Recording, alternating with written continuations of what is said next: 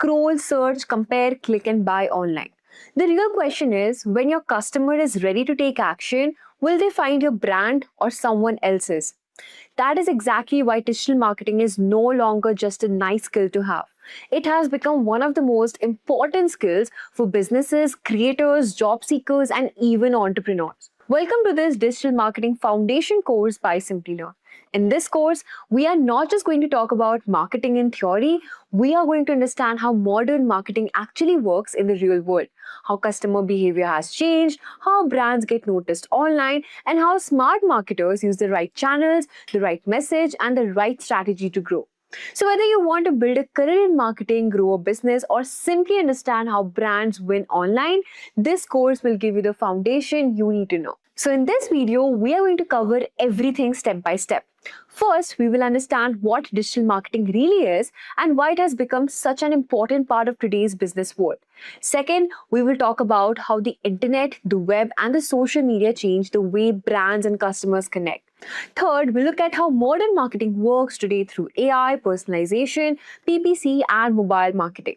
Fourth, we'll be comparing traditional marketing with digital marketing so you can clearly understand what has changed and why. Next, we will break down important marketing frameworks like 4Ps, 7Ps, and why customer driven marketing matters more than ever now. Next, we'll understand how businesses identify the right audience, improve customer experience, and use modern tactics like influencer marketing and micro moment marketing. And finally, we'll be exploring practical business frameworks like SWOT, PESTLE, so you can start thinking not just like a learner, but like a real marketer. Now, if you want to become a digital marketer, I highly recommend checking out this AI-powered digital marketing certificate program from SP Jain School of Global Management and Simplilearn. This is a 5-month online course that will teach you everything you need to know about modern digital marketing, and it's designed specifically for the AI era we are living in right now. And the best part is you'll be learning how to use AI tools like ChatGPT, Canva, SEMrush, along with 50 other marketing tools that companies are actually using today. Now, this isn't just theory. You'll be getting live interactive classes with real professors from SP Jain Global, work on 7 hands-on project with mentor support, and study over 15 real-world case studies. The course covers everything from SEO, social media marketing, email campaigns, analytics, and automation. What really makes this course stand out is that you'll be getting free Meta and Google ad credits to practice with, so you can start running actual campaigns and see real results. So what are you waiting for? Hurry up and enroll now. The course link is mentioned below. Now, before we move on, here's a quick quiz question for you. Which of the following best describes digital marketing? Your options are selling products only through TV and newspaper ads, promoting products and services through digital channels to reach and engage customers, selling products only on shopping websites, creating posters and banners for offline promotion. Let me know your answers in the comment section below. So without any further ado, let's get started. Now there are different role of digital marketing. Okay, guys, what are those different roles? First one is we want to increase the likelihood of retaining our customers. Now, what do I mean by retaining? Um, okay, guys, do you all agree that nowadays as a consumer you have a lot of options if you want to buy a product. Let's say I want to buy a top. Okay, I have 10 different brand who are trying to sell a top to me.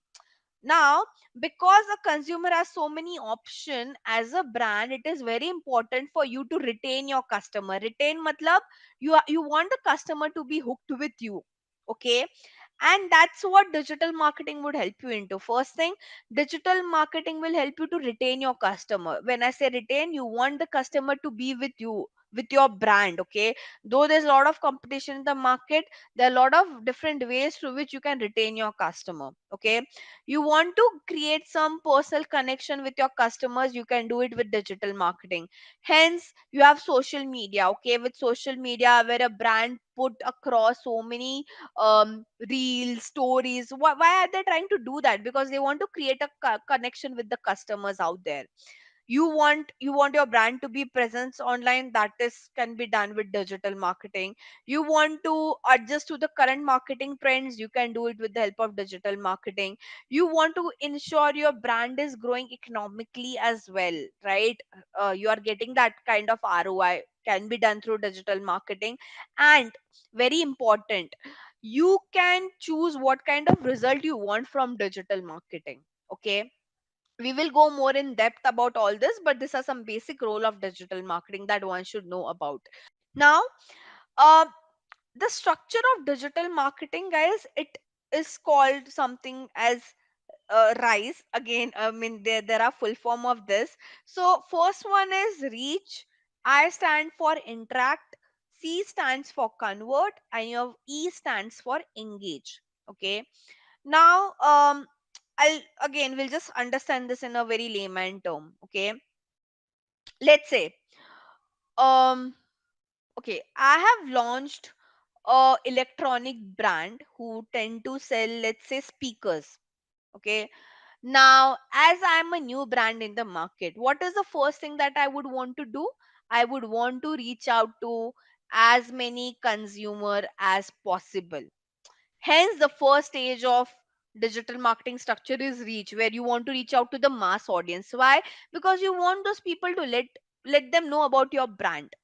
Okay, then when it comes to interact, now interact is more of at a consideration stage, where now, okay, people got to know about your brand. Now you would want them to interact with your brand. You would want people to go to your website and check your product, have some understanding of your product. Okay, the third stage goes into conversion, where okay, now they have checked the product, you would want them to buy your product as well. That is what we call as convert. And the last thing is called as engage. Engage is, yes, the customer has converted, but now you want that customer to be there with your brand, because you can't miss out that customer with your competition, right? You can't let it go to your competitor. So you'll have to make sure that person or that customer stay hooked with your brand. Okay, you want that brand loyalty, that your customer should have that brand loyalty with your brand, right? And that is what we call as engage as well. Okay, now this is like, again, there are different terminologies, but this is like a basic framework that one should know about. See that structure, again, if you guys would have you guys ever heard about this terminology called as sales funnel? Sales funnel looks like this. Okay, like a V shape. Okay, at start you have something called as awareness. You want to reach out to as many people as possible for let them know about your brand. Then you take the user to a consideration stage, where you want them to engage with your brand, check your different kind of product and services. Then you have a purchase stage, where you want the consumer to buy your product. And lastly, then you have something called as a retention or an engage stage, where you want people to be hooked with your brand. Again, all these four stages are very important, and you can do all these four stages, like you can do marketing for all these four stages with the help of digital marketing, and it will be very cost effective as well. Let's go to the next part. Now, types of digital marketing. This is very interesting, and this is where I would want to give my personal, how should I say, experience, because I've worked with all this domain that you could see on your screen. Okay, now, these are all different departments of digital marketing, you can say. Okay, you have content marketing, social media marketing, search engine marketing, email marketing, and pay per click. Okay, um, let me just explain each of this department in a layman term. Okay, we will start with content marketing. Now, content marketing is something you all would have checked. Any brand that you follow on social media, guys, follow, and you have to see what good brands are doing when it comes to their social media game, because you get a lot of inspiration, you get a lot of ideas from there. Okay, now I'll tell you one of my favorite social media pages, brand pages. Okay, I'm not talking about influencer. Zomato, Swiggy. Trust me, their content is top notch. You check Zepto, you check Blinkit. Okay, now these are all food, but there are other pages as well. You have Cred. Okay, you have you can follow some D2C brand like Mokobara. There are a lot of brands. Okay, now why do I really follow them?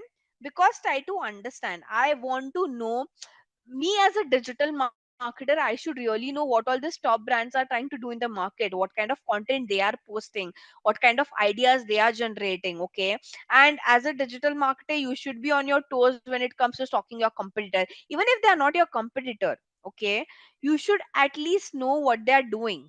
Coming back to my point of content marketing is nothing but those reels, those posts that you see, the idea behind that is been done by a content marketer. Okay, so if you see any reel on, you see any brand reel on social media, the concept, the ideation part is done by a content marketer. I hope you understood now what exactly a content marketer does. Yes, basically they are the one who create this idea, who think, okay, what kind of content we should post, who think about the concept, who think about at what platform we should post, whom should we collab with. The whole ideation part is done by a content marketer. Okay, now I'll give you two pages that I want you guys to follow now from now onwards. Okay, there's something called as mad over marketing, guys. Okay, and then there's something called as social samosa. Okay, you have to swear by to two of these pages. They have their website as well, they are there on Instagram as well, they are there on LinkedIn as well. Now why I'm asking you guys to follow these two pages? See, you can't follow each and every brand on social media, right? I mean, it will be very difficult. Like, imagine on your Instagram feed, you are just seeing some content by brands. Now, if you don't have that kind of time that I'll follow all this 10, 20 brands on social media to see what they're doing, if you follow Mado marketing and social media, social samosa, even that is okay. What exactly these two companies do? They try to feature brands who have created some really good content, who have created some really good commercial, who have created some really good campaigns out there. So you have social samosa, they have their website as well, okay guys. And if you go, they have, like, if you see, their page is all about marketing and how brands are trying to create different content related to marketing. Okay, and they only feature some top brands out there, so it's not that you are seeing some very bad content. It is, this is like your Times of India for digital marketing, I would say. Okay, you will see all the industry update, you will see some good campaign features. When they say campaign, they mean some good commercial, some good video, some good content that a brand has published. Okay, you will see some case studies if they have some event. Again, platform update. So now why platform update, guys? Try to understand. In digital marketing, things would keep on changing, it won't remain the same. When I say it won't remain the same today, what you are saying on Meta, next 2 years we'll see the Meta UI UX might be changed, there would be a lot of features added. So they also have a section where, though I teach you today, but I won't, again, you have to do some self learning as well, right? You should go and check what are some different updates on the platform, and that's where such kind of portals comes into picture. I hope you are able to understand. Similarly, you have a same page called as mad over marketing. Okay, either if you are not on Instagram, you can follow their website as well, even that would work. So we all are clear what exactly do I mean by content marketing. Now, what does a social media marketer do this? So people get, there's a lot of confusion between a content marketer and a social media marketer, guys. Okay, uh, see, a content marketer, imagine, okay, it's, I'm a content marketer, and let's take example of Mahalakshmi, she's a social media marketer. Now, how our roles are different. Me as a content marketer, I'll do a lot of brainstorming on what kind of content needs to be posted. Okay, what are different ideas, what are different kind of formats that we can post on. Mahalakshmi as a social media marketer would do a lot of execution over there. Okay, she's the one who would find out, okay, in which month we should do this, what platform we should publish. She's the one probably who will publish that content on the platform. She would analyze how did that content perform. So let's say me and Mahalakshmi are working for Zomato. Okay, and for this month, for the month of September, I have planned, okay guys, we have Navratri for 9 days. I want my, now this is the idea that I am pitching as a content marketer, that all 9 days we will create reels on uh, you know what does the day stand for and what kind of food you should consume. Okay, now this is my content idea. Who would execute it and who would help with the execution part? It's the social media marketing team. So now Mahalakshmi will have to talk to a content writer who will write that content. She'll have to talk to a video creator who will create that video. Once she gets the content, she's the one who will publish it. She'll see how this content has performed over the time period, right? I hope you're able to understand. Sometimes it's getting it the content marketer job and the social media marketer got social marketing people's job, overlaps a little bit, because they both are working probably on the, on the same thing, that posting content, creating content. But yes, the jobs description are a bit different. You won't just look after the content which is there on social media, you have to look after the content which is there everywhere. When I say everywhere, you have to look after blogs, you have to look after article, the webinars, like everything. Social media person will only look after the social media part, but you as a content marketer, it is not. When I say we want to put across content, it is not just there on social media. You have blogs, you have article, you have newsletters, you have email, you have 10 other things where you put content. So as a content marketer, your job is to look after all the platforms. I hope now you understood the key difference between both of them. And this two departments, social media and content marketers, again the social media person will have to do a lot of influencer, how should I say, coordination as well. See, the social media person will have to find out who are the right influencer we should collab with. Okay, they are the one who will reach out to them, do the dealing, how we should pay them, if it's a barter deal or are we paying them something, right? So there are other roles and responsibilities as well. But as a content marketer, as a social media marketer, one thing that you should have is you should be creative enough. You should be a creative person as well. Okay, you need a lot of creativity if you're part of this department. It is not something you read it and you copy paste.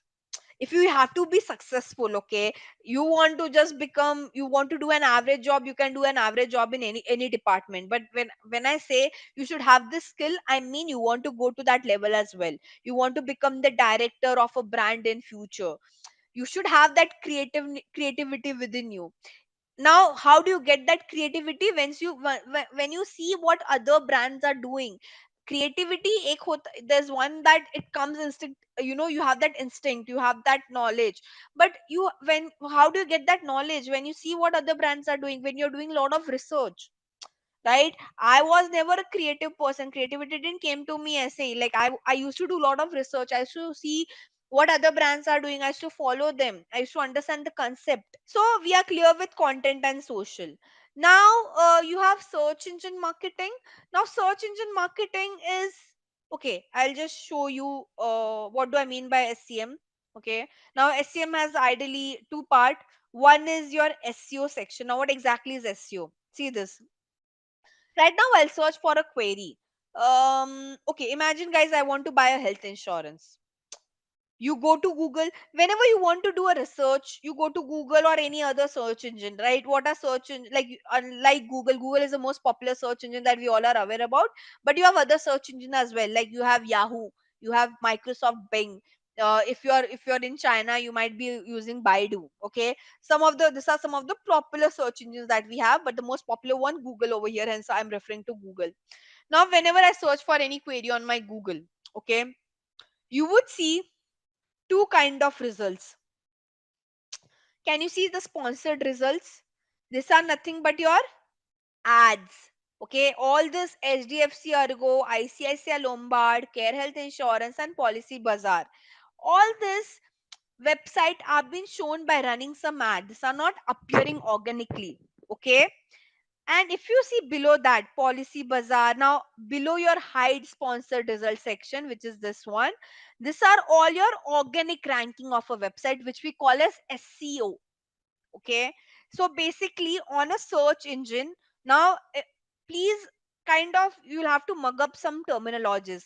This page is called as search engine result page, first thing. Okay, there are two kind of results that we all could see. One is organic, one is sponsored. Right now sponsored is this, I have tried to hide it, and the below part is organic, right? So the organic part is called as SEO. When I say organic, Policy Bazaar basically is not paying any money to Google to show their website over here. Okay, uh, basically then on what basis Google is trying to show Bazaar's website over here? They have created a really good website, the content is great, and hence Google is trying to give preference to them. No money has been paid by Policy Bazaar to Google to show their website at this first place. But in the sponsored result part, HDFC, ICICI Lombard, Care, they all have paid money to Google to show their website at the top. SEO now, so your search engine result page has two kind of result. One is organic, one is paid. Paid means you are paying money to Google. This is not just on Google, this is there on Yahoo as well, on Bing as well. You will, no matter what search engine you guys are using, you will see two kind of results, guys. For paid, you are paying money to that platform to show your website, and in organic, you are not paying any money to that platform to show their website. Okay. Now, um what what about this department? So SEO, if you want to work in SEO, okay, it's a very slow process. Okay, it's a very, how should I say, you can consider SEO is one of the department in digital marketing where the job is bit chill, because it takes time for your website ranking to improve. Let's say um uh, Jonas thought of, okay, I'm starting a brand. Jonas created a website of electronics, let's say. Okay, he's trying to sell electronics. Now automatically Jonas website won't rank organically high on any of the search engine result page. He'll have to do a lot of work on his website to make sure his website ranking improves, and that takes time. It doesn't happen overnight. So SEO as a process is a very slow process, and hence if you work in this department, it's a chill job because it takes time for the website to rank. The client also understand that thing, right? But it is very important because you would want your website to be seen on the search engine result page. This department won't go anywhere, right? Whereas the ad part, where a brand is paying money to the platform to show their website at the top, okay, that happens overnight. Let's say, how does that work is, there's a platform called as Google Ads. Let's say if I want to show my ads on Google, there's a platform called as Google Ads where I pay amount to Google and they show my website at the top, and I can instantly see what kind of results I've got. So the ad the ad part of digital marketing is a very, how should I say, a demand job, a very high demand, high growth job. Why I would tell you this? So all the forms of digital marketing that we have, guys, right now in the market, all of social media takes time to grow, right? SEO takes time to grow. The only department which can give you some quick results is the ads department, which we call as pay per click or performance marketing. Now again, there are different terminologies. Nowadays we call this as performance marketing.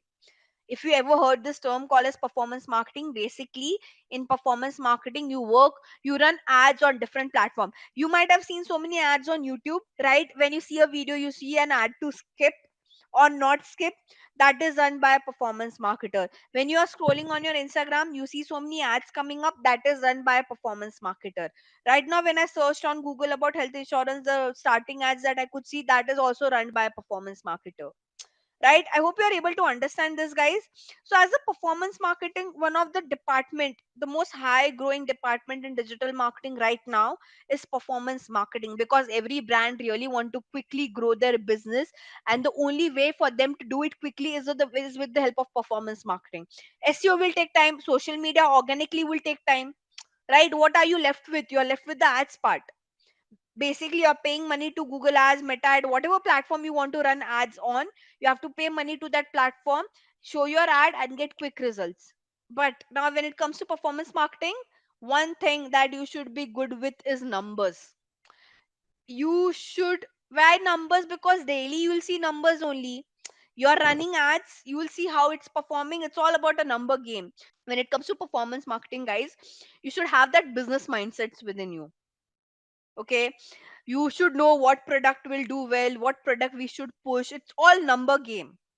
So if you're good with numbers or you're comfortable with numbers, performance marketing is a department that one should go ahead with. A high demanding job, so it is a high paying job, but with a lot of, how should I say, lot of work as well. This department pays you really well, but you have to do that kind of work as well. So that's where your pay per click and search engine marketing like part comes into. Email marketing, you all would know, in a layman term, all the emails that you see coming into your Gmail section, that is email marketing. But nowadays, okay, earlier back in the days, guys, we used to have a separate department of email marketers. Nowadays, a performance marketing person only does this job.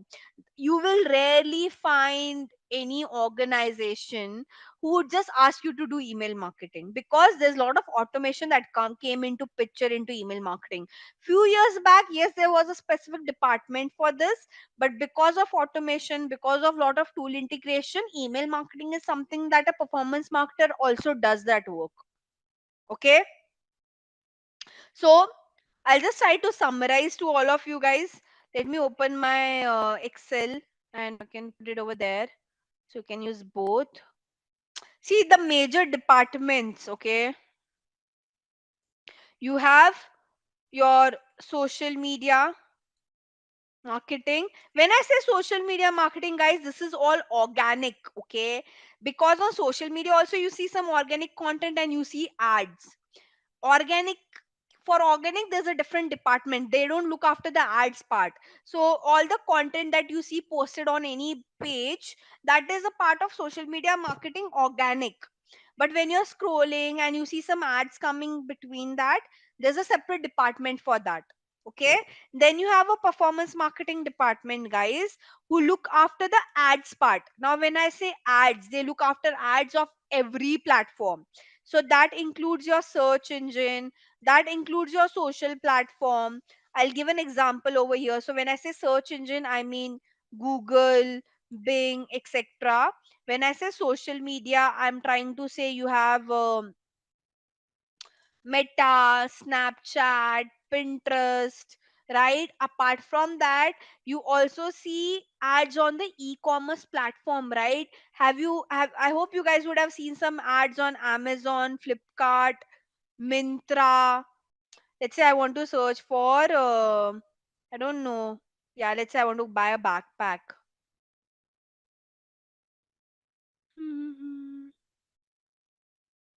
Right now, I can't see a sponsored ad. Okay.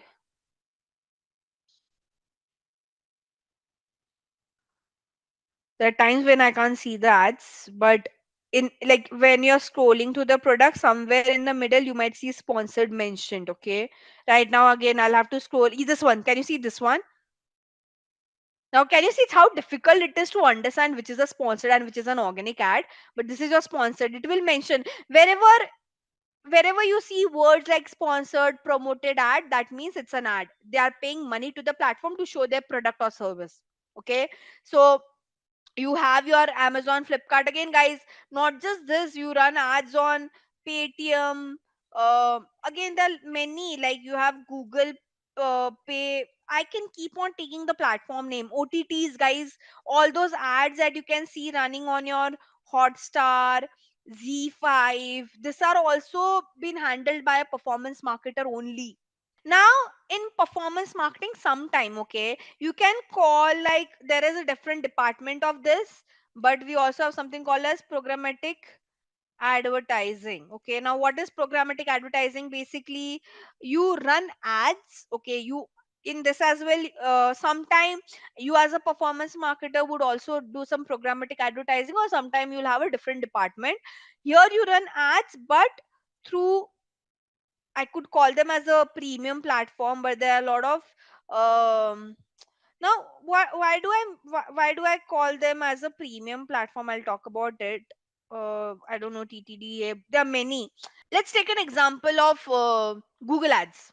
Okay, Google Ads is a platform which is available for all the marketers. If you're a small business, big business, medium sized business, everyone can run an ad with the help of Google Ads platform. Now, what Google did is, yes, this platform is for everyone, but now Google also know that there are many big brands in the market who can really pay well, right? So they created some premium platform for them. So now the name that I mentioned over here, which is DV360, SE360, these two platforms are, by the way, created by Google itself. Google is the one who owns this platform. Okay, DV360, SA360. But who can use this platform? Those brand. Now Google Ads pay, let's say, guys, if you, even if you have 50 rupees, you can run an ad. But with 50 rupees you can't run ads on DV360 and SA360. So basically, Google what did, yes, Google Ads is a mass platform, every any other business can use, small, mid, big. But if you're a big brand, a premium brand, and you have that kind of money and you want to show your ad on some premium inventories, okay, premium website, premium apps, you can use DV360, SA360 and all. Okay, so programmatic advertising is more catering towards for the premium brands, I would say. Let me give an example. Okay, we'll talk about DV360 and Google Ads. Okay, so you have Google Ads, okay, and then you have DV360. Okay, both the platforms are owned by Google. Okay, this both of them are owned by Google, but then what makes them different then? Okay, this is for all kind of advertiser, and your ad would be shown on some common website, common apps. When I say common website, common app, I mean Truecaller. Let's say if you want to show ad on Truecaller, you can do it with Google Ads. You want to show your ads on any normal website, you can do it with Google Ads. But now let's say you want to show your ad on Z5, any OTT, you can do only with DV360. Google Ad doesn't allow you to do that. I hope you understood what I'm trying to say. So programmatic advertising के platforms are more towards the premium inventory that we have in the market. When I say premium inventory, the OTT apps, some premium websites, right? All of them that you can't do with the help of Google Ads. A good growing department, and the good thing about this department is, guys, there's a lot of demand, but there's less supply. Okay, there's a lot of demand, but there is less supply. Why is that so? Because the platform that I've mentioned over here in performance marketing, you guys can access it. You can access Google Ads, you can access Bing Ads, you can access Meta Ads, you can learn, you can do practical work over there and you can learn it. But you can never access this platform as an individual. Let's say when I learned, like if I want to learn DV360, SA360, I could only learn this when I'm working with a brand, or I'm working with a big agency. So that's why there's a lot of demand, but the supply is less because this is a premium platform. It is not available to single learners out there, right? So a very, how should I say, a unique department. More than unique, this is a growing department that would never, you would never see this department depreciating, because there are a lot of premium brands, and the good thing is you get an opportunity to work with big brands, right? Like right now I work for Adobe. Because I work for Adobe, I can use all this programmatic platform because they had kind of money to show their ads on. Let's say if you work with a small Indian brand, okay, I don't know any small Indian brand that you would want to think of. They can't afford programmatic advertising because the inventory is so premium. So you can't even learn the platform. Now, because I've worked with Adobe and some premium brands out there, I could learn this platform. If I would have been working with small brands, even I would have never got an opportunity. And this platform you can only learn when you work with big brands or with a bigger agency. Makes sense? And it's a very, I mean, in lakhs, I would say. So it is in India also, guys. If you check, we have a lot of digital marketing agencies in India. If you know, oh, I'll just tell you what is digital marketing agency. So see, digital marketing is a very big department. As a brand, you can't work entirely on digital marketing, so all the brand, they outsource their work to a digital marketing agency. Now in India there are a lot of digital marketing agency, but not every agency would have access to this premium platform. I can take probably max 10 name of agency who would have access to this platform, right? So again, a good I mean, if your vision is to work with big brands, um you want that exposure, and you want to learn this platform, this, even for me, if I want to teach you this platform, guys, I can only teach you the theory part. I can't teach you the practical part. Why? Because the platform access is of Adobe. I can't show you the Adobe access platform, right? It is unethical to show any client's platform. So I can teach you the theory part of programmatic advertising, but I can't teach you the program practical part of it, because the problem is with the inventory and the premium feature of the platform, which is only available for some agencies and some brands out there in India. I hope you understood this. So a very good department. I kind of vouch for this because good, lot of demand but supply is less. Okay. Then you have your SEO, which I've already talked about. Okay. Then you have your content marketing team separately. Uh, Content marketing team will again do this content ideation part and all of that. By the way, for email marketing, you don't have any. Rarely you'll see a department, so hence I'll write email marketing as part of performance marketing only. And you have a team of analytics. Basically, because digital marketing is all about numbers, guys, you are getting all the data online, right? It is the promotion is online, the date, there's a lot of data. So there's a specific team of analytics who use different analytical platform to analyze how your website is performing, how your brand is growing. Okay. Again, this is also number heavy. So if you are really want get into number business analytics, this is also number related department. This is also number related department. This is more towards the creative side of the business. SEO is mix of both. Content marketing is also creative. This is like creative plus number, I would say. Now here you use a lot of analytical tool. You have Google Analytics, you have Adobe Analytics. There are a lot of tools in digital marketing that you guys would be learning. You would have I don't know, you have Microsoft Clarity, many tools that we have in picture. Okay, so these are your major departments. Apart from this, you won't find any other department. Nowadays we also have one more department again, but not, you can't find it everywhere, something called as retention marketing department. So they work on very specific tools which are used for retention marketing, but again, you won't find it everywhere. Some of big brands would have this department. Otherwise again, retention marketing is done by a performance marketer, right? So if you see, performance marketing and programmatic advertising is where you're working on every platform. And this is one of the department. um how should I say, you get off if you're someone who gets really bored by doing one thing. You would never get bored if you're into performance marketing or programmatic advertising, because every other day you're learning a new platform. Like, it's been 7 years, but I'm still not able to cover all the platforms that are there in the market. There are one or two platforms that I still have to learn, because there's so many platforms to get used to it, right? You work with different brand, different targeting. So it's a very, how should I say, new adventure every day if you're in this department. SEO, as I said, a chill job. Social media, content marketing, creative. You get to talk with influencer. You also get involved with the shooting part and all. There would be times if you are working with a big brand, guys, you would be taken to those outdoor shoots as well. So if you're someone who's more interested toward that side of marketing, then the social media and content marketing is for you. Like, you really like that influencer thing, those events, right? Brand shoot. So that's where the social media and the content marketing team would get involved into. um let's go to the next part. We'll talk about what are the skills needed. As I said, competency in data research. Because you are doing promotion online, you should be good with data analysis, number crunching. A daily job, like my day starts with number, ends with number. Okay. When I say number, you are seeing business number. You are not saying some random figures. You are seeing actually how your marketing efforts are growing that business. And that is very interesting. Okay. You should have a knowledge of social media, I mean, very obvious. Effective communication, very important, because on daily basis you will talk to your client. Do you know this? In digital marketing, if you work on an agency side, there is specific department who just looks into client communication.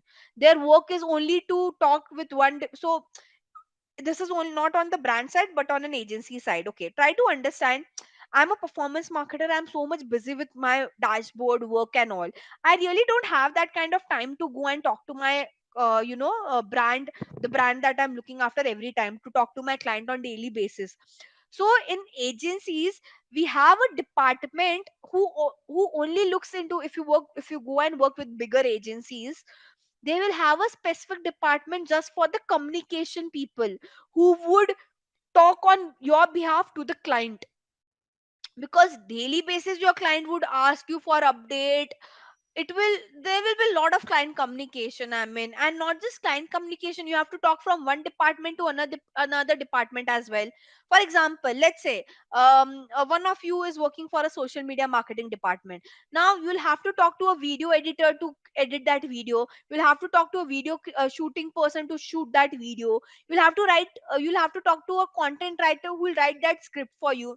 So you're also working cross department as well, so obviously effective communication is very important, right? um Now, steps involved in digital marketing, these are very basic steps, guys. Obviously it has a lot of how should I say, in depth meaning to it, which we will cover in the upcoming session. But whenever you do digital marketing, the first thing is you should know who is your TG, basically your target audience or target group, whom you want to show your advertisement. Okay, then you have to work on your strategy, because you have to strategize. It is not that okay, today I'll come and I'll say I'll shoot this reel. No, I do my planning 1 month before. All those social media marketer and content marketer, they do, let's say now we have October month coming, right? The entire month of October, the entire planning of October month is done in the month of September only. So there's a lot of strategy involved. Okay, you should also be good with analyzing and examining your customers and your competitors. Okay, you should be good with content strategy. You should know what are correct channel where I should do advertising, because right now I told you, right, there are so many channels to advertise on. You should find the best channel for your brand, right? Because you're paying money, right? Imagine I give you 1,000 rupees and I want you to give me the best result. So you should choose, should you do that advertising on Google or Meta or Snap or Pinterest. So you should know which are the right channels, right? And you keep on adjusting and changing your campaign. So for example, guys, let's say right now I decided, as per my experience, that we will do our advertisement on Google Ads. There's a good chance it won't perform well. Okay, in digital marketing, there's no, how should I say, even with so much of years of experience, things keeps on changing. So you have to be someone who's very quickly adaptable as well. Okay, you can't be a stubborn person who will say, okay, what I've decided it should work, because platforms keeps on changing. Today I start running my ads on Google and I see it's not performing. I should be quick enough and I should be adaptable enough to change it to Meta, right? So you have to be adaptable, you should keep on adapting, you should keep on changing, you have to keep your eye, you have to be on your how should I say, you have to be on your toes, right? You can't just see that, okay, this is what I've strategized. Trust me, 100% of your strategy, probably 70 would work, 20 would fail, and that you have to sit and fix that 20% as well, right? And it takes a lot of time, it takes experience to work on it. Even like with 7 years of experience, I also have not what I've decided would work the way I would want it to work, right? So the one thing that will save me over here is I'm adaptable. I know if not this, I have a backup plan. I have B, C, D, E out there. So the last slide for with respect to this lesson is related to how do you build a digital marketing strategy. Okay. So as I think I've clearly mentioned what exactly you have to look after. Who is your TG? Who's your audience whom you want to show your advertisement to? You have to measure your goal. Basically track, are you able to achieve the results that you want? Okay.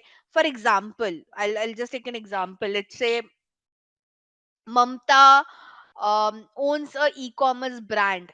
Now for her, she know who's her TG, but she'll also have to measure once she shows her advertisement to that target group. Is she able to get those numbers that she wants? So for example, for her, her goal could be asking as many people as possible to purchase the product. So can she see that kind of purchase? Can she see that kind of revenue? Is it increasing or not? Right? So that is what I mean by goals. Okay, you have to decide, you have to work on your funnel. When I say funnel, that the rice thing that we discuss, reach, awareness, engagement, right? So basically you decide at what stage of journey you are as a brand: awareness, consideration, purchase, or retention. And then find out the right channel where you would want to do your advertisement, because this is very important. Imagine your brand is Gen Z brand, okay, but you're showing your ads on Facebook. Would that work? It won't, right? So you have to find out right channel as well, right? That makes your digital marketing strategy well constructed. Okay, Now, in lesson number 2, guys, we would discuss how your digital marketing is different than your traditional marketing. Okay. Uh, so, we will understand some concepts of traditional marketing, the pros and cons of traditional marketing. We'll understand some strategies which can help a company to promote their service and build a network. And then we'll evaluate some right marketing strategy for a brand. Okay, starting with traditional marketing. So we all might have heard about traditional marketing, but it is nothing but you try to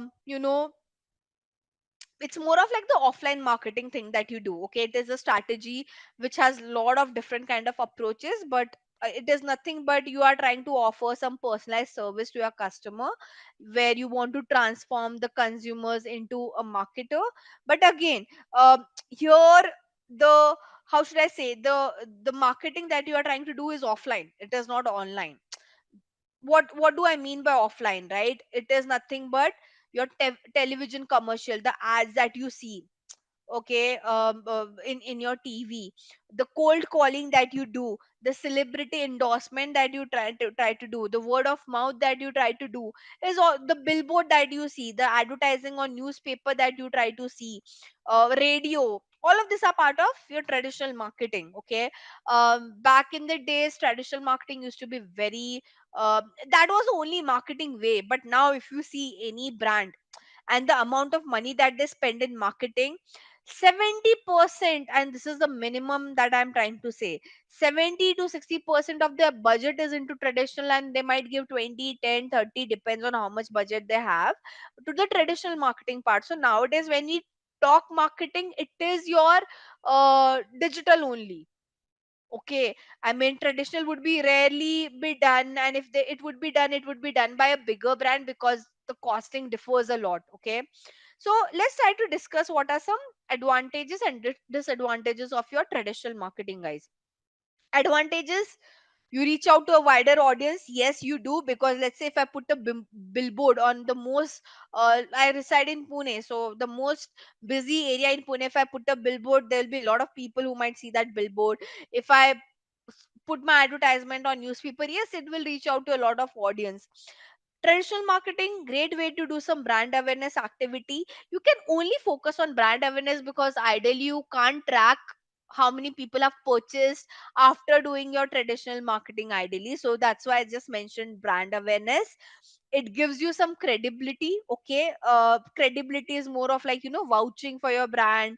And then it also helps you to attract customer. Obviously, it will help you to attract customer if you are doing some brand awareness. But the disadvantages are a lot.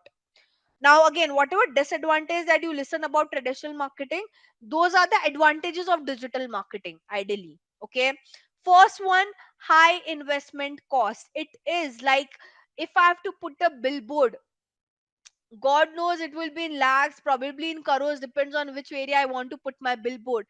But as I said, I want to run a ad on Meta. I can start with as low as 500 rupees per day, or 100 rupees per day. Okay, even 50 rupees per day, if I would want to, if I want to run ad on Google Ads, right? So digital marketing doesn't have that high investment cost the way we have for traditional marketing. Okay, that's first thing. The ROI measurement is difficult. I clearly told you, right, when I was talking about the advantages. Like, how can you actually track that how many people have checked my billboard? Let's say if I put a billboard of a real estate company, how would you understand that the person has converted after seeing that billboard? You can't track that, right? How can you track that after seeing your TV, newspaper commercial, a person is able to went and bought your product? You can't track that. But digitally, I can track all of this. Okay, and how do we track this? Let me tell you. Okay, very very fascinating part of digital. uh have you heard about cookies, everyone? And if you go to any website, it also asks you, we will track your data. So that is one way we can track what exactly, correct, the website cookies out there, right, Jonas? Again, that helps you with tracking. Apart from that, guys, apart from that, all the platform that I was discussing, Google Ads, Meta Ads, whatever ads that we run, all this platform have their codes. Okay, basically codes, you know what is code, right? To create a website you do coding. So all this Google ads, let's take an example of Meta, or let's talk about Instagram. Okay, if you're running ad on Instagram and then you want to track what did the user do after seeing your ad. Let's say the user saw the ad, they went to the website, what exactly did they do? How would you track that? So all this platform like Meta, Google, they have their codes, and those codes are something that a brand will place on a website to track what you guys are doing. Okay, example of this is, let's say, have you guys ever experienced this when you, so imagine Mahalakshmi right now, she goes to Mintra's website, she really liked a bag, she add that product to the cart, but she didn't purchase it because she's waiting to get more discount. Right after that, wherever Mahalakshmi would go, whether she's going to Truecaller, any news website, she would see that same bag ad being shown to her wherever she go online. Let's say right now you see any product on Amazon, you add to cart but you don't buy it, and now wherever you go you'll see that same product has been bombarded to you. Right, you might have experienced that, everyone should have experienced that. That is what I mean by tracking. Okay, so all this platform, Amazon, Flipkart, you talk about whatever platform you would want to, this platform have their specific codes that a brand tend to place on the website, and now those code exactly track what you guys are doing. Okay, uh, why exactly? Okay, can anybody tell me why a brand would want to track you guys? What's the point of tracking you guys on? So let's say why I want to track what Mahalakshmi is doing once she goes on my web. See, the main part of tracking is to, if the person doesn't end up buying, we would want to track where did the person stop, and we'll try to show them the product again. Yes, also to understand the user behavior. I All this brand Zepto and all the brand that you guys know, they tend to track that, at what stage of user journey you guys are. Again, it helps you to do remarketing as well. Remarketing is nothing but that you experience every day. You see a product, you add to cart, you don't buy it, you see those ads being shown to you wherever you go, that is called as remarketing. Okay, that why one of the reason to put the code on the website is to do remarketing, to keep you guys pushing to add the product, you to buy the product, to see your behavior. Okay, let's say, imagine, what do I mean by behavior? Imagine guys, Mahalakshmi is someone who usually goes to Amazon, but she's someone who really buy products which are high in price. Right, she doesn't buy cheap products, she always buy a product which are higher in price. So the remarketing or the next product that I'll try to push to Mahalakshmi would be something which has higher price. Right, so this is what I mean by user behavior. When we say user behavior, I'm trying to track and understand what is the purchasing way of that particular consumer. Do they buy low end product or do they buy high end product? Okay, what kind of product do they buy? Because accordingly I'll strategize for them. I hope you're able to understand. So everything that you do once you go to a website is getting tracked with the help of a lot of codes that have been placed. We will discuss about this later. But this terminology in future, uh, that you see, it's called as remarketing. Okay, now because you're a digital marketer, you should know this is called as remarketing. If you see that same product being pushed to you wherever you go, it's called as remarketing. Why are they trying to do it? Because they want you to buy the product.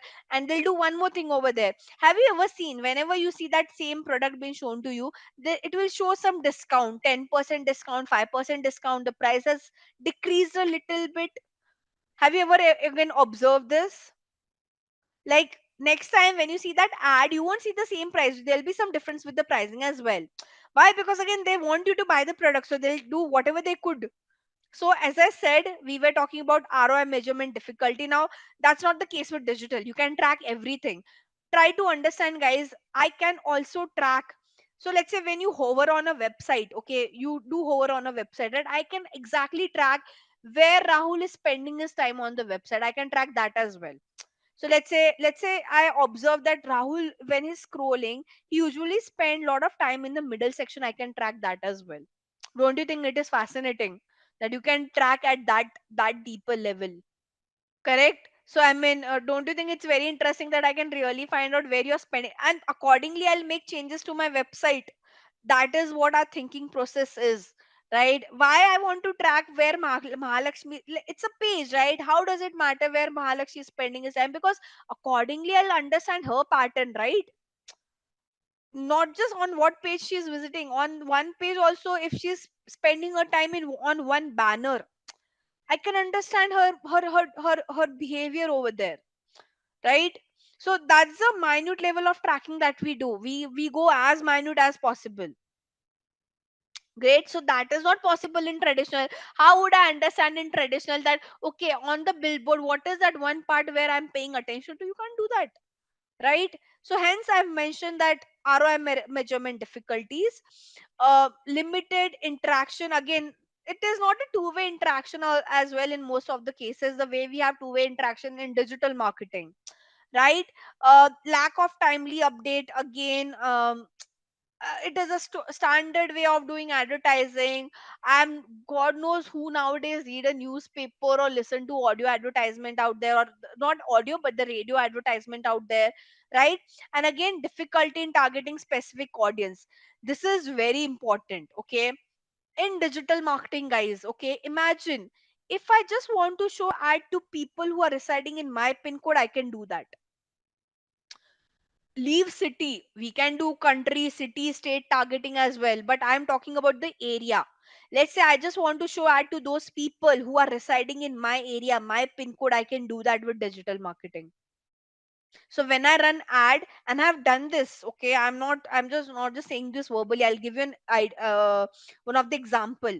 So I used to work with a brand who was into medical manufacturing devices. Okay, so they were manufacturer who used to create they used to manufacture medical devices.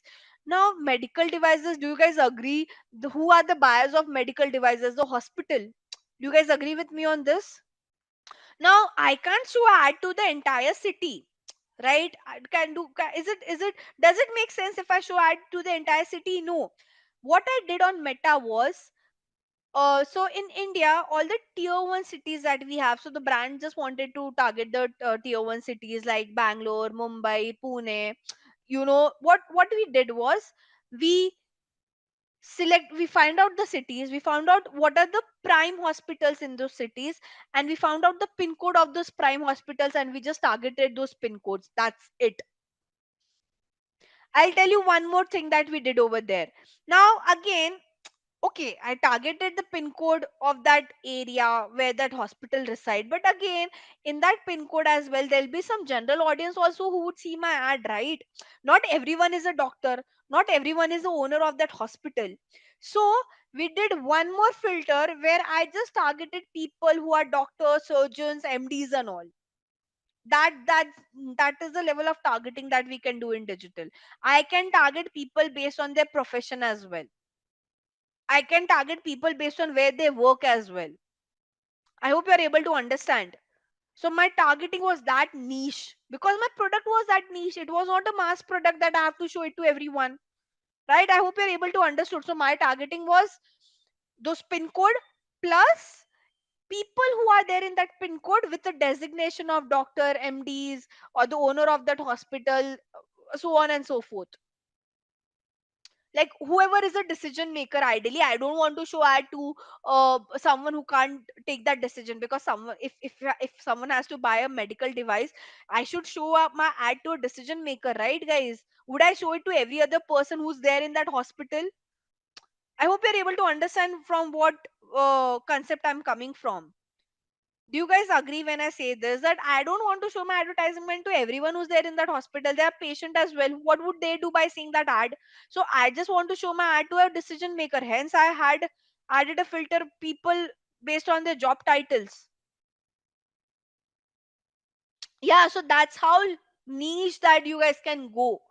So, and you have to pay only that much. You are not paying to show. So basically you are just paying your money, or you are just doing advertisement to showing the ads to those TG who really matters, not every other person out there. You know, like, we can also target HNI audience with digital marketing. HNI is high net worth individual. Let's say my product is premium, it is not made for masses, I can do that as well, because again it's digital, everything gets tracked. You, the kind of pages you visit, the kind of content you watch, everything gets tracked, so your behavior is been segregated. And based on that, I can target who are HNI audience, who are non HNI audience. I can also target people who use iPhone or Android. You're understanding this, everyone? So that's the level of targeting that we do in digital, which you can never do in traditional. Make sense? Now the difference between your digital and traditional, I think whatever negative point I spoke about traditional marketing, those are all, how should I say, pros of your digital marketing. Okay, as I said, the target audience, it's very in depth. You can do a lot of tracking. You can just optimize your campaign for what you want. You want engagement, you can get engagement. You want leads, you can get leads. You want sales, you can get sales. Whatever sales funnel the user is into, you can track them accordingly. You can target them accordingly. And the good thing, I mean, the audience is there. You choose what platform you would want. Okay, so whatever negative point I spoke about traditional marketing, that is your positive point for digital marketing ideally. Okay, now, but with traditional marketing, again, as I said, now one thing about traditional marketing that many people vouch for is, in you can target some mature audience or local market. I can do that with digital as well. I have done this. Okay, so there was a brand which was a massy brand. Okay, now I'll give an example. Now people say local market, right? We can do that as well. Let's say you have a massy brand, and if you know, I'm now, right now I'm talking with respect to India as a location. In India, if everyone knows and if doesn't know, every state has a different language that we communicate. Do you guys agree? Right, every state has their own language. Everyone, yes? Now, don't you think if it's a mass product, the communication, you should also use your local communication? And you can do that as well through digital. So what I did was, there's a brand called as Bank of Baroda. Okay, it's a bank, it's a banking brand. And for this brand, because the bank is available everywhere in that in India, right? We were promoting our ads in 4 states. Okay, what we did was, and this was an ad on YouTube. So we just not did we created our video content not just in English, but also the regional language that has been used in that particular state. So we created a commercial in Marathi. Let's say if I'm doing promotion in Maharashtra, for example, or in Hindi for that matter, right? And this is not just for India, you can do for other countries as well. If you are a country where, region by region the location or the language keeps on changing, you can show your ad in that regional language as well. So that is a fascinating thing again. And trust me, most of the time the regional language performs better than English, because people can relate to it. I hope you're understanding. Guys, do you guys agree that you relate more to your regional language compared to, let's say, obviously if your language is English, that would work. But let's say you have another, your main language, your mother tongue is anything apart from English, and if I show you an advertisement in that mother tongue, don't you think you'll be able to relate to it more? And that's what we can do in digital as well. I've done it so many times, it has always outperformed English. Correct. So that's the granularity that I can do. Which, can you do it on traditional? Yes, you can, but the tracking part will be difficult. So the thing that you can do in traditional, we are anyways able to do it in digital as well, is what I'm trying to say. So the local market thing, yes, it's there in traditional, but there in digital as well, right?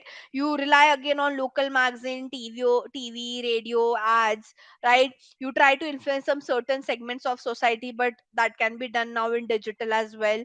It requires some significant investment of time. Yes, it does. Digital also needs time, well, because you have to do a lot of research, you have to create content, you have to find TG, whatever kind of marketing that you guys do, it needs time.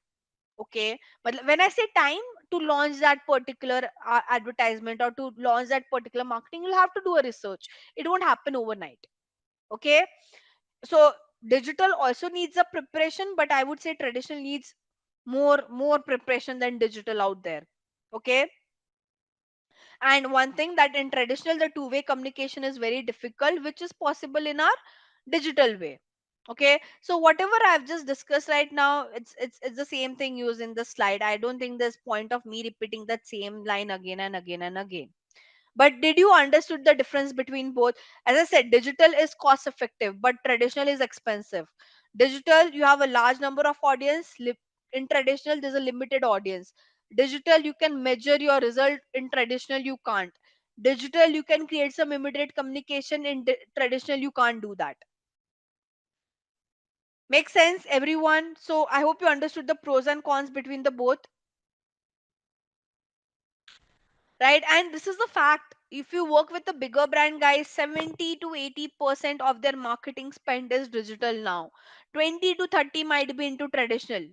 Okay, so you can clearly see the stats, and I can see probably in the upcoming future it might go to 100 as well. I know many small and so see, a bigger brand can afford traditional marketing, hence they spend whatever 20-30% they would want to. But imagine you're a small business brand, right? Let's say, imagine again one of you, Megha or someone, has started a small business brand. Can she ideally afford traditional? No. So her 100% spend will go to digital only. So if I talk about the small or the mid-sized brand, for them their spend is digital, 100% digital. For a bigger brands, yes, they will focus on their some part into traditional advertisement. Makes sense, everyone? So now when I talk about marketing strategies, digital and traditional marketing strategies are more effective when combined. Yes, it does. But it is, as I said, practically when you'll try to do this, let's say you're working with a mid-sized brand, you will say we have a 5 lakh monthly budget. Uh, the brand would focus they might only spend entire 5 lakh on digital, and because first traditional is expensive, probably they might not get anything for that 5 lakh in traditional too, because a mid-size and a small size company are very ROI focused. They want to spend that money accordingly, right? So then the picture would not come into picture. But yes, you have a budget of crores, million and all, again I don't know, billion, million, then yes, you can probably integrate this. So how do you spend and how much money you have, that comes into picture with this particular strategy. Tracking, as I said, in digital, you have to track the campaign. You can track the campaign ROI very easily. Traditional, you can't do that. You have to wait for some negative feedback, and you have to pay to get to do that research. But in digital, you'll quickly know what how did it perform. Let's say you post one reel today, you will clearly see the way people are commenting. You'll understand how good reel you have created. Okay, I ask you guys, go create a poster for a brand and post it. There and there you'll understand by how people are commenting, reacting, engaging. You'll understand did it perform well or not, right? Does it take time? No, not at all. Email marketing, guys, as I spoke, email marketing is good, because I'll tell you few things that are really good about email marketing apart from what's wrote in the slide. It goes to users DM. If you know, unlike normal marketing, like let's say, imagine guys, you are just seeing some ads when you're scrolling. It is ideally not personalized, but email marketing can be personalized, right? Don't you think so? Have you got, you might have got a lot of personalized email from brands, right guys? I get a lot of personalized email from a lot of brands. That is only possible with email marketing, not possible with any other way of digital side. Yes, you can do personalization, but not at that scale the way we can do it in email marketing. In email marketing, my email will start with personalizing with your name, right? Last thing that you did, a special offer for you. There's a lot of personalization that we do in email marketing, which is not possible in any other way of digital side, I would say. It is, but not to that level. I hope you're able to understand. And email marketing is really great to keep your customer engaged with your brand, because you can send them notifications, email about some new product launch, new offer that you have created for them specifically. Right? Lot of personalization that you can keep on doing and keep on sending them across to keep them hooked with your brand. I can probably So if I go to my Gmail, can you see I get so many promotion thing over here? Now there is some personalization that this people, can you see this Guruji thing, dear Jigisha, again Tata Click, there are so many brands. These are all very personalized email that they are trying to send it across to me. Okay, I mean Perplexity, Loom, Master Union, Delft Online. There's so many, Indigo. They send all those personalized email to me. Like Indigo keep on sending, because I'm the customer who have used their, how should I say, to do flight booking and all of that. You can do all this kind of personalization, not possible with other brands, other platforms, right? Like I do get a lot of, Canva is trying to do this with me, Meta, again there's so many brands. So this is not possible in any other form of digital, I would say. That is the USP of your email marketing. Okay, we'll go to lesson number 3, guys, now. Four P's of marketing. Okay, right, which is nothing but product, place, price, and promotion. This is basic of marketing, not just digital, but this is basic of your marketing overall. Okay, so let me cover some part over here. Okay, four P's of marketing or digital in general. We all know place, promotion, price, and product, very important. Okay, starting with product and place. Okay, you should know what product you are promoting, but you should also know a place where would you promote the product. Okay, so first thing, now how do you decide the place? It depends on who's your TG. As I told you, I gave you a classic example. If you are a brand is Gen Z brand, but you are showing your advertisement, sorry, one second, but if you're showing your advertisement on Facebook, it won't work. So to find out the place, you should know the TG, right? So first thing, to find your place, recognize who is your customer, exam try to examine your customer's requirement, right? You have to fulfill. Now once you understand who's your TG, where they are, you can find out the place. Now you'll also understand what they need, and based on that you'll pick up the product as well, right? So when you examine your customer's requirement, you can understand what they need, and similarly you'll push the product, right? The alignment should be there, right? And then you'll choose the platform as well, where would you want to market, correct? So this both things are again interlinked to each other. Then it comes to your price and promotion, right? Again a very important role, because you have to find out, how should I say, you have to do some pricing strategy as well, which can help you to maximize your profit and reduce your cost. And you have to do some promotion as well, which will help you to attract your customer. I'll give you a very classic example of pricing. Okay, um have you has anyone experienced this? Okay, all of you might have used Amazon. Okay, let's say right now, I'm not sure if I can do this right now on Amazon, or if I'm able to find it, but let me try doing this and I can show it to you rather than saying this verbally. I don't know, what do I need? It's, I want an iPhone. Okay, let's see if we could see that. I'm not sure right now, but I can quickly check. Okay, yeah, can you see this, guys? I hope you're able to see this. So I think the product that I tried opening was Apple iPhone 15 128 GB. When I scroll down, what they're trying to do? They're trying to show me the upgraded version of iPhone.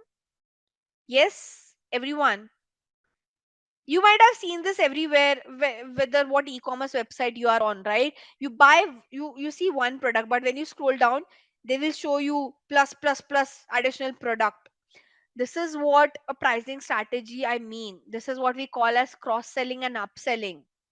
What right now Amazon is trying to do is do upsell. Upsell is nothing but, if you are buying, like they'll try to sell you the premium version of the same product. Right now I'm trying to buy iPhone 15, but they're also trying to push iPhone 16 to me, the premium version. This is what we call as upselling. Now imagine, instead of iPhone 16, if they would have shown me to buy a AirPod or a iPhone case, that would have been cross selling. Basically, you are trying to ask your consumer to buy the complementary products along with your original product.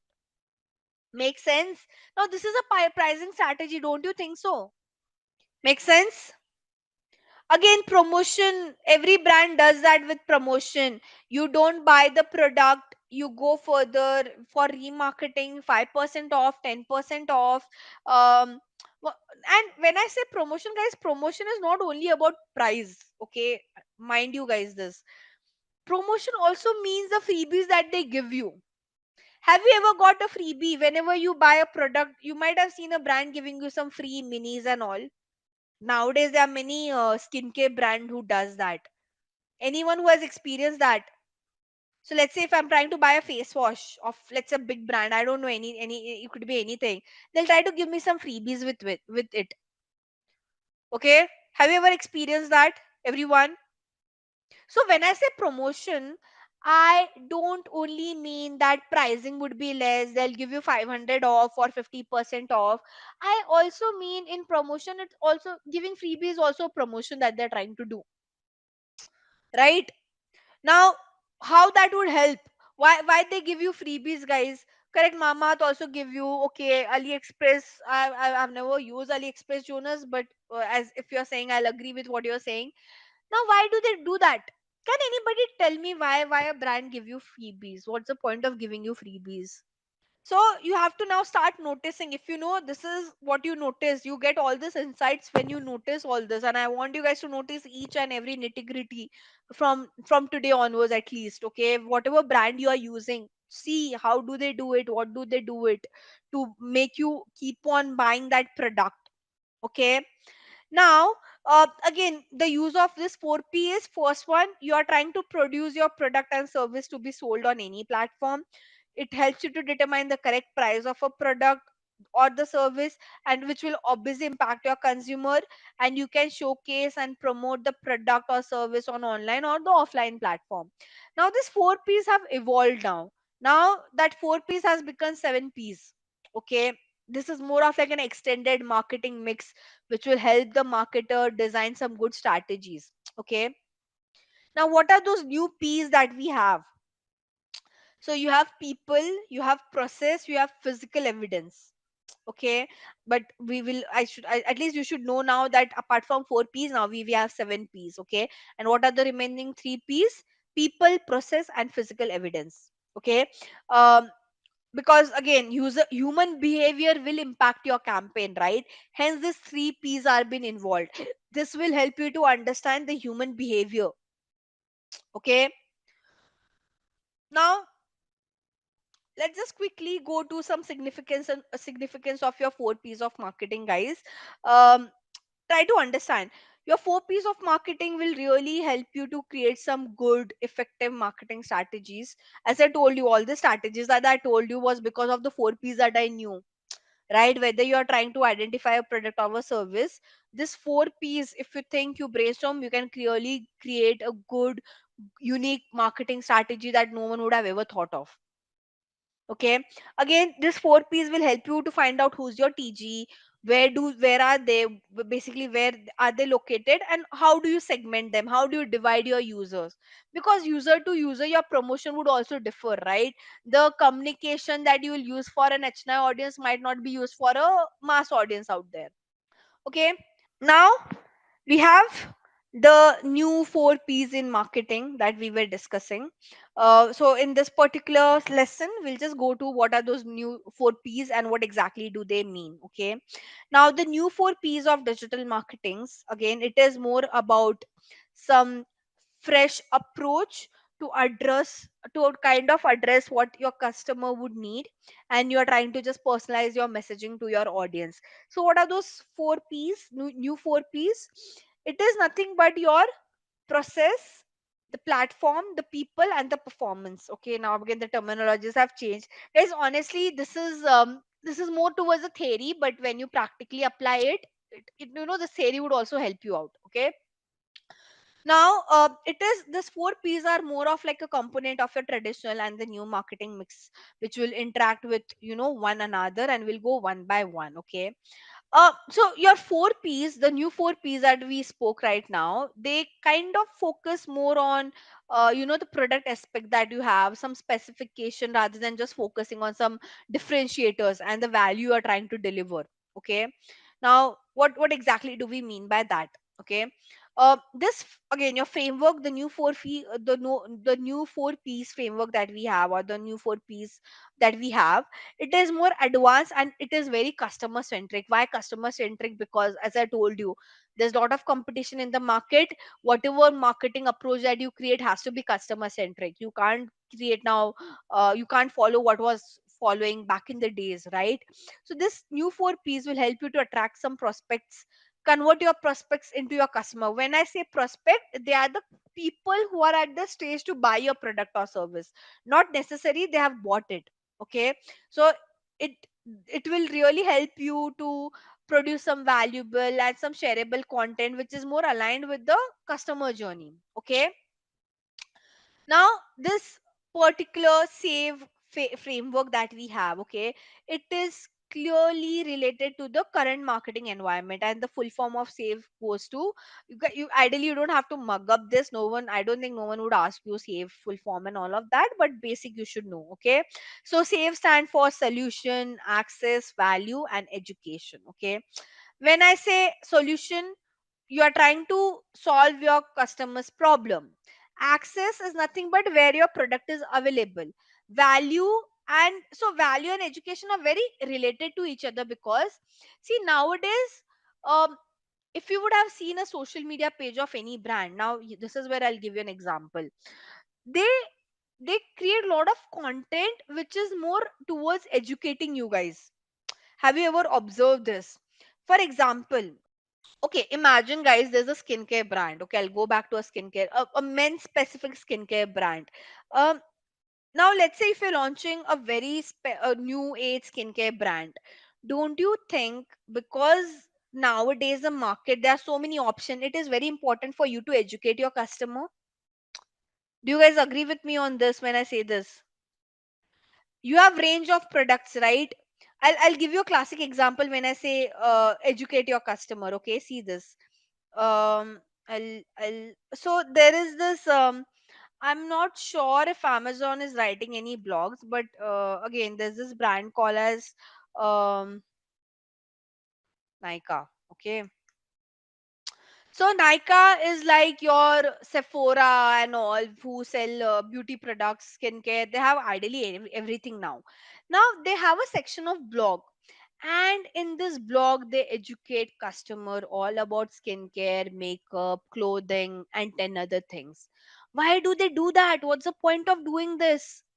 Right? They're just the point is not educate. See, because the customer has so much option, they are confused. If I ask you guys right now, okay, right now I'll tell you, I want to, let's say, I've just discovered, I need a sunscreen because I'm getting tan, and I go on Google and I see there are 20, 50 sunscreens in the market. Which one should I buy? How would I understand? That's when a brand has to educate the customer.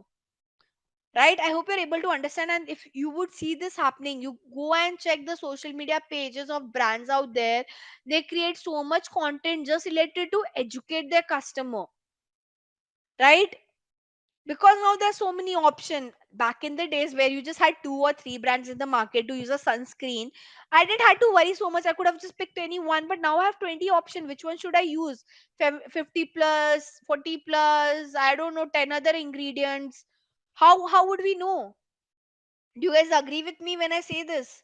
So education is very important when we talk about, that's where the safe framework came into picture, because that E of education is very important. And this is not just to skincare and cosmetic, this is applicable for education, this is applicable for real estate, this is applicable for, I don't know, any other industry out there. Because there are so many options, the customers right now are very much confused compared to what they were in back in the days. You guys agree with me on this? Yes? I hope you're able to understand with what I'm trying to say. So the safe framework mein education is very important. Content creation mein education is a kind of content type that we have. Educational content. It is part of a content type that we have as a content marketers now, right? So as I said, solution, product that a consumer would select, and they should get satisfied, and they should be satisfied by getting that solution. Access, basically you have to emphasize your access to reach a broader customer base. Basically it should be available in the remote area as well. That's what I mean by access, right? Not just tier 1, probably tier 2, tier 3, whatever cities that you have or the locations you have. Value, are you able to create a high value product and education? Because you have to create a bond with your consumer when you're trying to promote a product or brand, or a product for that matter. Okay, I hope we all are clear over here. So when you do your marketing, it should be solution based marketing. This is your consumer, guys. Your marketing strategy always focuses on your consumer, the end user benefit, and the product sector. You have to create your marketing in a way where you're providing that solution as well. I'll give you one more example, okay? Something that you will be able to relate to. So there is this company called as Hostel, okay? They are basically a chain of hostel for backpackers, and they have some really good properties. Right now they also have a blog section. Now what do they create a blog on? Very interesting, they create blogs on different locations, places. Now they're only there in India's, but they talk about place. Again, Airbnb might be doing this. I guess Airbnb might also have blogs and all. I'm not sure though. They have tech blog. They have host blog and all. So similar, like this brand is not exactly Airbnb, but they write blogs on places I should visit in India. If you could see, can you see the soul of South India? And they are talking about so many places over here.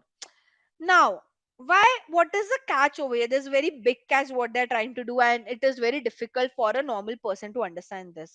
I mean, person who doesn't. When I say normal person, a non-digital marketer to understand this. Okay, see this. Let's say if I read this blog about Thailand. Okay, let's talk about Thailand. I'm not sure if they're there. Okay, here they are. Okay, here they are purely trying to educate you guys. Okay, I can't see that they're trying to ask you to buy the product or service. They might have done some, so they might have done some, collab, or might have got paid by all this destination to promote and all. Otherwise, they might not give. They would never give link to such kind of websites and all. They might have got. They might have done some dealing. Okay, but see this. Mm-mm. We'll talk about Himachal Pradesh. Which one? Okay, we'll talk about Himachal Pradesh. Now, see this. They are trying to tell me where should I go in Shimla, so and so thing. Okay. And can you see this? In middle of now, anyone who's reading this blog, let's say I'm reading this blog, there's a good chance I'm planning to visit this place.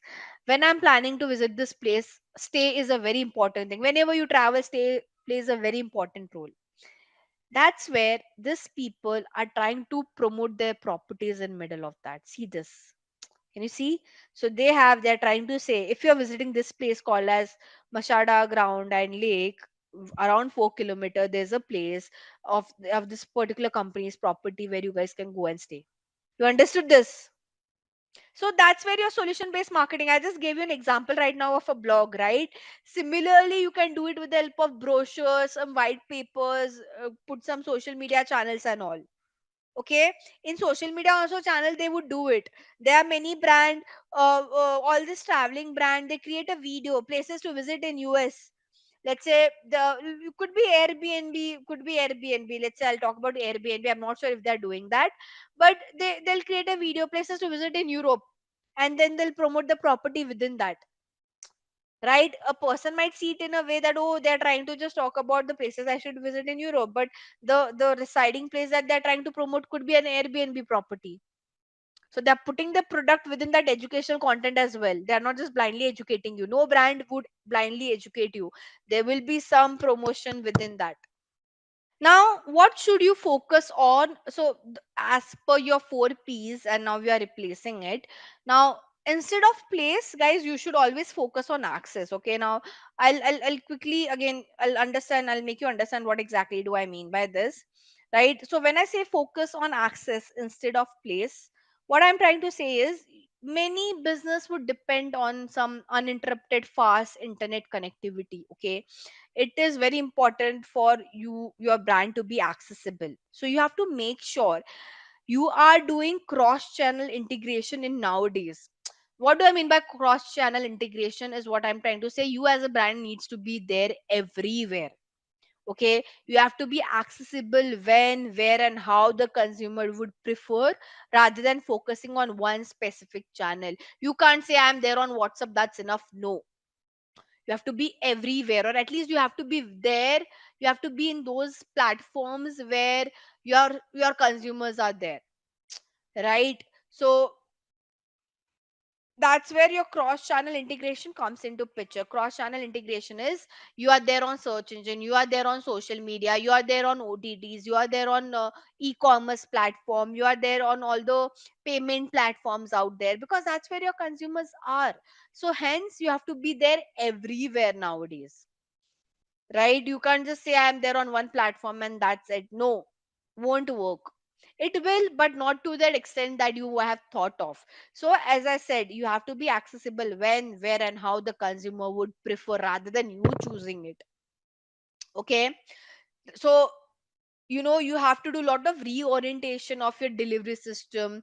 You have to do a lot of after sale guidance, where it will be very essential in addressing some new markets out there. So as per your safe framework, where A stand for access, here is the centerpiece of some new solution selling strategies, right? Like, it's not that once the person has bought your product you leave it. No, you have to give some after sale guidance as well to your consumer. Now, instead of price, you should always focus on value. So we have talked about the place. Instead of place, you'll focus on access. Now, instead of price, so I'm just trying to tell you, these are the new 4 P's. The 4 P's that we discussed, the safe framework is a new thing that you should focus on. So product, so place has replaced by access, price has been replaced by value. Okay, you have to make sure your product value is reflected in the price. When I say value, it the person should feel it is it worth buying or not, right? You might have felt this, are this product is that this product is not worth buying. Correct. So you have to know who's your competitor, what are their advantage, what is your product, and who's your target market, because your pricing should also be something that is justifiable. You should justify that product pricing, why this is a price. Is it actually adding the value or not? So because we know that price will break or make a product.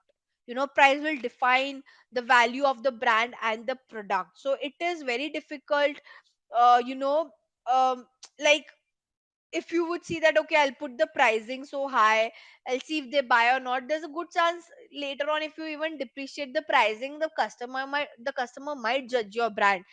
Don't you think? Again, I have experienced it, that I've seen the product price been so high, after some year I've seen the price has been changed. I Sometimes it comes into my mind thinking that, is the product value depreciated, or the quality has depreciated? Is it because of that the pricing has depreciated, right? So you can't even do the strategy that I'll increase the price then I'll depreciate, because you don't know how the consumer would think, right? I hope you're able to understand what I'm trying to say. So when you fix the pricing, that time only you sit and think, is can is it can someone justify this pricing or not? Okay, is it worth buying? You can't play around, I'll increase the price and then I'll depreciate. The the brand perception would change for sure, and people will question the quality then, right? So you have to find the right pricing. Yes, if it's expensive, great, but is it expensive because of the value? Because nowadays customer also look after the experience, right? So if you're giving that experience, if you're giving that value, person would buy high product pricing product as well. Okay, they won't think the prices, so I won't buy. No, if the product is can justify the value, yes, then the person won't think that this should be cheaper and all. Do you guys agree with me on this? Right? Again, I mean, I am seeing this trend everywhere, not just in India. I've seen this trend because I worked for other global market as well. I've worked for UK, I've worked for right now I work for the Japan market, so I've seen the trend over there as well being the same thing. If my product is able to justify the pricing, the the people would buy the product. You might have heard about this brand called as Crocs, right? Everyone might have heard, right? So I've worked for Crocs few months back. Do you guys agree that people are buying Crocs? Why? Because the product quality is so good, right? Because the product quality is so good. At least I'll talk about in India, okay? uh, so in India the pricing stands for what, 3,000, 2,000, right? People are still buying it because they feel okay, the product quality is good, it's comfortable. Same goes with Birkenstock, right? Yeah, clock is durable, comfortable, 10 other things out there, I mean. Great. So that's what I mean by value, okay? And again, you should show that value proposition, that why the pricing of your product is so high. What is the reason behind it? What exactly are you providing that the value has been increased? Right. The quality, there are people, now you have 10 other justification you'll give, because I'm sourcing from this location, hence the value has increased. It is premium, there's no adulteration, I don't know, there's no mixing, it's pure. So you will have to also tell that why the pricing is so high, right? Now cost cutting, again, like, try avoiding cost cutting in your product. Again, it depends what kind of audience you're catering to, but the pricing should be just like the pricing should justify itself, right? Like why I should buy the product. Now, instead of promotion, as I said, now promotion is getting replaced by education, and I've exactly told you why. Nowadays, you can't just show an advertisement. See, this is my Crocs, buy it for 50% off. No, it won't work. But if you create an educational content that your leg needs some proper spacing, a good padding, right, will which will help you to support your leg properly, you can walk for a longer duration.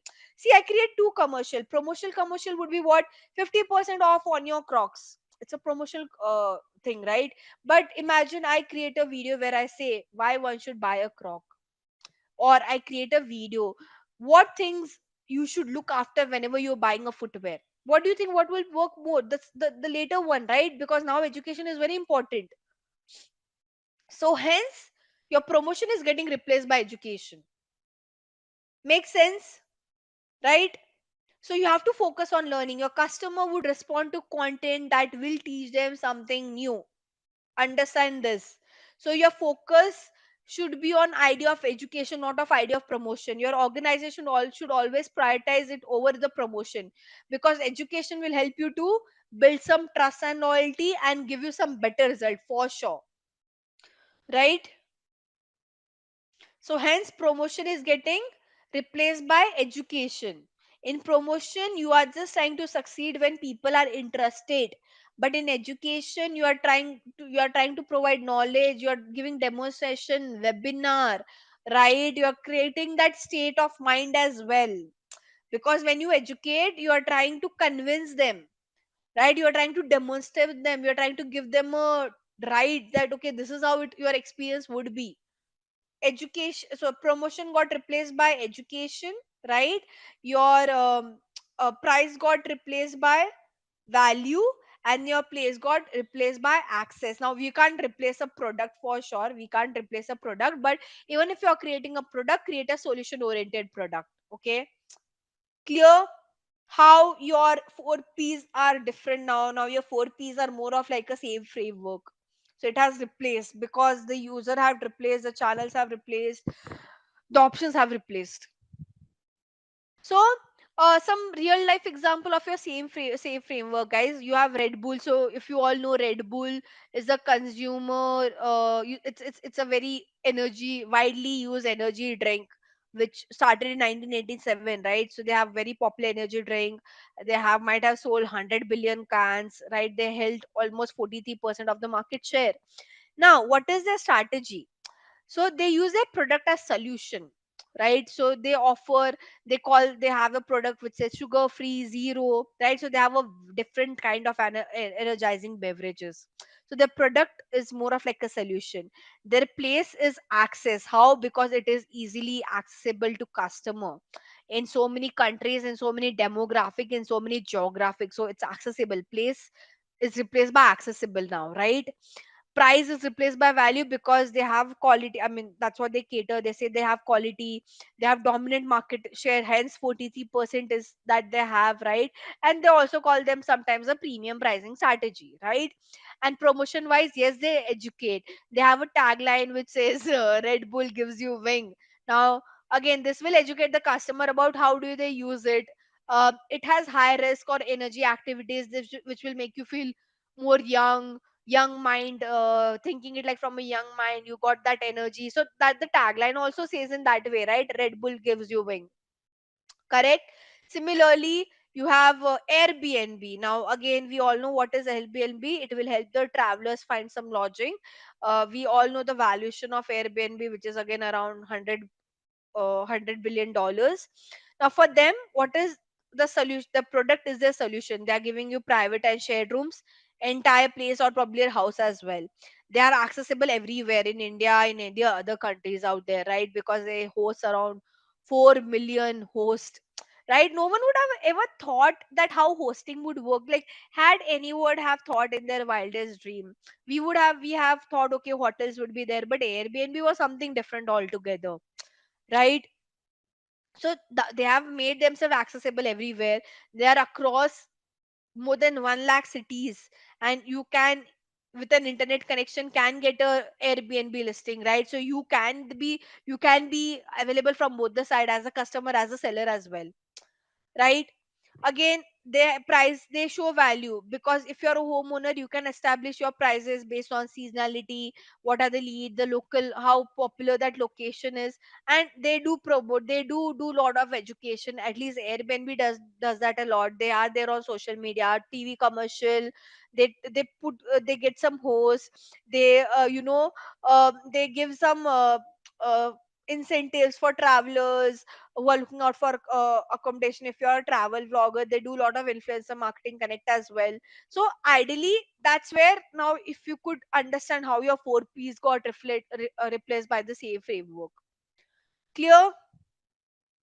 So I hope you understood what are this new four this are like how your 4 P's have got replaced by same framework, and how exactly brand are able to utilize it. Now, here the lesson number 5 is all about the strategies, the 5 P's of strategies, okay? And there are some strategies that we would be discussing: the Mintzberg strategy, then you have Porter's 5-4 analysis, pestle analysis. Again, all this analysis are ideally done when you do a research, okay? So this usually helps in your research stage, okay? um, Now you have the Mintzberg 5 P strategy.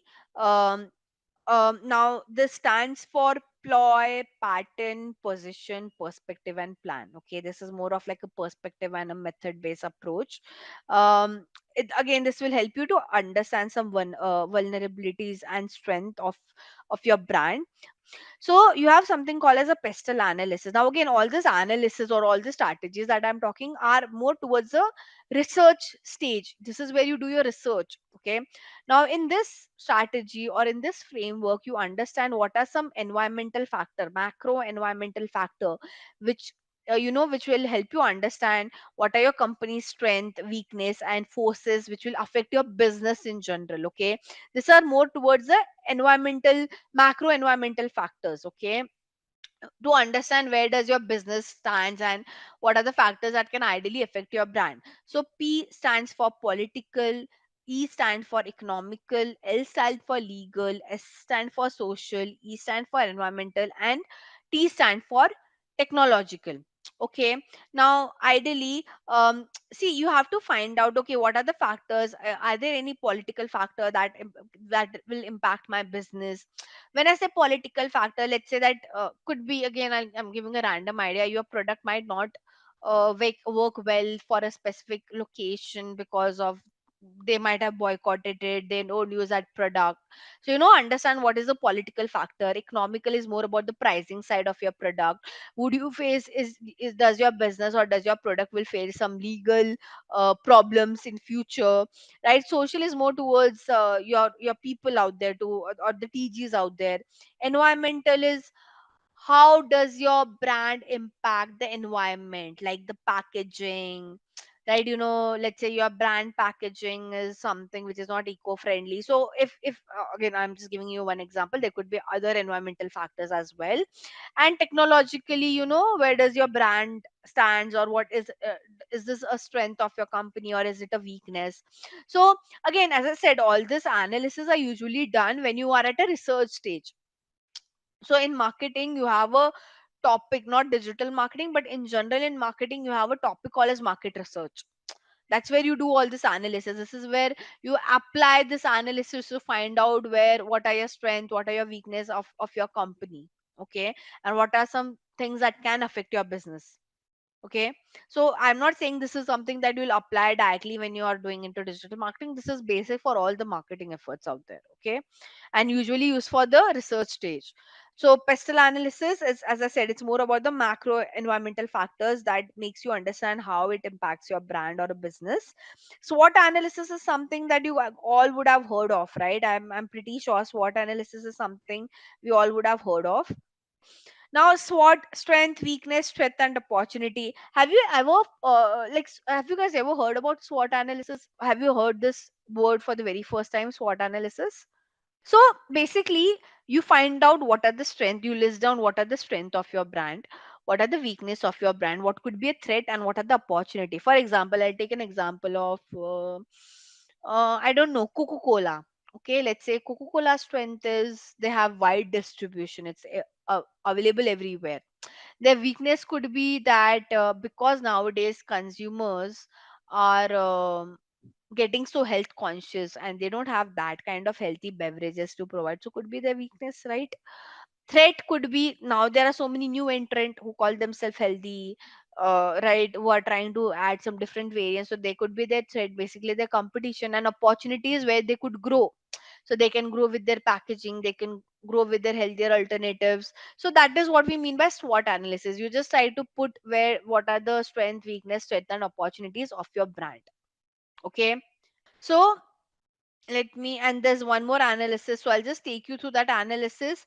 You have something called as Potter's five force model. Again, these are three analysis, guys. Again, this three analysis, all the three analysis that I'm just mentioning right now. Now the Potter's five force model is also something on those lines. It will help you to understand or support the computer analysis and help you to get some better result for your business. For example, in the Potter's 5-4 analysis model, you have to find out who are your existing rival. Okay. What are the threat of new entrants? Like, do you have any threat of new entrants or not? New companies, new competitor. Do you have some bargaining power as a supplier or not? Like, can you bargain as a supplier? Can you do some negotiability to your buyers? And you know, what are some threats for your proxies? So again, this framework will help you to understand, you know, do you have some threat with your competitors or a new competitor, right? Or you as a buyer, or sorry, basically you as a supplier, do you can you make sure that there can be some, do you have some bargaining powers? Or to your consumer, um, can do they have that negotiable negotiating ability or not? So again, this is part of the research stage of your marketing. This is not something the execution stage, this is more part of your research stage. Make sense? Porters, pestle, and SWOT analysis, guys. Again, ideally you should just know what exactly this are and what do they mean. In let's say, if I talk from interview perspective, people would just you would just want to know what are the full form of SWOT, pestle, and porters, and what exactly do they mean, and at what stage of marketing do you use this analysis. So now, guys, when I talk about video marketing, okay, I will take you through what are different kind of video ads we run on YouTube. Okay, I'll show you the dashboard as well, ideally, that how exactly do we work on the setup part and all. Okay, and then we'll discuss, you know, what video ads are run for, what kind of objectives, so on and so forth.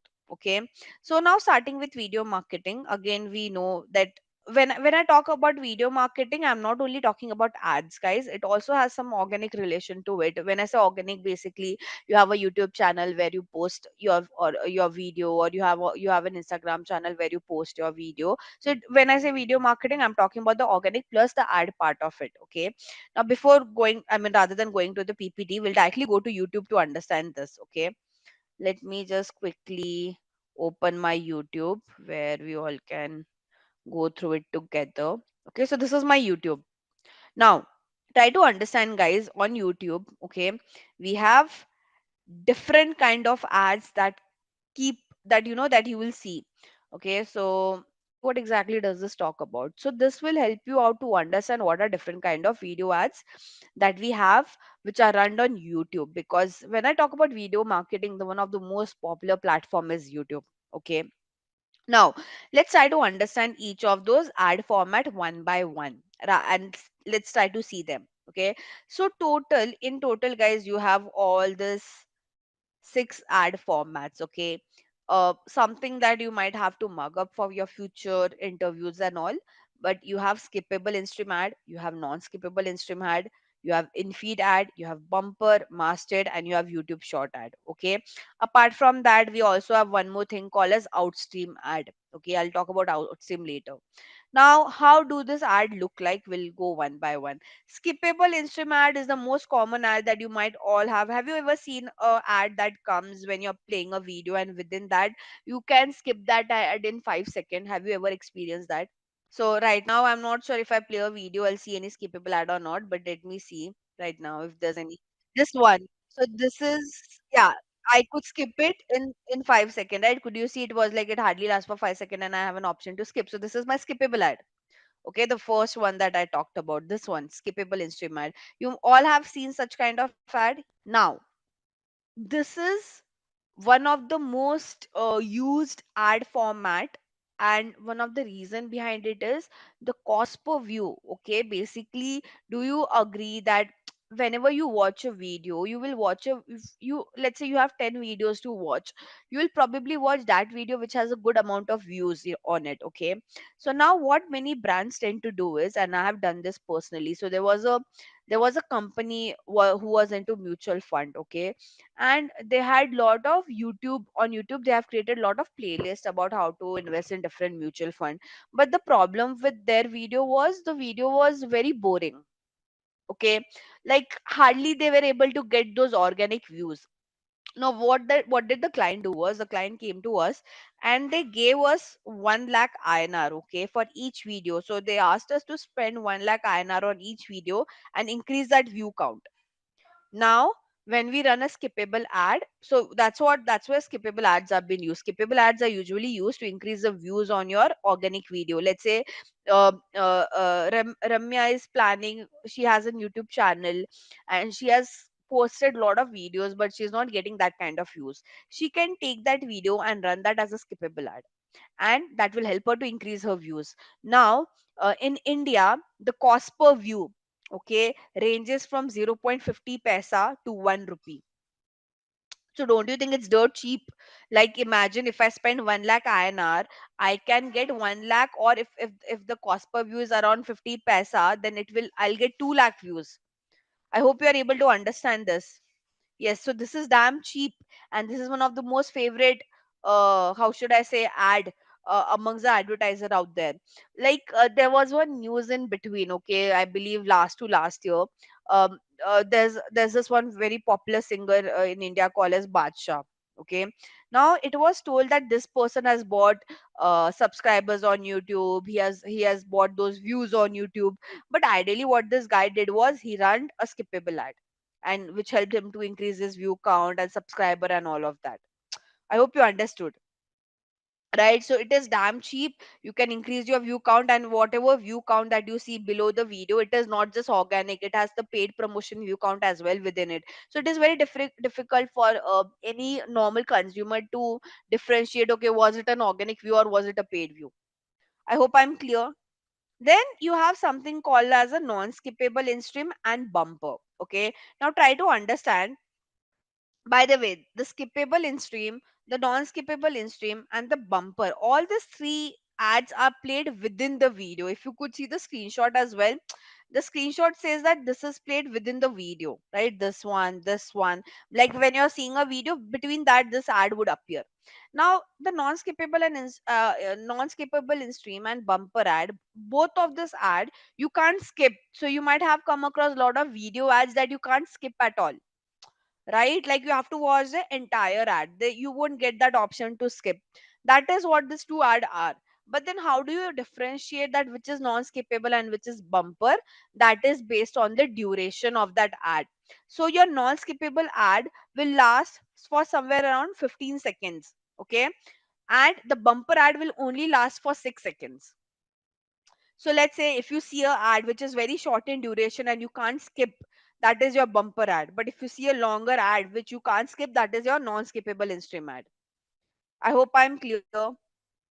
Now we usually use a bumper ad when we have a very short video, like 6 seconds is a very short time duration, right? So if the video length is, you want to just give a short message, you run a bumper ad. And bumper ad usually perform better than the non-skippable ad, because see, a user can bear that 6 second ad, but if I ask someone to watch a 15-second ad, they might get annoyed, if and especially if the video is also not great, right? So if you're running bumper ad or non-skippable ad, you have to make sure the video is really great, right? The customer should enjoy watching that ad, they shouldn't feel bored about it.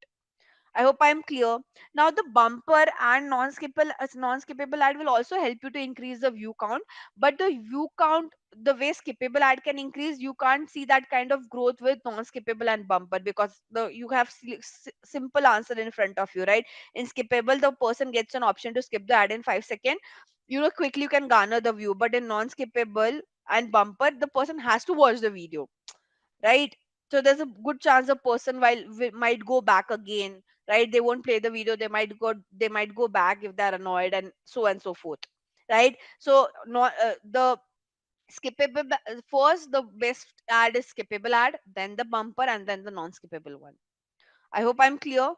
Okay. Then you have something called as, now, in feed ad is something that will appear on your feed. Like this won't appear within the video. It will appear when you're scrolling on your feed. So right now, I'm not sure. Okay, by the way, this is not your in feed ad. Okay, so what happens, people tend to get confused. Like if you see any ad on YouTube which doesn't have a video, that means it is not a video marketing ad. This is also run through Google Ads, but the ad format is not video, it is something else. This is called as a discover ad. Okay, I will show you how does the in feed ad look like. Let me see if if on my YouTube I have that, if it plays somewhere. Oh, by the way, see this one. Can you see this rather okay, let's talk about this one. This ad is called as masthead ad. Okay, guys, very very important ad on YouTube. Okay, this will always appear at the top, and it will cover, if you like, because right now it's on desktop, this covers the entire, this particular line. Even on mobile, if you see any um at the first ad that you see on your mobile, that is also your mastered ad. Okay, now can anybody guess, guys, if I want to run this mastered ad for one entire day, how much I might have to pay YouTube? So I want to run a mastered ad for Simply Learn for one entire day. Can you guys guess how much I might have to pay to YouTube for India location, let's say? So imagine how much YouTube is earning out of it. If you guys know, Google's 70% of revenue is through ads. Okay. Now try to understand what YouTube does over here. Okay. So there are two situations. See this. For a mastered ad, okay, either you have one entire day slot, okay, for which you might have to pay some crores. Okay, now the price keeps on changing, so I don't want to specify the number, but let's say Rahul want to run this ad, but Rahul doesn't have 1 crore. Then what he can do, so you have one more option where um you can run ad on masthead, and YouTube will commit you around 1 crore impression. Okay, impression is, as I told you, number of time your ad has been shown to a consumer. Okay, now for this they might charge you around 10 lakhs or probably 10 point something. Okay, like it is not that expensive, so 10 lakh 50,000 something on those line. Okay, now the price keeps on changing, so I'm giving you a ballpark figure. Now what YouTube does is, okay, first thing, you let's say you can't run this ad through Google Ads. Okay, like other video ad like skippable, non-skippable, bumper, all those ads we can run through Google Ads. But if I want to run a mastered ad, I can't run it through Google Ads. Okay, what are the two options? Either you will have to reach out to Google team 30 days prior, okay, to do the booking.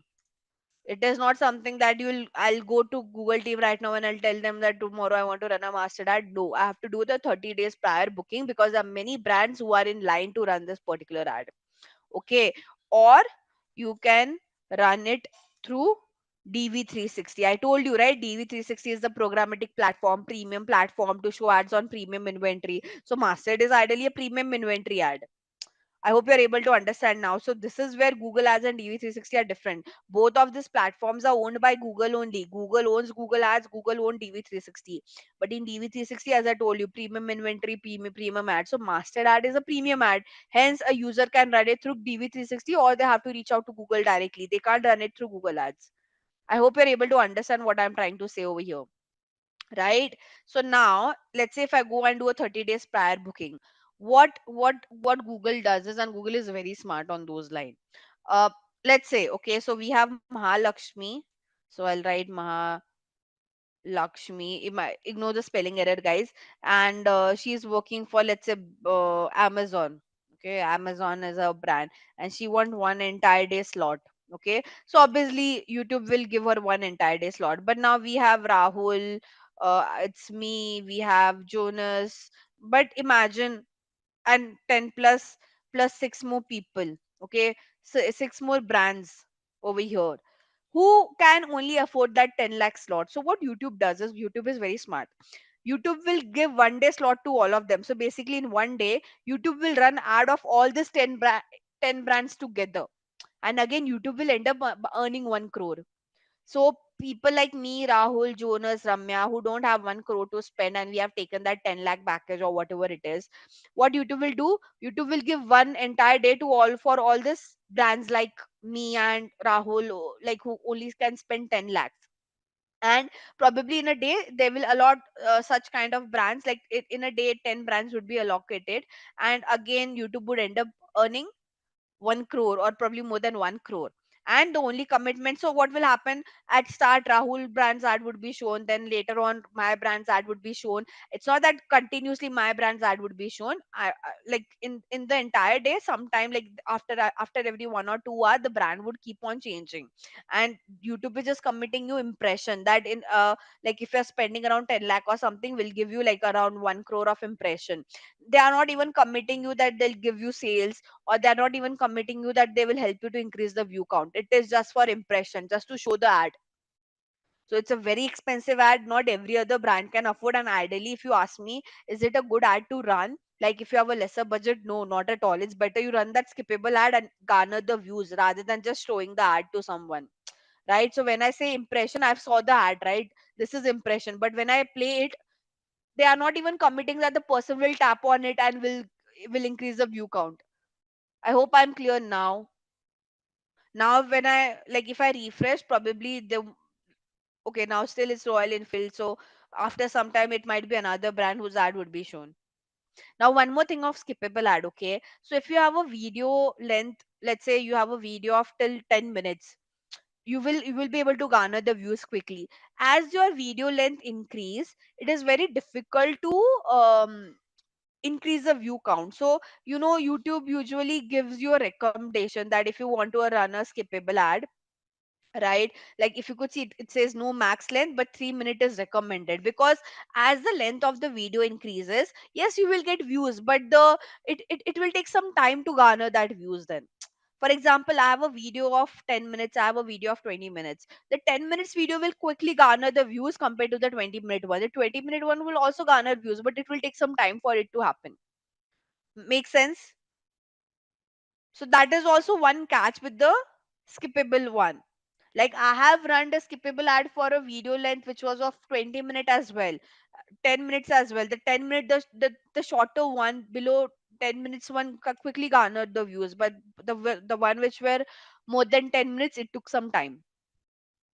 Again, then you have your feed ad. In feed ad, in feed ad is it something like you can try out running in feed ad, but my experience wasn't that great while I ran an in feed ad.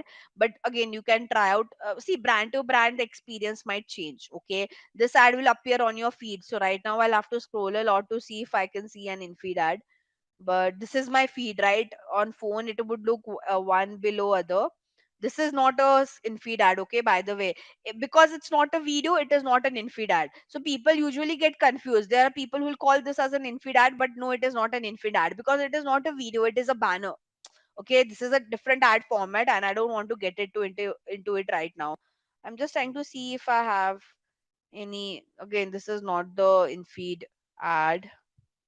Let me see. I'll try to scroll a little bit. If I see, great. Otherwise, I'll refer to some screenshots. So right now, I'm not able to see a lot of infrared. Wait. Let me show it to screenshot only rather than scrolling through. So ideally, it appears on your feed when you scroll, and it will be in a video format only. Okay, it should be in a video format. For example, this one. See this. Like if this is ideally a video, if they play it. Okay. I hope I'm clear. And then you have ads on shorts. So you all know, like when you're scrolling through your shorts as well, nowadays you come across some video ads. So that now YouTube short is like a new placement, hence it's added. Apart from all the six ads that we discussed, short, masthead, bumper, in-feed, skippable, non-skippable, you have one more ad called as outstream ad. Now what exactly is an outstream ad, guys?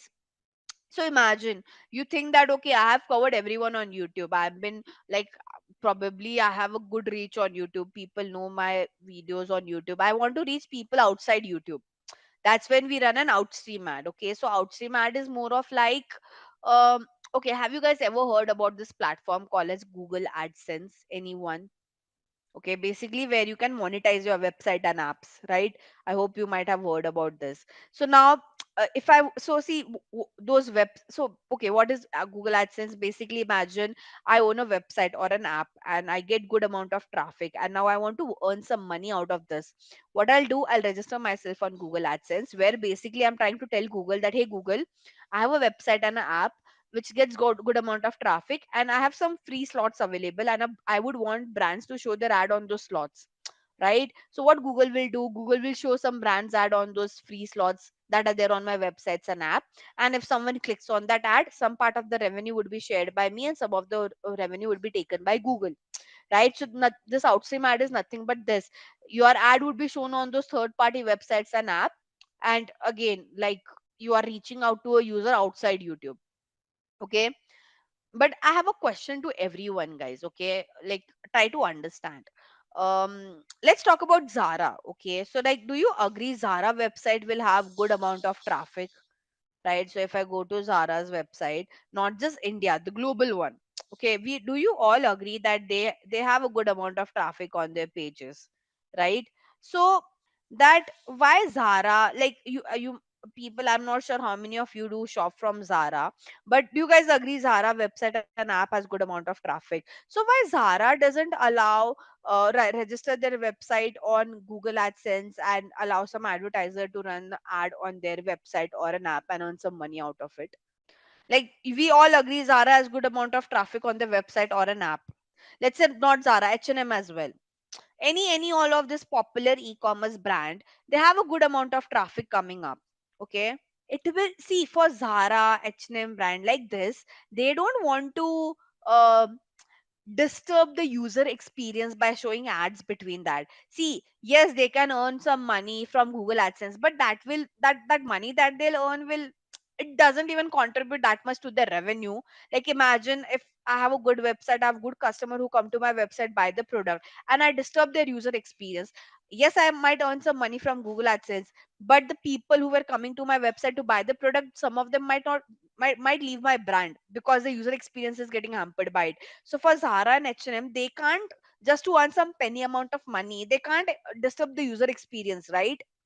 So all this big e-commerce brand, they will never allow Google AdSense, they will never allow Google to show this third party, to show any brands ad on their page. Yes, if you are a blog website, you can, because blog may, in blog, a user is just running the reading the content, right? They are not purchasing anything.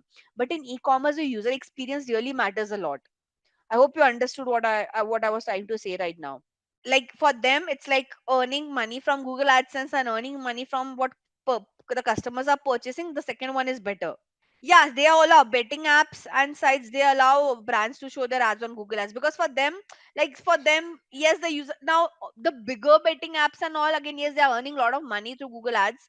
Now again, they have a lot of restriction with the. I think the betting apps are something.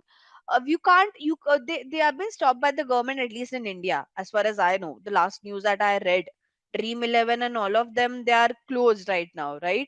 As like the last thing that I heard. How Google allows it? Google will allow. You see, Google AdSense, if they have registered themselves on Google AdSense to show ads on their website and app, Google can't do anything about it. The brands are targeting it. No, Google is not asking them to show their ads on those betting apps. The brands are the one who are targeting those websites and apps. So when I create a campaign on Google Ads, I can choose on what website and apps I want to run, I want to show my ad. So the advertiser themselves are choosing those apps and website where they want to show their ads. I hope you understood this. And now, at least in India, the betting apps are not there, so the chapter is closed ideally. Me as an advertiser, all those brands who are trying to show you ads, see, and again, there's a lot of remarketing feature involved in it. Because Rahul, imagine, let's say right now you're on Mintra, you bought a product, you add a product to cart, but you don't purchase. Now, you, hypothetically, I'm saying that you're playing in that betting app. Through remarketing, you are seeing that ad over there. In remarketing, we can't, I mean, I can control what apps and website I don't want to show my ad on, but brands never get bothered about it. We just want to follow wherever you are going. So if you are there, after doing that, you go to a betting app to play, I will show my ads over there directly, because that's where you are also there. I hope you're able to understand. There was a very funny incident. And you guys must know, okay? So there was so there's a website in India, IRCTC, which is used to book trains. Okay, now, I think last year there was one user of IRCTC. This guy went on Twitter and they tagged this brand IRCTC. And so basically, this person, when he went to IRCTC, he could see some rubbish ads, okay? Something that he really didn't like. When I say, I mean, I really don't know, the content wasn't great of that ad, something on those line, okay? And this guy got very frustrated and he tagged IRCTC and he told them that, why are you allowing such kind of brands to show their ad on your website? Right? This is what this guy did, and it was there on Twitter. Now, what IRCTC replied was, see, we are not allowed. See, this, you are seeing this rubbish content not because we allowed them. Try to understand, they are doing remarketing to you. Just because you saw that rubbish content somewhere, they are just trying to show that again to you. I hope you're able to understand. So in remarketing, you can't control this. This guy thought that IRCT is allowing such brands to show their ads, but ideally that ad was shown to him because he watched that kind of content few days back. And this brand was trying to do remarketing to this person. I hope you're able to understand what I'm trying to say. So, like, if you tag those brands saying, how do you allow such bad brands to show their ad? Ideally, it is not the brands, or it is not the website who's allowing it. There could be a good reason you saw that rubbish content or that rubbish product, and wherever now you're going, they're just trying to do remarketing to you. So, ideally, it's not fault of IRCTC as well. Right, fault was with the person. He saw that bad content, and now they are doing remarketing to him wherever he goes. Right, so ideally, I mean, in remarketing, it's very difficult to control, but yeah, you can take some control that we don't want to remarket on some sensitive website where things are talking about violence and all of that, because that will impact your brand image as well, no? Like, imagine, guys, okay, for example, I'll tell you, I'm someone who shops from Zara. Okay. And now I didn't bought the product and I go to Meesho. Meesho is basically a very a brand in India which sell dirt cheap product. Okay. Now imagine I go there and Zara is trying to do remarketing on that Meesho app. Don't you think it will impact Zara's image? Right? Because where is Zara and where is Meesho? Right? In such instances, the brand image will get hampered. Like imagine you guys are saying that Zara is doing you remarketing on Meesho's app, it will impact the brand image, right? So all these bigger brands, there are times sometimes that they exclude showing ads on, even if they want to do remarketing, they'll exclude such kind of websites where their brand image can be hampered. First thing is create your video, upload it on your YouTube channel, connect your YouTube channel to your Google ads, and then you can run that as an ad. But now this is a new feature that YouTube has introduced where I can run a partnership ad. Partnership ad is like because nowadays there are a lot of videos that influencer creates for a brand, right? And now that brand want to run that influencer video as an ad, they can do it. Outstream ads, we can refer to some Google images then, because how should I say? It is very difficult. Like randomly, if I start scrolling, it's very difficult to find them. But like this, see this. This is a website where Neutrogena is showing their video ad. Can you see? How did I understood it's an ad? It says advertisement, and this sign is of Google. So if I tap over here, it will say run by Google Ads. Make sense? This is a banner ad by this is a banner ad by Google. This is a video ad by Google. Both are run through Google Ads only. Okay. I hope it's clear for everyone. I mean, I can see there is one website where I see a lot of ads that pops up. Like now here, it will take some time to load, but here also, like, can you see this advertisement? So it takes some time to load that particular ad. Again here, somewhere in the down here also there'll be a, now it could be a video, it could be a banner as well, but it takes some time to load. Like I can keep the site open if it loads quickly. Yeah, see this. Now this is what, this is a banner ad. But this, this is remarketing because recently I visited this website to buy a bag. Now they're trying to do remarketing to me. Imagine the way it's showing it in a banner format. It can also show they can also show it here in a video way. And how do I understand this is ad by Google? Let's say here. Can you say if I go to this sign, I can say this as well. Stop seeing this ad. So it clearly says this is ads by Google. Similarly, if I scroll down here also, I might see this. They are trying to do remarketing to me. This is remarketing because I just like this was also one of the bag brand where I just visited recently. Now they are showing this in a banner format. So in remarket, like in Outstream, when I if it's a video ad, that is basically an Outstream ad. This is a banner ad. But in similarly here, if they would be showing a video, imagine that is your Outstream ad. Okay, now I hope you understood what are different ads, how do they look, how does it work, right? Okay, let me go back to the topic. So I have discussed all the video ad formats. How are they? How do they look like? Okay, now I'll quickly go to the PPT and take something which I haven't discussed. So let me just close this. And now you understood also the differentiation between DV360 and Google Ads. So DV360 owned again, like this is very, like this is something that you should know. Google Ads and DV360 and SA360 is owned by Google only, but Google Ads is for all the mass audience. DV360, SA360 is like more from the premium side. I just gave you one example of how premium it is. With Google Ads, I can't show ads on mastered ad, but with DV360, I can do it. Similarly, with Google Ads, if I want to show my ad on some OTT, I can't do that, but I can do it through DV360. Right? So hence programmatic is like premium brands, premium platform. Okay, so we'll quickly discuss the theory part, guys. Okay, so now when I talk about video marketing, I've covered the ads part. We'll talk about the organic side as well. Okay, and we can quickly cover it because now you have understood the concept. So when I talk about video marketing, guys, it is more about your marketing approach where you plan, you create, you edit, you publish, and you promote your video content. Because see, whenever, why do we run a video ad? Because I want to create an awareness. One of the cheapest way to create an awareness is to run a video ad. So whenever a brand is asking me that, Jigisha, we want to get as much awareness as possible, I would always pitch them a video ad because it is visually appealing. The cost is also not that expensive. Like I've told you, right? Skippable ads are so cheap to run, right? So whenever a brand would approach you to run some awareness based campaign, you can pitch them a video ad, whether it is on Meta or whether it is on YouTube. Okay, why Meta and YouTube? Why Meta and YouTube? Because these are the most popular platform, which has that kind of audience reach as well, right? So when we get into video marketing, like, see, ideally your job, if you are into the, so if you are towards the ad size of the business, guys, you won't get involved into the video creation. There will be a team who will give you a video, but let's say you are towards the organic side of marketing, like organic social media marketing, that is where you will get involved into creating that video. There'll be a video editor who will edit the video for you guys, but if you're working with a smaller brand, they might ask you to help them out. You are the one who will publish the video, you will promote it through ads and to different on different platform, right? And you will see how exactly it has performed. So if you're towards the organic side of social media marketing, guys, yes, with respect to creating the video, you will get involved. Editing, not really, there are editors out there. Publishing, you have to publish on the platform, you have to promote it in different way, and then you have to see how it's performing.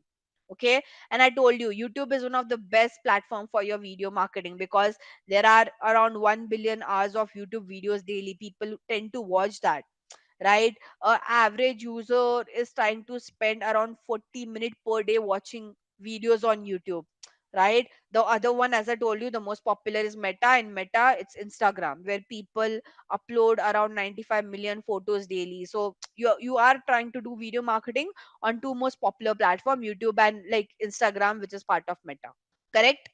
Now, as I told you, impact is really great. It will help you to attract your audience, engage the community, help you to get some revenue as well. You can share some unique story, you can create some business opportunity. I mean, as I told you, awareness, you want to reach out to a large audience. YouTube video marketing and YouTube is one of the way to do that. And it is cheaper as well compared to other ways to do it. Okay, like rather than running a search ad or a banner ad, video ad is cheapest when it comes to awareness. See, video ad, it won't commit you conversions, or it might, you would get leads, or you would get those conversion or end action that you want your consumer to take, but the numbers won't be that great with respect to those line. But let's say your client want to get reach, they want some impression, go ahead with video marketing on YouTube. I hope I'm clear now.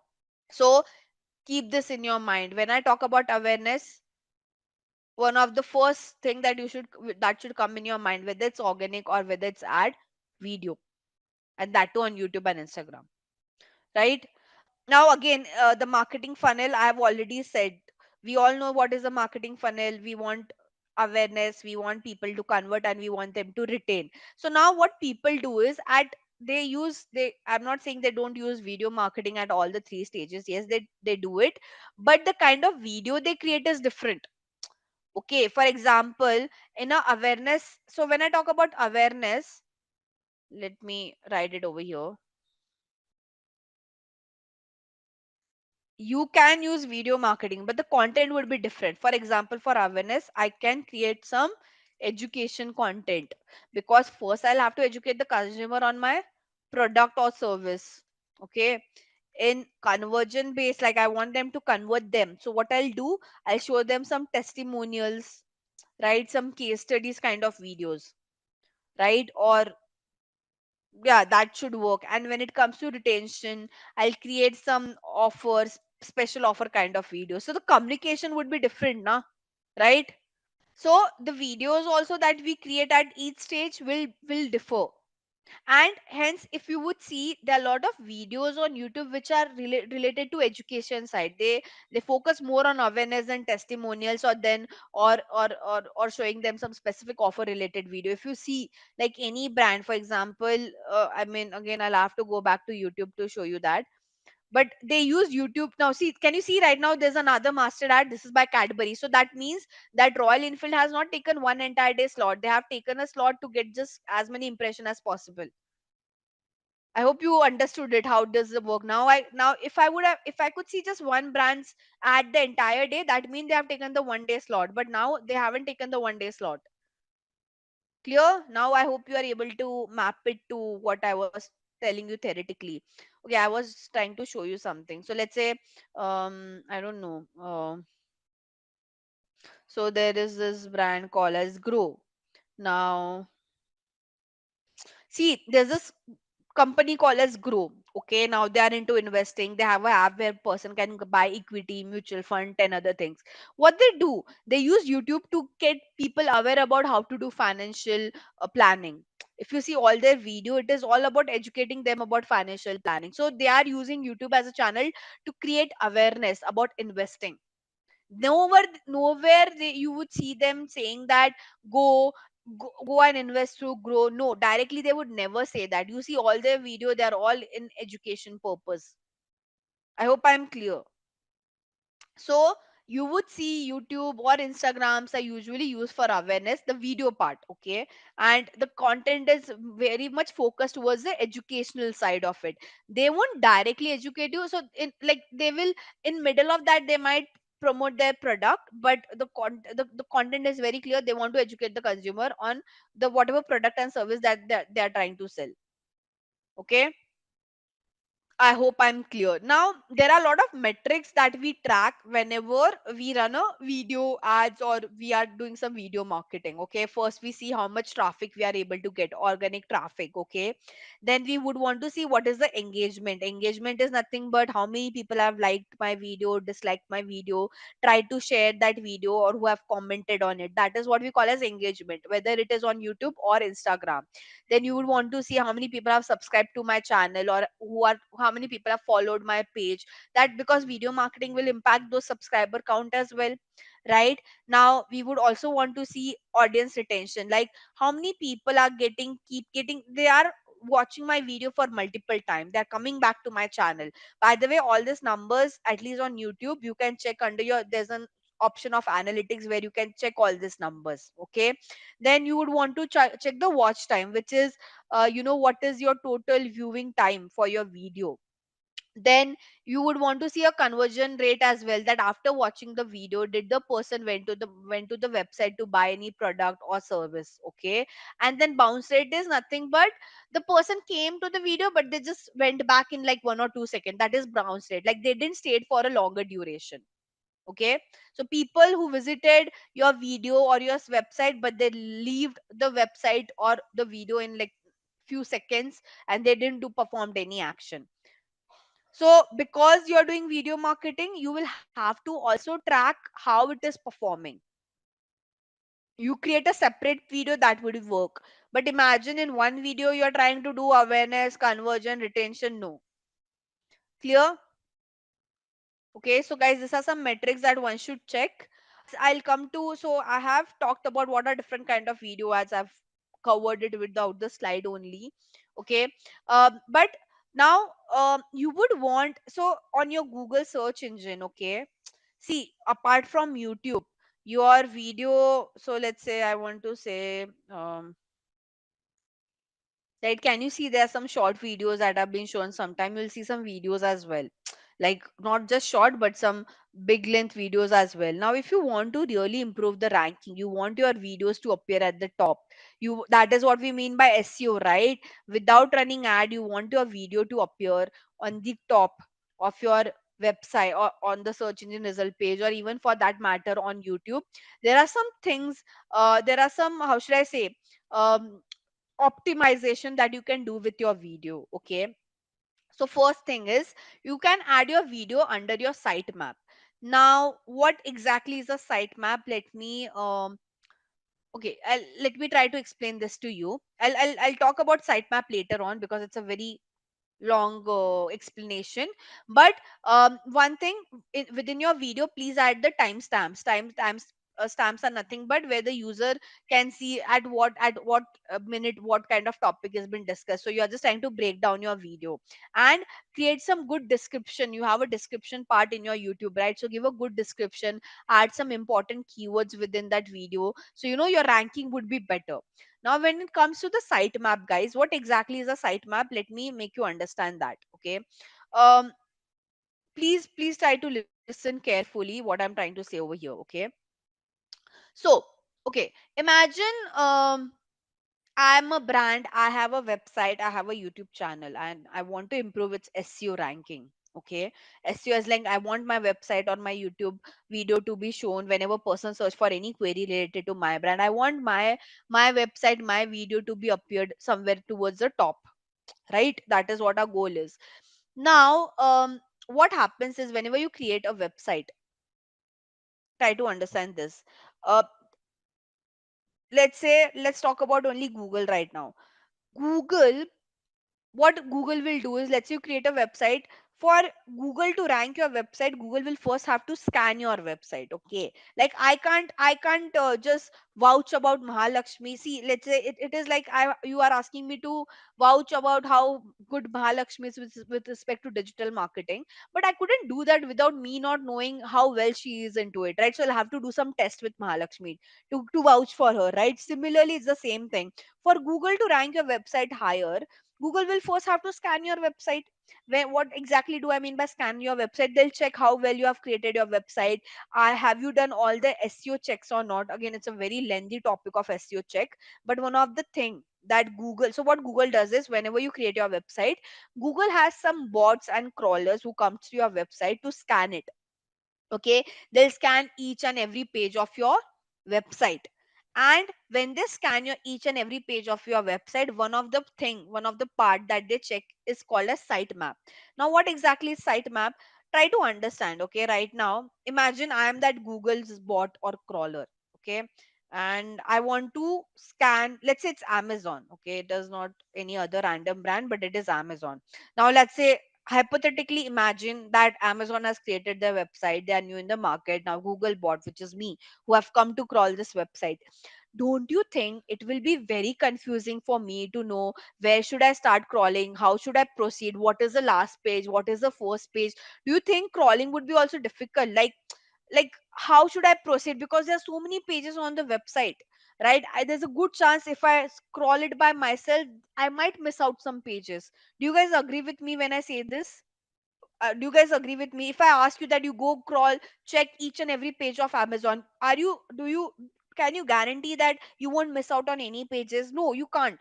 You will miss out on some pages, right? Because there are so many pages, each page has so many products, right? That's where sitemap comes into picture. Sitemap is nothing but a roadmap of your website that you upload on your website. So the person who creates your website, you have to ask him to upload a sitemap as well. It is like a map that you are trying to give it to Google, that you start from here and you end it over here. So in that sitemap, you cover all the pages of your website, right? And this is what I'm trying to tell it over here as well. So whenever you create a sitemap, in that sitemap also mention some important videos that you want the Google to crawl. Okay, so sitemap is nothing but a map of your website to, and you have to give each and every URL in that sitemap. So Google won't miss out on scanning any of the page. They wouldn't miss out on any of the page. I hope I'm clear now what is sitemap. This is one of the SEO check that Google does. If you don't have a sitemap, Google will miss out on some pages or video to be scrolled. If they don't crawl that page, they won't even rank that page. I hope you understood. So imagine Mahalakshmi would just tell me, ma'am, like I've asked Mahalakshmi to tell me what all she knows. She said I know SEO. So I'll only vouch for SEO. I can't vouch for her when it comes to ad.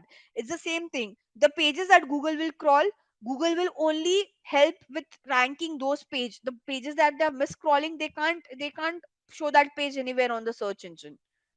I hope you're able to understand this concept. What exactly is a sitemap, and what is the importance of this sitemap? Okay, so if you upload a sitemap, you have a timestamp and you add some text description, this will surely help you to improve the ranking of your video as well organically. Okay, now when I was talking about video ads, I have discussed, I was talking about Google ads, okay, and I have already discussed what are different video advertisement that you can do through Google ads. But Google ads also offers you other kind of ads, okay, search ad, display ad, shopping ad, and YouTube ad, okay. So I'll just take you through. YouTube ad is something I've covered. Let me just show you search, display, and shopping. Display, I've already shown you the remarketing banner on Pink Villa's website. That was your display ad, because display ads are in a banner format. Okay. Search ad, shopping ad, I'll just quickly show it to you. So your search ad, Can you see the sponsored result? All this one, two, three, four are all search ads because they come under the sponsored result. Sponsored result as in you're paying money. This all these brands have paid money to Google to show their website at the top, and these are your organic result. Anything below that is the organic result. How does your shopping ad would look like? These are your shopping ads. Can you see sponsored result? These are all your shopping ads. Shopping ads are only for e-commerce brand where they can display their product. I hope I'm clear. So through Google Ads, the major ads that you can run is ads which are run on YouTube, your search ad, your shopping ad, your display ad. Apart from this four that I've mentioned, guys, you have one more, which is what we call as discover ad. Okay, I'll talk about it. So, okay, let me mention it over here. Google Ads, important ads are search, video, display, shopping, and the last one is your discover ads. Now, what exactly is discover ad? These are also banner ads. Okay, these are also banner ads, but they appear on. Now, if you notice, when I was scrolling on YouTube, I think I did showed you that. I mean, so wait, this one. This is my discover ad. So if you want to show any banner ad on YouTube, you run it through a discover ad. Okay, so first thing, it will appear on your YouTube feed in banner format. Then this ad also appears on your Gmail promotion section, and they also appear. So how does it look like? I'll have to open my Gmail to show this quickly. I'll go to promotion tab, allow it some time. Not this, all are not the ads. Okay, I'll have to refresh. Oh, okay, it appeared. Let's wait for 2 seconds, it will appear. Yeah, can you see this sponsored Google Ads and Rohan Builders? This is run through Discover Ad. The others email that I can see in promotion is done through email marketing. This is not done through email marketing. These are my ads that have been shown with the help of Google Discover Ad. Okay, I hope I'm clear. So it will appear over here, and it also appears when you open Google on your phone and you see some news, right? There also your Discover Ad can be appeared. So to summarize this, your Discover Ad would appear. See this. One, it appears on your YouTube feed. Sometime it can also appear in a carousel format. It can be a single image, it can be a carousel as well. Carousel is nothing but multiple cards. Okay, so this one is your discover ad. It also, now what is this section? If you open in your on your phone the discover tab where you see all the news, in between of that news you will see such kind of ad, and then you have your Gmail section. I hope I'm clear. So out of all this, so many ads that I've mentioned, me as an advertiser will decide what kind of ad I want to run. For example, okay, if I want to do some awareness, I will run a video ad. If I want to get some traffic on my website, I will run a display ad. If I want to get some leads, I will run a search ad. If I want to get some sales or purchase, I will run a shopping ad. Okay, now discover ad is usually run for everything. Like discover ad will help, apart from awareness, discover ad will help you with traffic, leads, or sales for that matter. So based on what is your objective, you choose what kind of ad you want to run. Make sense? So you as an advertiser, you have to decide what kind of ad you have to run. Google won't tell you anything. Yes, you can take Google suggestion, but try to understand Google suggestions are always with respect. See, Google want, at the end of the day, Google want the advertiser to spend as much money as they can. So their suggestion would also be on those line only. So you can't blindly follow what Google is saying. See, in future, if you're working in this department, you will have a Google team who will reach out to you, they will guide you. But when Google team reach out to me and when they try to guide me, I don't blindly follow what they're saying, because for Google the end goal is to ask their advertiser to spend as much as they can, right? So the recommendation is also aligned towards those lines. I hope you understood. So you should know, hence I told you, right? Out of all this ad, for if you want awareness, you run a video ad. If you want website traffic, you run a display ad. If you want some leads, You run a search ad. If you want people to go to the website and buy your product, like if it's an e-commerce business, okay, so shopping ads are only for e-commerce, you'll run a shopping ad. And if you want a mix of all, this is more of like discover ad is usually used to do some testing. Okay. Now, um again, for video marketing, apart from your YouTube that we have discussed, you have Meta. Okay. Now, if you know Meta, or in general Facebook as well, has 500 million people who watch Facebook every day. Right. Right. 80% of the consumer traffic is on video. Right. Again, there are 43% of the people who want to see your video content.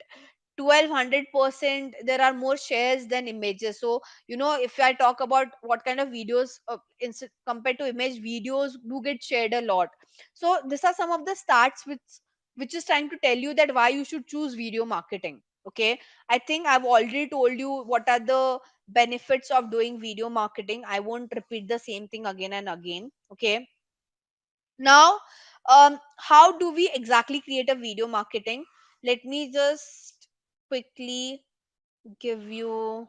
So when I create my video ads, okay, like whenever I do my campaign creation, um, I'll quickly show you how does it look on the back end. Okay. So by the way, to do this, we use this platform called as Google Ads. I have a dummy account, so I can show it to you over there. See how fascinating it is. Okay. So by the way, this is how a Google Ads platform look like. Okay. Don't feel overwhelmed. It's okay when the person see the platform for the very first time, they feel bit overwhelmed. But it's a very would I say it's an easy platform to use? No, you need some experience, you need some hands-on, how should I say, experience to use the platform. But you guys, all of you over here on the call, can create their Google Ads account and do some practice if they want to. Okay. Now, how does a campaign setup looks like on Google Ads? I'll just quickly give you a run through. Okay. See this. So here, from here, we create our campaign. Okay. Now, as I told you, why do we run a video ad? For awareness. So Google is asking, so there are a lot of questions Google will ask you for your campaign setup. Like if you want to run that ad, there are a lot of settings that you have to select. And will go through one by one settings, the important settings that at least you guys should be aware of. As I told you, the objective to anytime if you want to run a video ad, your objective should always be awareness and consideration. So I'll choose awareness. Now, can you see it is asking me what do I want to achieve by running my video ad? Do I want reaches? I want to reach out to unique people out there. Or do I want to increase my video view count, or I want to increase my subscription, or people, I want people to get engaged. So the most popular subtype is usually video view, so I'll choose video view. And here, can you see it is by default choosing my ad type as video. Okay. So I've selected, you just have to select the right settings. Okay. And I'll say continue over here. Now see this. Okay. Campaign name, guys, is for your understanding. So for whatever, like, this won't hamper the performance of your ad. It is just for your understanding if you want to give a name. So imagine, guys, I want to do this for Amazon, and I'll just write video view ad. Okay. Whatever I want to write. Okay. Now here Google will ask you what kind of ad you want to run. Skippable, infield, short. It's up to you. You can keep all three. Ideally, you can start with running all the three kind of ads. Okay. Then bid strategy is nothing but Google is asking you how they would charge you. So Google will charge you based on cost per view basis. For each view, you will get charged. Okay. So here the by default thing is CPV. I can't change this. CPV is cost per view. Now here Google is asking me how much I want to spend. So if you want to spend 100 rupees, you can say that. You can start with as low as 10 as well if you would want to. Can you see that is a good thing? So if I just want to spend 500 rupee right now, because the account is set up in INR, it will say rupee. Okay. Or how, see, this can be daily. So there are two kind of option Google's give you. If you daily, if you want to change the budget, you can do that. Or if you want to run a campaign for 30 days, 15 days, you can do that as well, whatever you are comfortable with. Okay. If I want daily, I'll say daily. If I want for a duration, then here I'll have to select the start and end date as well. Like if my campaign is starting from 20th of September, I want to run it till 31st for October, and then I want to spend 50,000 for it. So I can give that kind of budget to Google. I hope I'm clear. And here Google will give you a forecast. Forecast is um okay, wait. I have to confirm my identity. Give me 2 minutes. I'm just showing you a glimpse of how the backend look like. Okay. Now here. So here Google is asking you where you want to show your ad. So obviously you want to show ad on YouTube, so it will be there. Google TV is not for India location right now. It is only available for US. Hence, I can't do anything. And see this. This is where it is asking me if you want to run ad on third party website or app. So if I don't want to run my ad on third party websites and app, I'll turn this off. So it's up to you. Ideally, I just want to focus on YouTube right now. So hence I've turned this off. Okay. Then here Google will ask me the location where I want to show my ad. Do I want to show ad in all countries or just in India? Let's say you want to show ad. Now see this. Here you put your location. Let's say I want to show my ad in some of the cities in India, or let's say I want to show my ad in Mumbai. I'll say include. I want to show my ad in Pune. I'll say include, and it will also show me how many people I'll reach in that location. Can you see this? So let me do it over here in the map. Now imagine, guys, this is very fascinating. Okay, see this. Um, so imagine you guys want to run your ad in entire let's say I'll talk about Pune because I reside in Pune. I know the location in better way. Okay, so imagine I want to show my ad in Pune, but I don't want to show the ad in my location where I reside right now, right? Like, because let's say hypothetically I'm saying my area is not that great to show the ad. Okay, I can exclude as well. So see this. I can, let's say I can write my area pin code, and instead of include I'll say exclude. Now see this. Can you see this? So what this is trying to say is that my ad would be shown in entire city, but this is the area where my ad won't be shown. I hope you understood. This is what I was talking about, that you can do such level of granular targeting. Like you can go till pin code, not just, it is not necessary you have to target the entire city. You can target pin code, address, city, state, country, and as many as you would want to, right? Like let's say I just want to do pin code wise targeting. I can just remove this over here, and if I have a bulk location I can add it like this. So I know some of the pin code, I'll just add it over here. I guess something like this. I'll say search, and I'll say target all if I want to target both the location. Can you see these are two areas of Pune that I know, and it is trying to tell me that my ad would be only shown in this two area. So you can include the location, you can exclude the location as well. Like let's say I want to show ad in entire Pune, but I don't want to show ad in this two location. I'll do, I'll target the entire city, and I'll exclude those two pin codes where I don't want to show my ad. Make sense, everyone? I hope now you are able to how should I say, visualize how exactly this is done. Okay, reach is, you are reaching to unique people out there. So imagine, okay, 17 people. So if I say my reach is 17, I'm trying to say 17 each user, I'm able to reach out to all the 17 users who are there on the call. That is what I mean by reach. I want to reach out to unique people out there. Video views is nothing but one user might see your video multiple times. So imagine there's a good chance that my reach would be, let's say, when I say, okay, wait, let me put it over here. If I say my reach is 100, I am saying 100 people have seen my video, 100 unique people. But if I see my video view is 200, there's a good chance one person has seen my video multiple times. So reach is more towards reaching out to unique users. Make sense? By the way, I'll cancel this.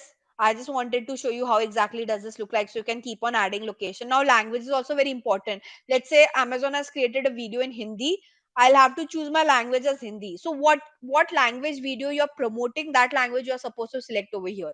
If my video is in English, my here language would be English. But my video is in other regional language like Hindi. Can you see? I can see an option to select Hindi. If it's in any another local language, I can choose that. So whatever your video is into, whatever language you have used to create your video, choose the same language over here. Okay. So right now I'll just stick to English. EU political ad, it is not for us. So I'll say no, this is not related to EU political ads. Now this related video thing is, see, if you want to create a playlist, let's say a user sees your ad and below that you want to see something, you want to show them a similar ad or a similar video, you can create a series around it, is what they are trying to say. Okay.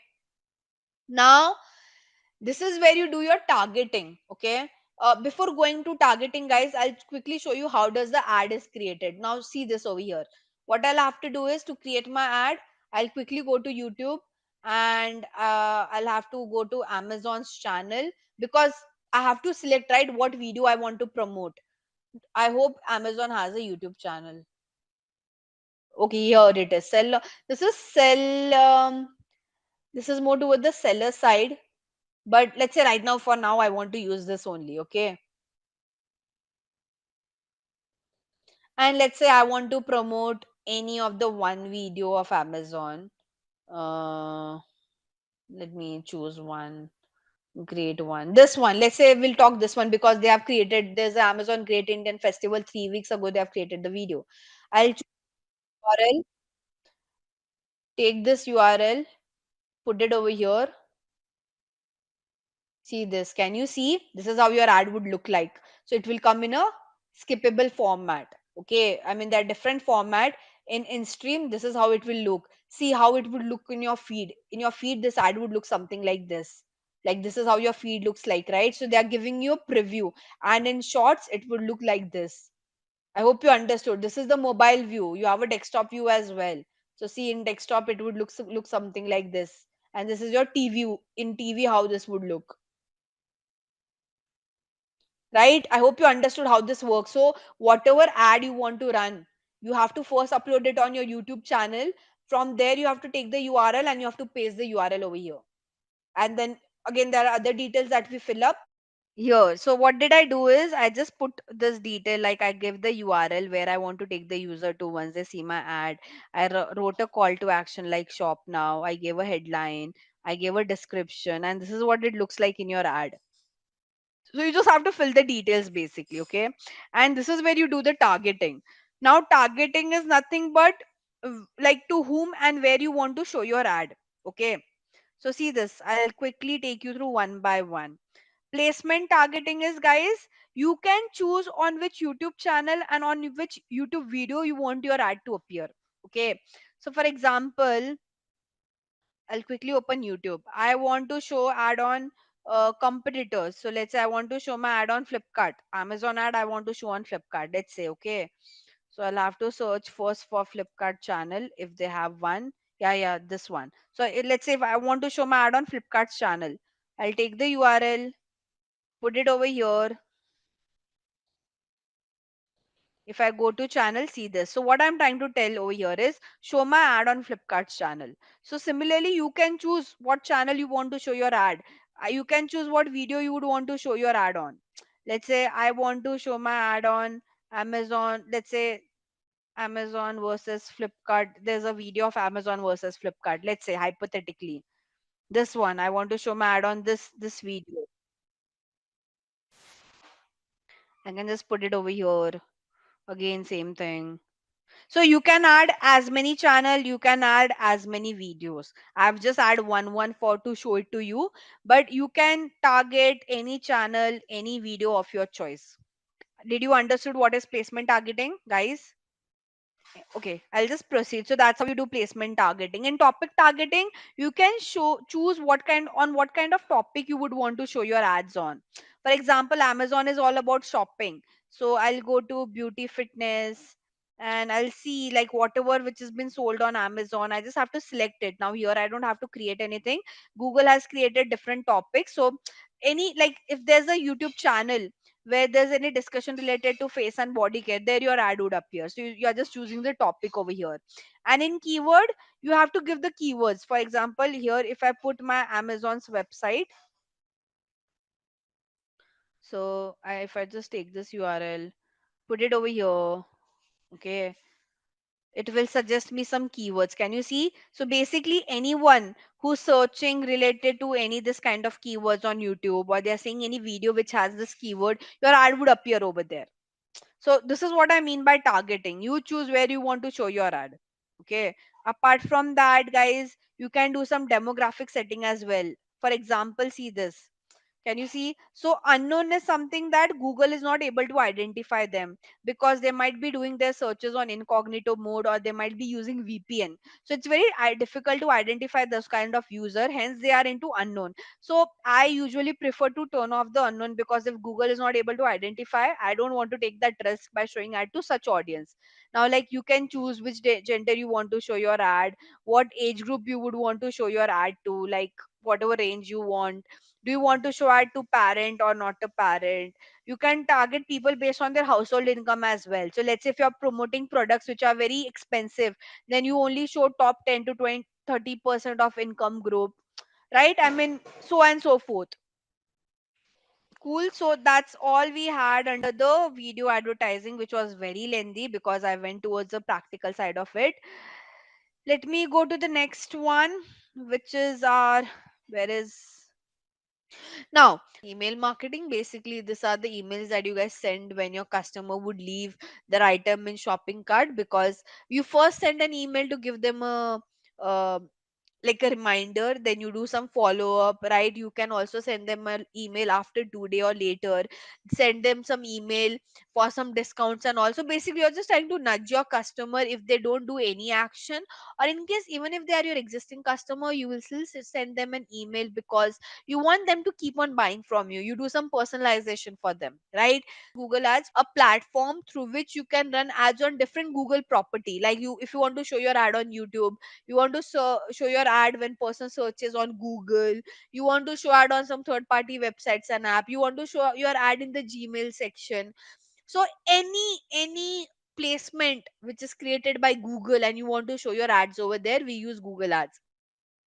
um what are some sources of behavioral marketing data, guys? So basically, what are some metrics that you would check? Like for email, you would check how many people have signed up for your email, what kind of product people are checking, what kind of services people are checking, how many people have accepted for your newsletter, right? How many people are actually page views, nothing but how many people are actually checking your website. Okay. Click doesn't mean checking website. Click just mean they have clicked on your ad, not necessarily they have landed over there. So hence we have a separate metric called as page view.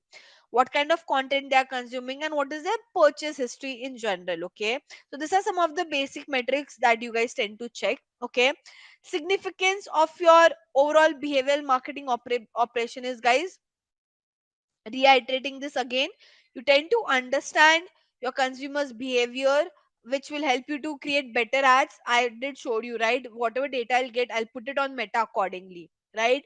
If you do that kind of precise targeting, you can form that relationship better with your customer. It will help you to give more ROI, more leads, right? So it's all based on you using some tools to understand who's your TG, taking that data and showing them ads with the help of all this platform like email marketing, Meta ads, and Google ads. Okay, you don't randomly guess that I'll target 18 to 40. No, have a backing why 18 to 40. Okay, now, what are the rules? Like, as a behavioral marketing, try to understand the behavioral marketing will help digital marketing in what ways. One is, um, it will help, to motivate the consumers to take some decision. Okay, because you have that kind of insight, you will give them some special discounts, some free products, and all of that, so that can push them to buy more product. Better engagement on your website because they'll spend more time, and again, the AOV would increase. Okay, improve your average order size, very important. You can also, again, you should know this metric. AOV is average order value, guys. Okay, basically this is nothing but on an average, whatever purchase happen from your website, what is the amount? Okay, like what, how much they are spending on an average from your website, basically. Okay, uh what are some pros of behavioral marketing? Again, it's the same thing. ROI, customer experience, engagement, um and some of the cons. Okay, so there are some cons as well. First thing is oversaturation of ads. Now, I believe you all might have faced this. How many of you are tired with the kind of ads you get bombarded so frequently? You all are, right? You are watching some video on YouTube, you see an ad popping up. You are seeing, you're scrolling on Meta or Instagram or wherever you see some ad popping up. So, are you guys not frustrated by that? That is what this is like a negative point, that people get oversaturated by ads. Now we can control this as well, okay? Guys, I have a question. On an average, a brand should show you ads how many times a week? So in a week, let's say if a brand want to show ad to all of you guys, what do you think is a good number in a week, not a day? 3 to 4 is the right way. You should show a ad to a consumer in a week 3 to 4 times. That's it. Otherwise, that apart from that, yes, if you have that kind of marketing spend, you want people to just remember your brand like anything, then obviously you can oversaturate them by showing it every day.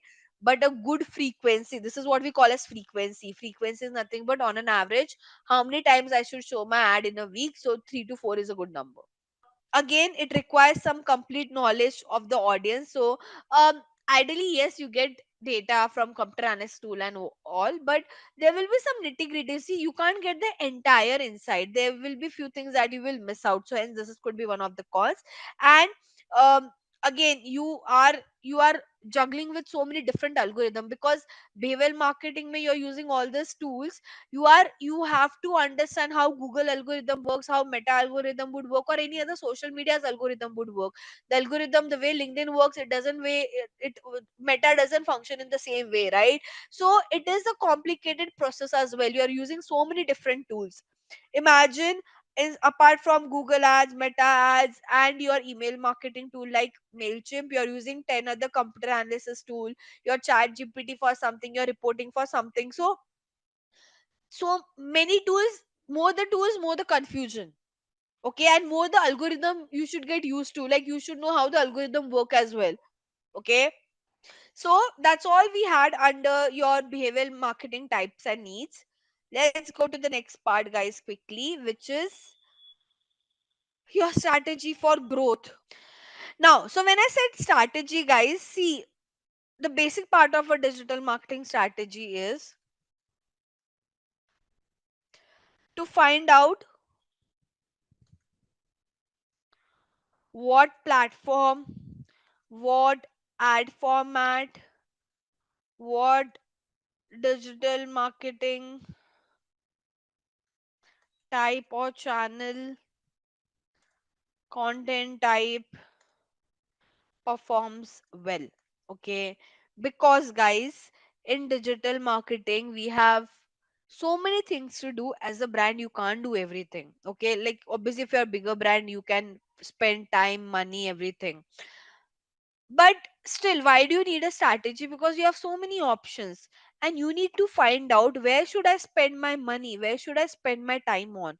That's where the strategy comes into picture. And one thing, you can't learn strategy theoretically. Okay, if you guys would ask me, ma'am, you have to teach us strategy theoretically, I can't do that. Strategy is something that you guys can learn with experience only. Hence, whenever you get started working in digital marketing, guys, you would every time you would see that you will get a lot of execution work in the initial 2 3 5 years of your career. Then you go towards the strategy, because to understand strategy, or to come to that conclusion of strategy, you should have that execution work experience. Makes sense? So anyone who's tell you do this, do that, no. Strategy comes with experience, not just digital. You talk about any industry. To strategize anything, you should be a pro executor. Makes sense? You have never done execution and then you're giving strategy, it will fail for sure. ChatGPT can also not help you over there, because brand to brand the strategy would vary, category to category the strategy would vary. There's no standard strategy that one can follow. So if anyone would tell you, will give you a list of strategy that you should follow, and the person has never done an execution, please never trust what they are saying. Okay, never ever trust a person doesn't have an execution and they are giving you strategy. No, it won't work well.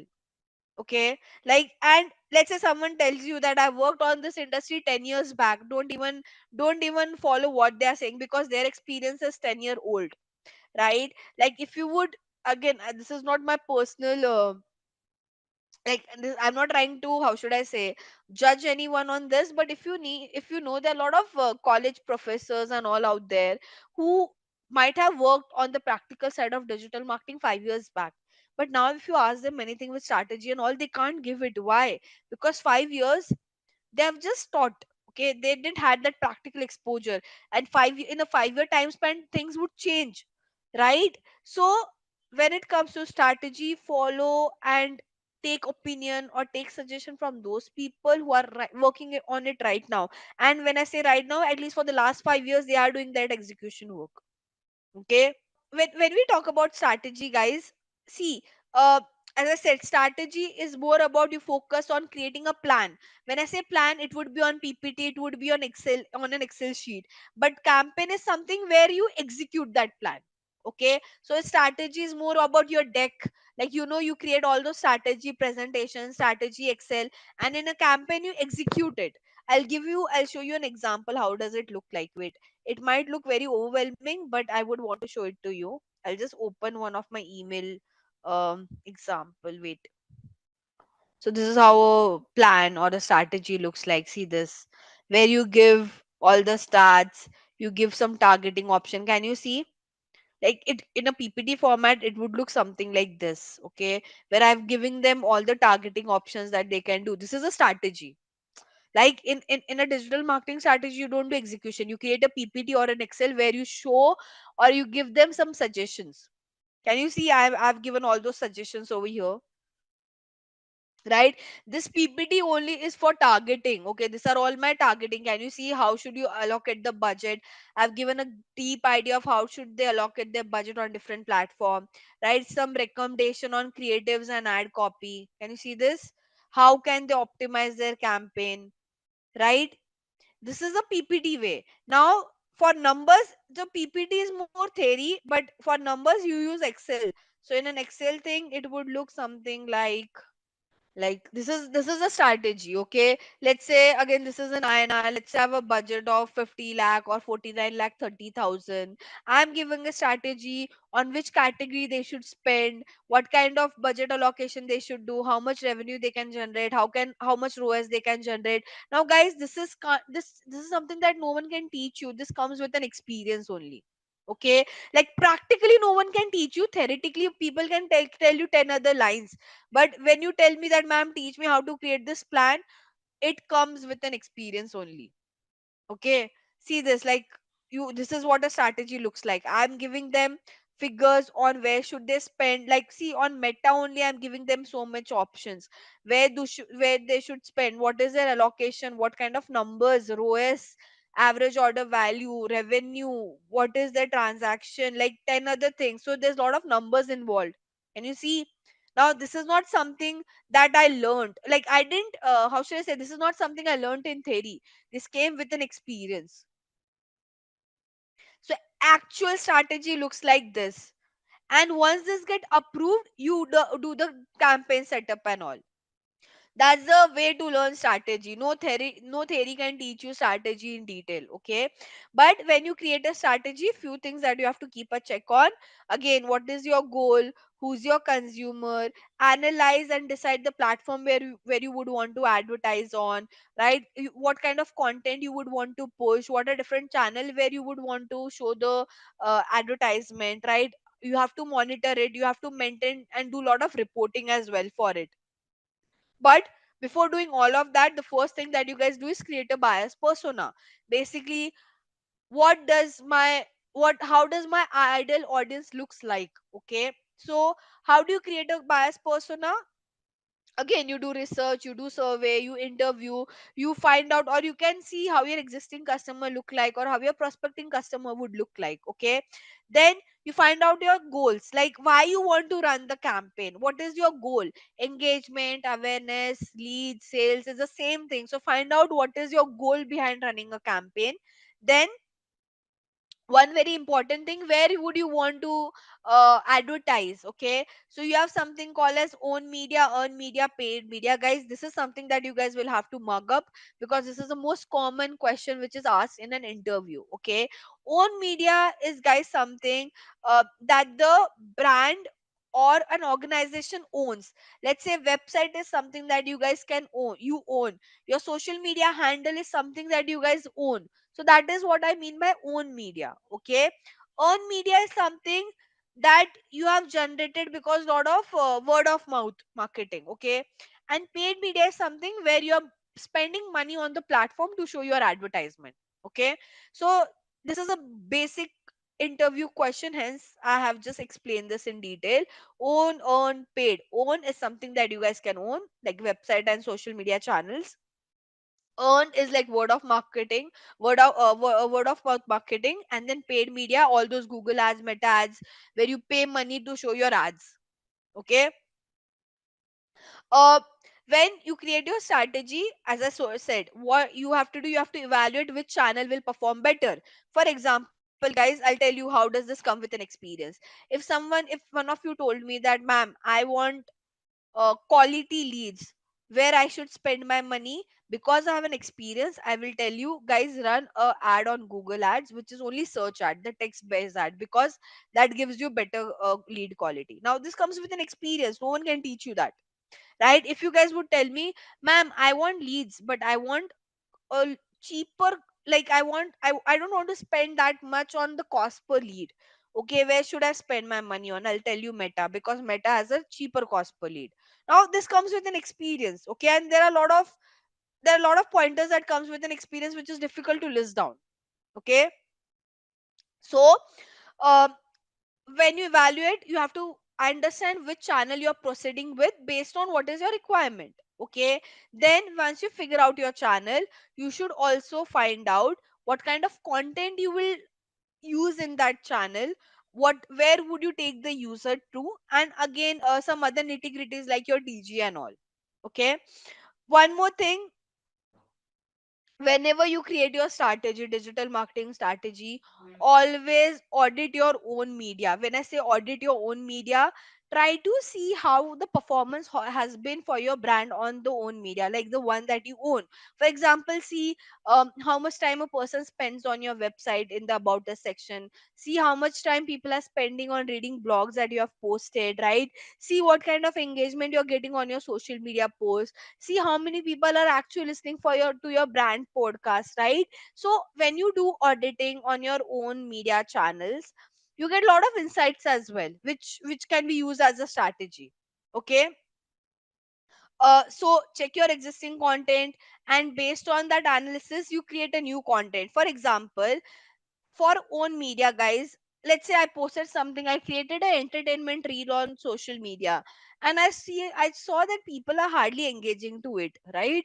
That clearly means in next time I'll try one more time creating an entertainment content. If it doesn't work, that means my audience is not as such, right? Probably I'm a B2B brand, and hence people don't like entertainment content, they're more towards the educational content, right? So that's what I mean by evaluating your own media strategy. Like, you just don't have to post your content, you have to see how it's performing. Okay, again, for earn media as well, guys, you can evaluate, like if I'm running ads on Meta, I will see what kind of age group has given me a good amount of traffic, or what gender is performing better, what interest targeting is performing better, right? So basically, see, in paid media, guys, there are 10 channels where we do advertising. When I say 10 channel, I'll give you a list in front of you. See this. Okay, these are all paid media channels. See this.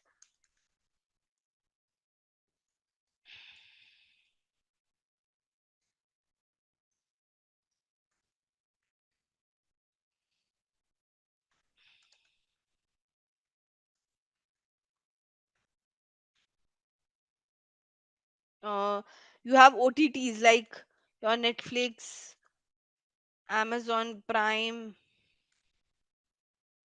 right? you have some premium apps. All this are part of your own your paid media. Now guys, you can't keep on spending equally on all this platform, right? You have to find out which platform is good for your brand. Okay, for some brand Google ads might perform better, for some ad Meta would perform better, for some ads for some brand the LinkedIn platform would perform better. So it is very important for you to find out the right platform where you should exist, because you can't say that I'll spend on all the platform. No, you will burn out of money then. Okay, like nowadays, at least in India or there are many location, there are startups. Okay, trust me when I say this, there are startups who blindly burn their money on running all these ads. Okay, they don't see what kind of, like, they just want, like right now because there's so much sale going on, this is a sale period in India. Brands are spending blindly on all this platform. They're not even calculating how much revenue, how much of return they are getting after spending their money on such kind of platform. And later on, there are many startups who got closed as well. Okay, at least in India we're seeing a lot of trend where people are getting fired, like because the market, there's so much competition, they want to beat that competition.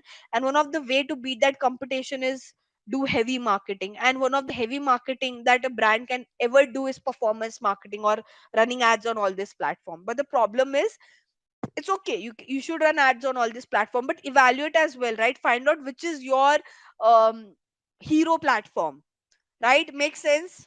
So, ideally, your strategy overall should be you do everything in digital, okay, not just ad. So, you send out good email, you create some podcast, you create some webinar, you give some giveaway, create some contest, write a blog, run ads on all important platform that your brand would have. Focus on your SEO point and give as much educational content to your consumer as possible.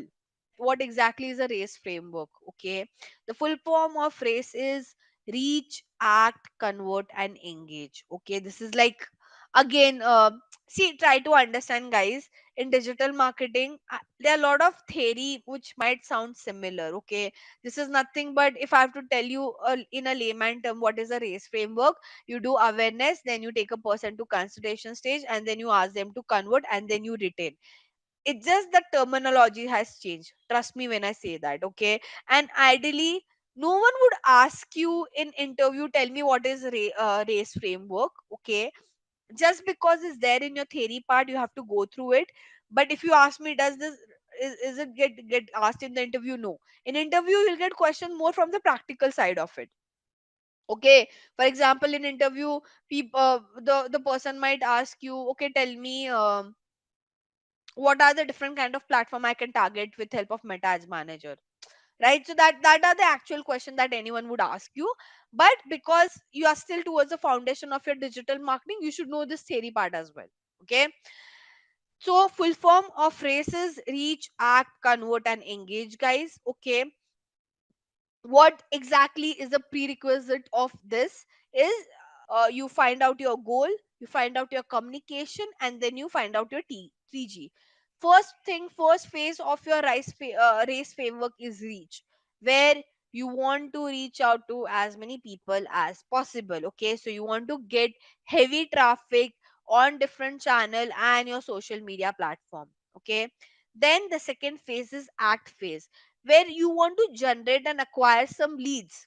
Okay, so you want people, like you want people to go to your website or buy the product, or you want people, if you are a brand who doesn't sell a product online, you'd want them to come to your website and submit their detail. Okay, so it is more of that you're focusing on, making your user to take the next step in the entire customer journey. Okay, then you convert them. Now what do I mean by convert them? For example, like let's say you all are the students whom I have converted right now. Hypothetically, I'm saying first thing I'll do is I'll reach out to all of you. Okay, then I will show you a webinar where I'll give you a glimpse of how to do digital marketing. You might be interested, so you'll share details with me. Then I'll call you separately, I'll tell you what has been my past record, what have I done so far, and if that interests you, you will convert. So basically you'll do a transaction with me. Whenever I use this word convert, I mean there's a transaction involved. The person has given that money for your service or for your product. Okay, Now, um why it is recommended? Because again, it is data driven. There is, you do lot of goal based and result oriented marketing.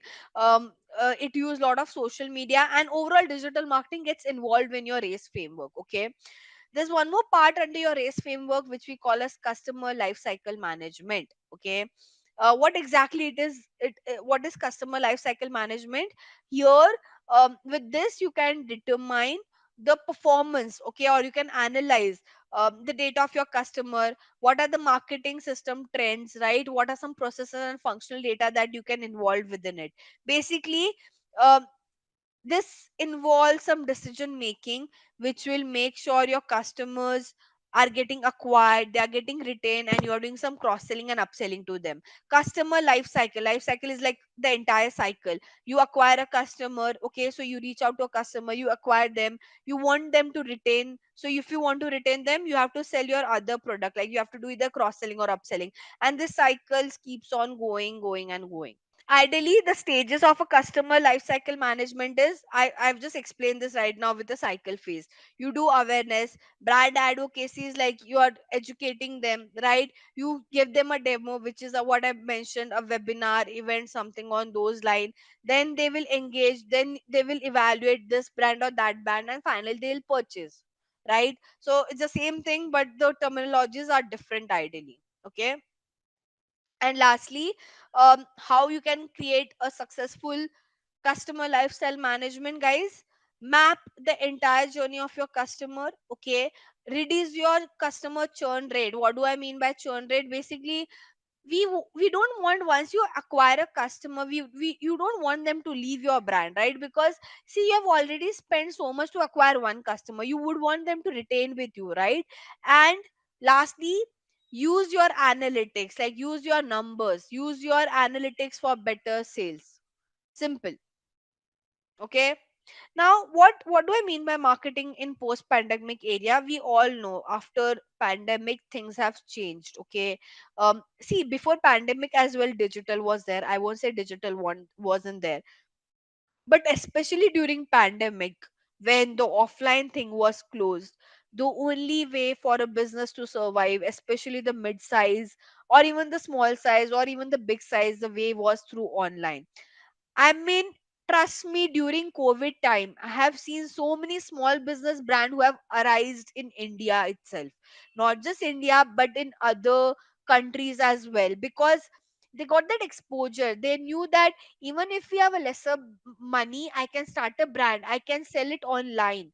Not necessarily I have to run ads, but I'll do it or organically.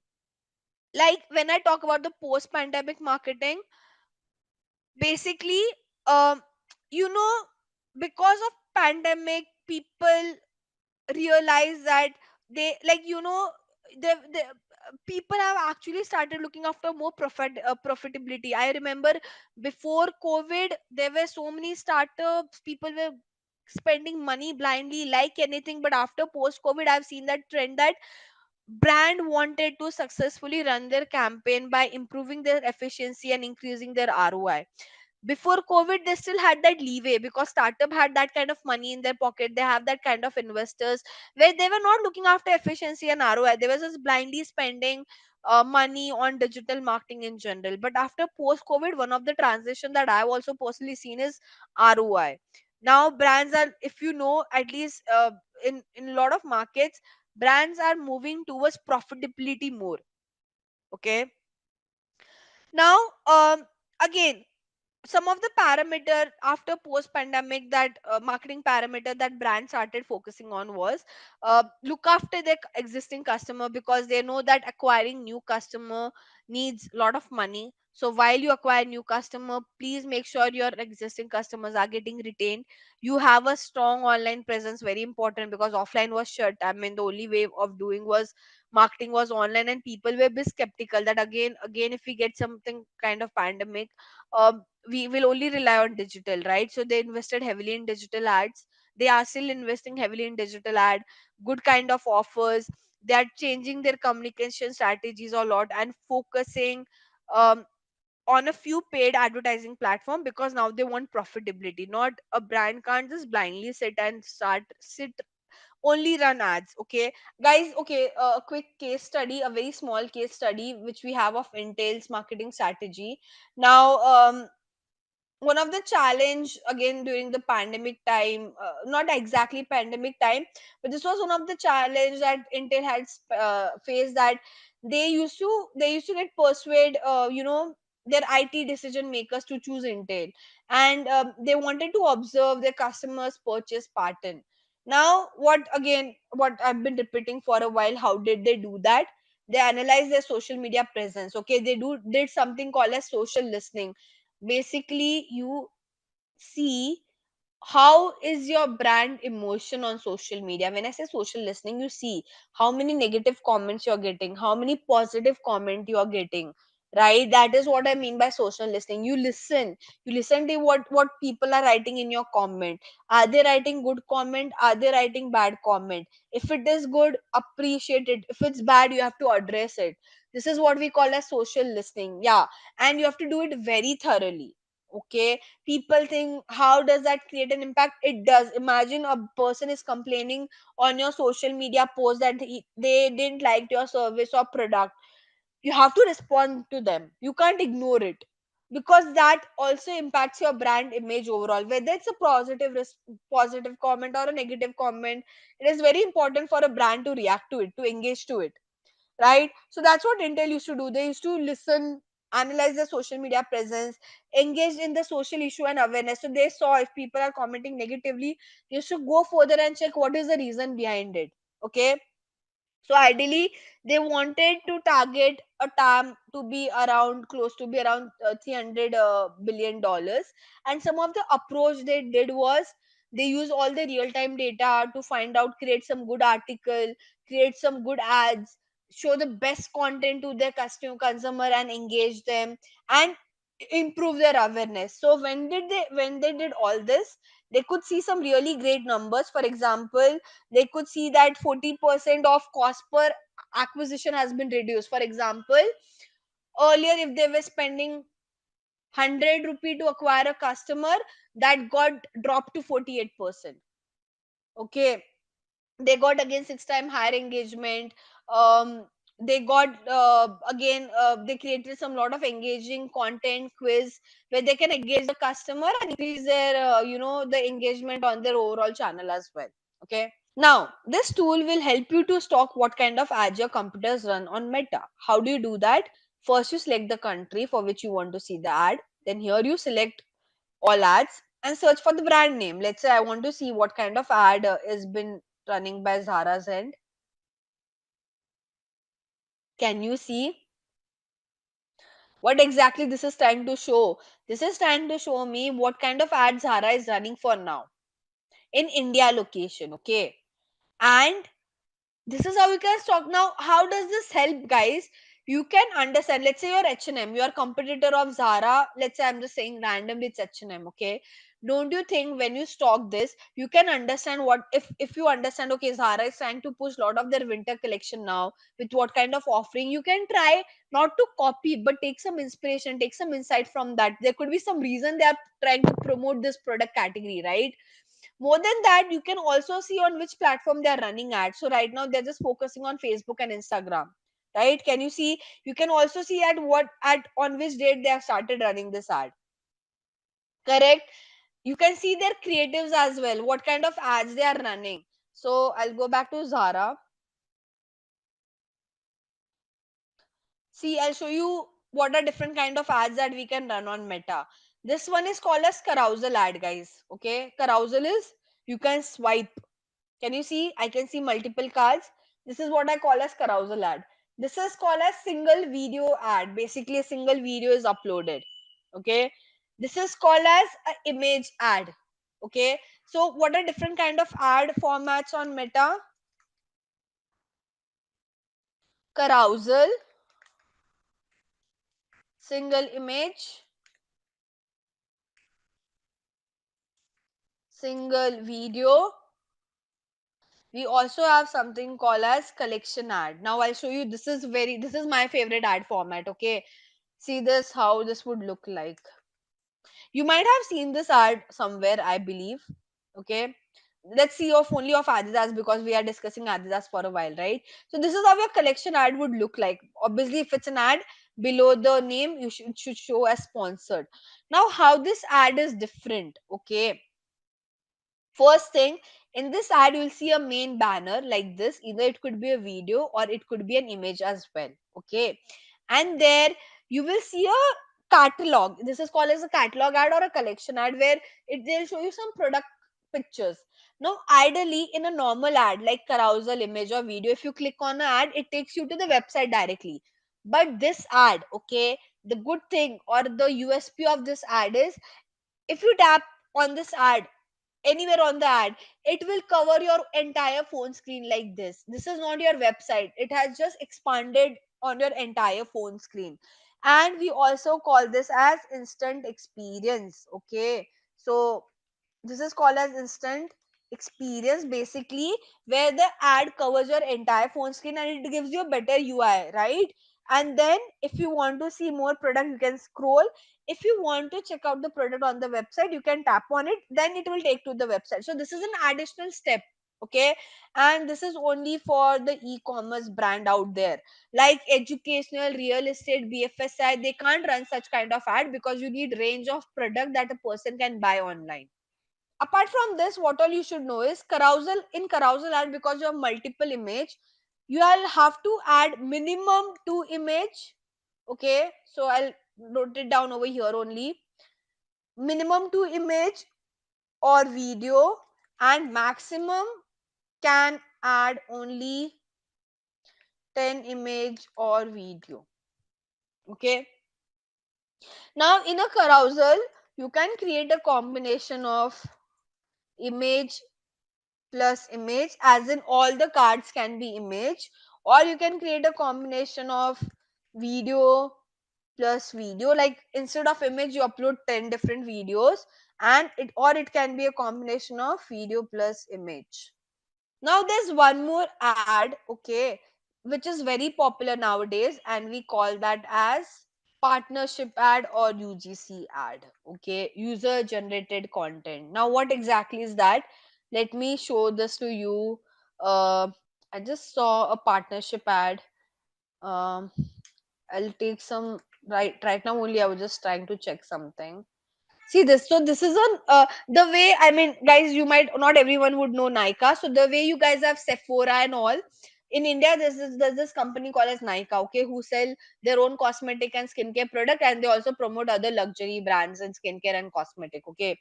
Now, what is a partnership ad?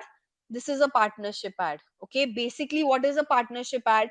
Imagine, guys, I am Sephora, and um Daniel is an influencer. Okay, let's take a scenario. Daniel is an influencer, and I'm Sephora. I reached out to Daniel that, Daniel, you are a beauty influencer, or a makeup influencer, let's say, whatever he is. Can you create a video where you will get, you will feature Sephora into it? So yes, Daniel will create that video. I'll pay some money to Daniel to do that. Now I want to run that video that Daniel has created as my ad. I have to run a partnership ad. This is what we call as a partnership or a user generated content. Okay, and it looks something like this. So now here, instead of Vedika Mehta, I could show Daniel's name and with Sephora. Basically, the video that influencers are creating for your brand, and they have posted on their social media channel, if you want to run that as an ad, that is called as a partnership ad. And trust me, nowadays the best performing ad is a partnership ad, because imagine a normal image or a video where you're just talking, a random person is talking about your brand, and there's one video where a most popular influencer is talking about your brand. Which one will perform better? Obviously the one which influencer is vouching for, right? Nowadays people blindly follow what influencer does. Hence the partnership ad is the best performing ad format for the time being. You have also something called as a component. Now what is the component of your ad format? I'll just show you quickly.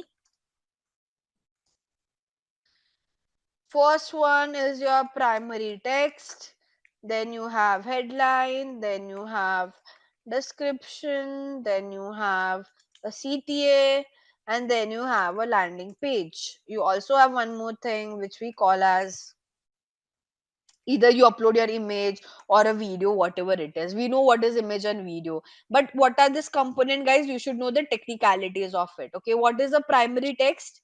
Quickly we'll go through it. Okay, any text or any copy that you can see about the video, about the image, is called as primary text. This is a primary text. This is a primary text. So the text that you can see about the image or about the video is a primary text. This is what we call as a primary text. Okay, important part of your ad, because a user would get interested after reading this. Okay, so you write good USP, create some FOMO, add some emojis the way they are doing it to make it attractive. Your goal should be to make your primary text as attractive as possible. Hence you would see brand use so much emoticons. They talk about the USPs, offer and all. Why? Because this will push you to buy the product. Okay, so to write a primary text, add your USP, create some FOMO, fear of missing out, basically write some offer, um, add some emojis, not make it look text heavy, and write in pointer format, because again if you write it in a para format it looks very text heavy, right? Then we have something called as headline. How does a headline would look like? This is a headline. Again, it should be short and crisp. This is your CTA, call to action button. This is your URL, nika.com. Okay, so these are your component of your ad. Your primary text, your image, or it could be a video over here. This is your CTA, this is your headline, and the on top of that is your URL. How exactly do we create ad on the platform? It's easy, guys. You just have to fill up the details. Now for ad creation, see, all this creative pictures is again not a job of a digital marketer to create. You'll have a graphic designer. If you are working with a big brand, you don't have to create this picture and video. You have a graphic designer or a video creator, video editor who creates it and send it across to you. You can probably guide them, but the execution is done from their end, because again you as a digital marketer, it is not your job to create a picture or a video. There are graphic designers, video editor, video makers out there to do it for you. You can guide them, you can give your tips, you can give your opinion, but they are the one who will do the execution.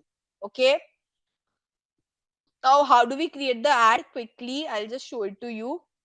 See, when I go over here, see, this is how the ad level data looks like.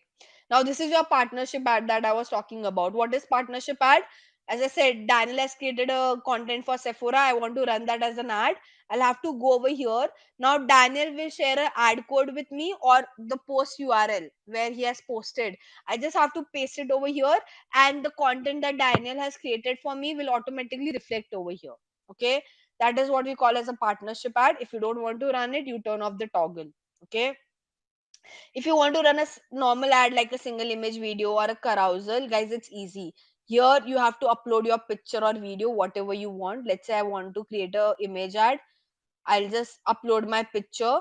One thing to remember on Meta, okay, because your ads are shown on different placement like stories, reel, your creative needs to be cropped as well. For example, this is for stories and reel. Can you see it is looking very bad? Why? Because my creative is in horizontal, this is vertical. So I have to create a creative in vertical as well. I have to ask my graphic designer to share me a creative in the vertical format as well, not just square. So I'll just mention it over here. Whenever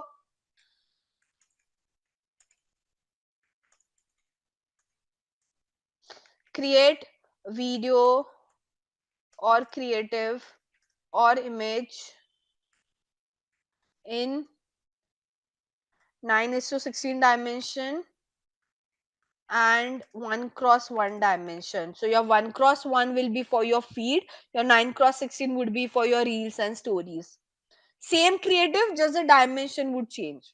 Okay, otherwise it will look this like this, it doesn't look good, right? You have to create a creative which is for this vertical mode. Okay,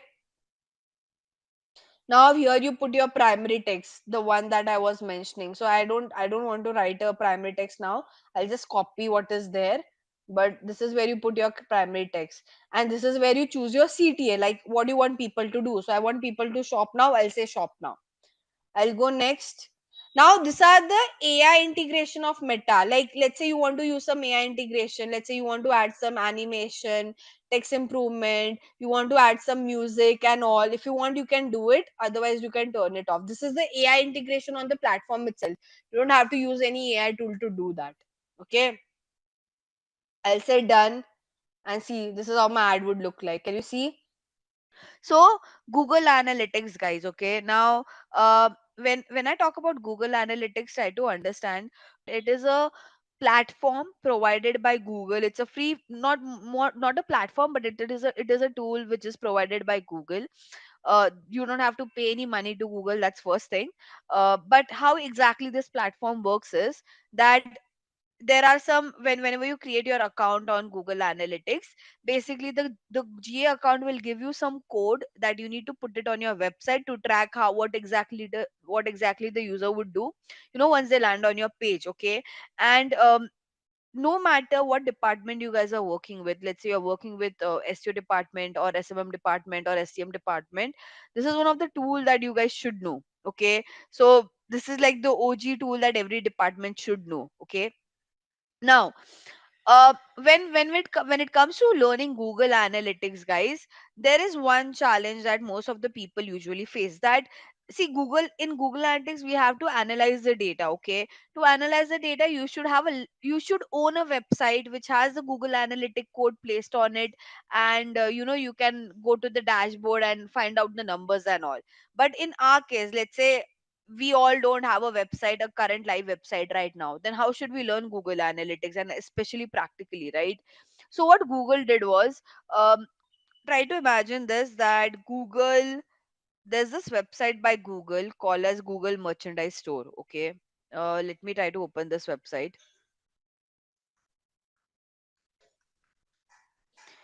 So here we are. Okay, this is a website which is owned by Google, where Google sell their merchandise. Okay. Now, what Google did for people like you guys and people like me, I do have a G account but can't show because that's client's G account. So people who want to learn Google Analytics practically, what Google did was, Google has provided, like, this website also has Google Analytics close placed on it. Okay, so what Google has done, Google has provided a free access of this website's Google Analytics account, and everyone can access that. Okay, now that is what we'll refer for today. So whatever data analysis that we would do is for this particular website, because this is the only free G account that we have for now. See, to learn Google Analytics, you should own a website. That website should have a code placed on, the GA code that needs to be placed on the website. But in our case, because we don't own a website, because we have not placed any Google Analytics code on the website, we can't analyze the data, right? Hence, we are referring to the Google Analytics demo account. Now, what is a demo account? Demo account is nothing but Google's website, which is the Google Merchandise Store.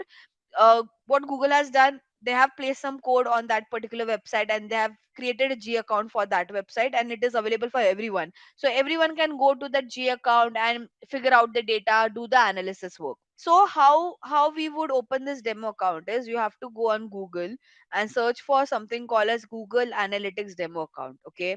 Now when I search for this particular query, can you see the first link over here? Okay. So can you guys also open this link? And when you open the link, I want you to hover down till this part. Now, what we have to do, we have to click on the first link where it says Google Analytics for Property, Google Merchandise Store Web Data. So I want you guys to click on that link. Okay. And you should see a Google Analytics account which will pop up. And it should look something like this. Let me know if you can see this. If you can't see this, let me know what are the errors that you could see on your screen so I can help you out. And by the way, guys, one important thing, okay?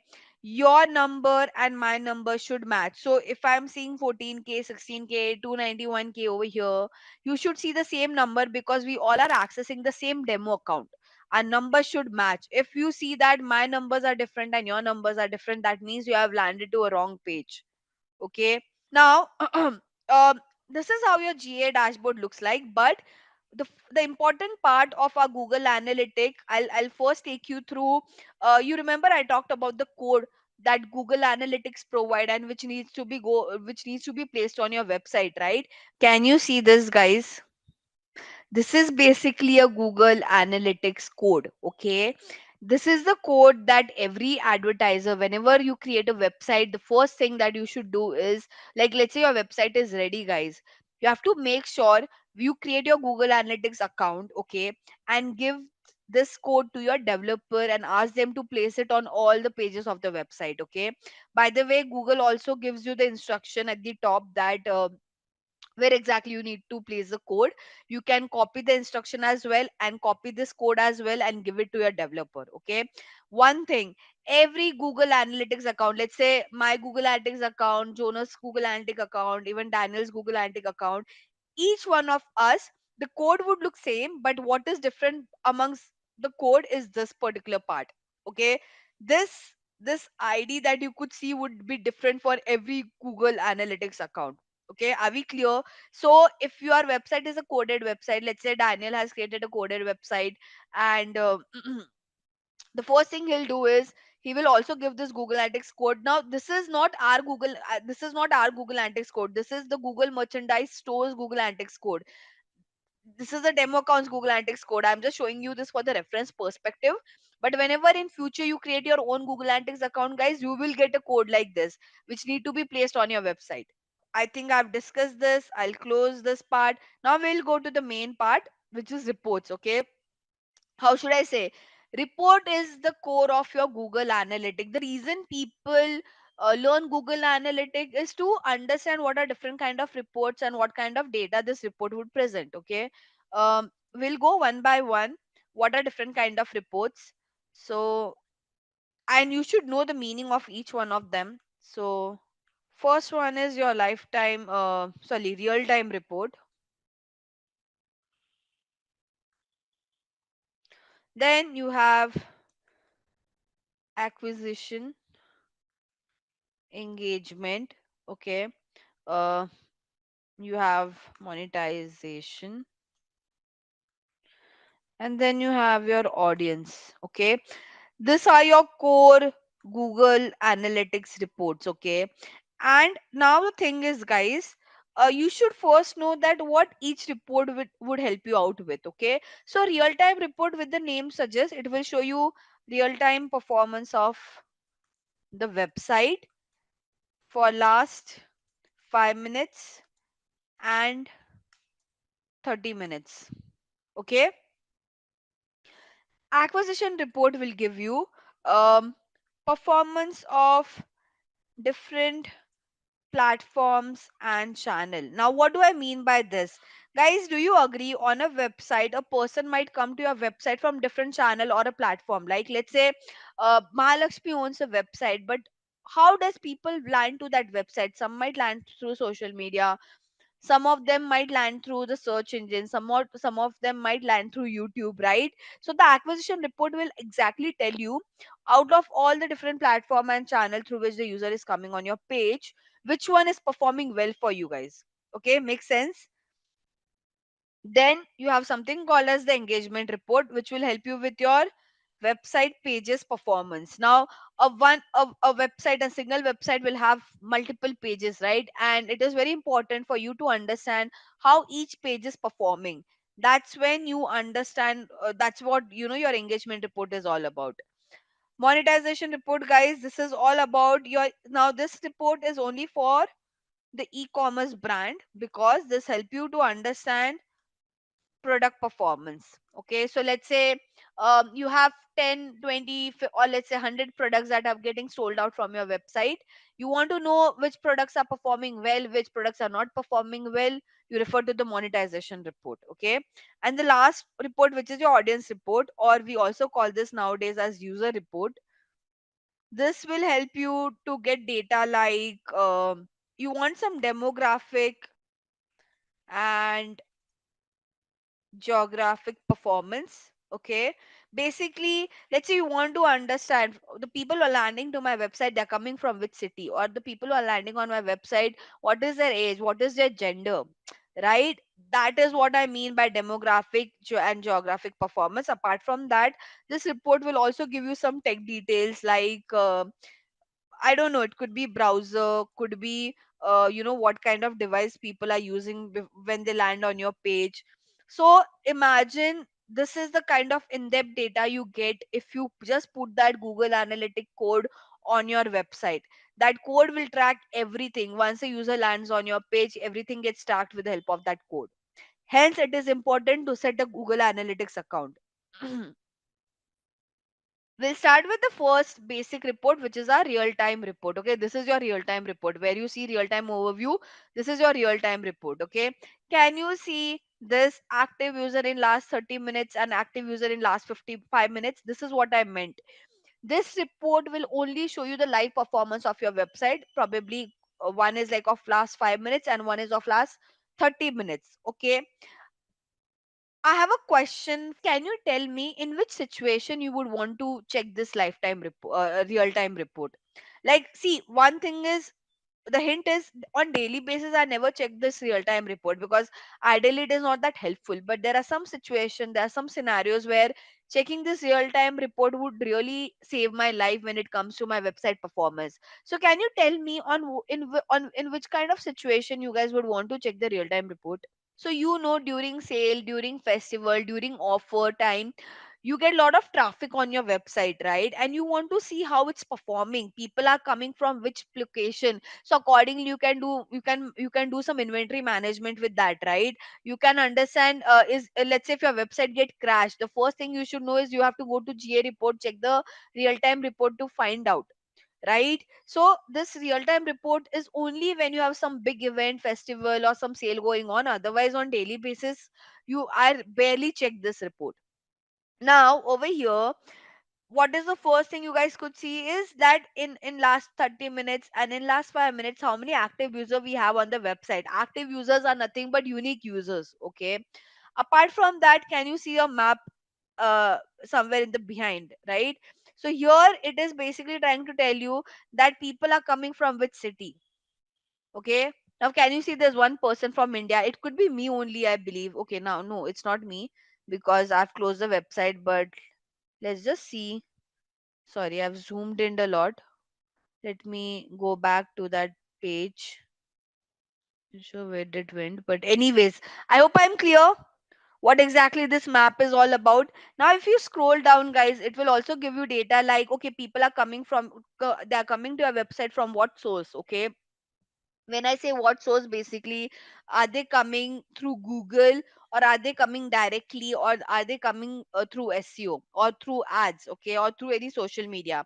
By the way, what do I mean by direct? Direct, the meaning of direct is that, okay, let's say if I go to Mintra's website like this, like right now, if I go to Mintra's website like this will be considered as Google. Okay, but if I go to Mintra's website like directly to the page, this is called as direct. So basically, you directly put the URL and you land on the website. Make sense? So again, this is trying to tell you that this is trying to tell you what kind of activity the users are doing on your page. This will tell you, okay, where exactly they are trying to spend time on your website. So again, for merchandise store, most of the people are spending time on home section, then the shop section, new section, and 10 other pages that they might have. Right, again, these are more specific event that they're trying to talk about, that how many people have checked any page, how many people have done add to cart, right? So the importance of real time report ideally, guys, is only with respect to if you have as Rahul mentioned, if you have any sale or something going on, that's when you ideally check the real time report. Otherwise it does not much of any use. Now apart from real time report, guys, okay, here you don't have to put any date range. Okay, no need to put the date range because obviously this is a real time report, right? But for all the other report, you need to put the date range because all this report will give you the past performance. Okay,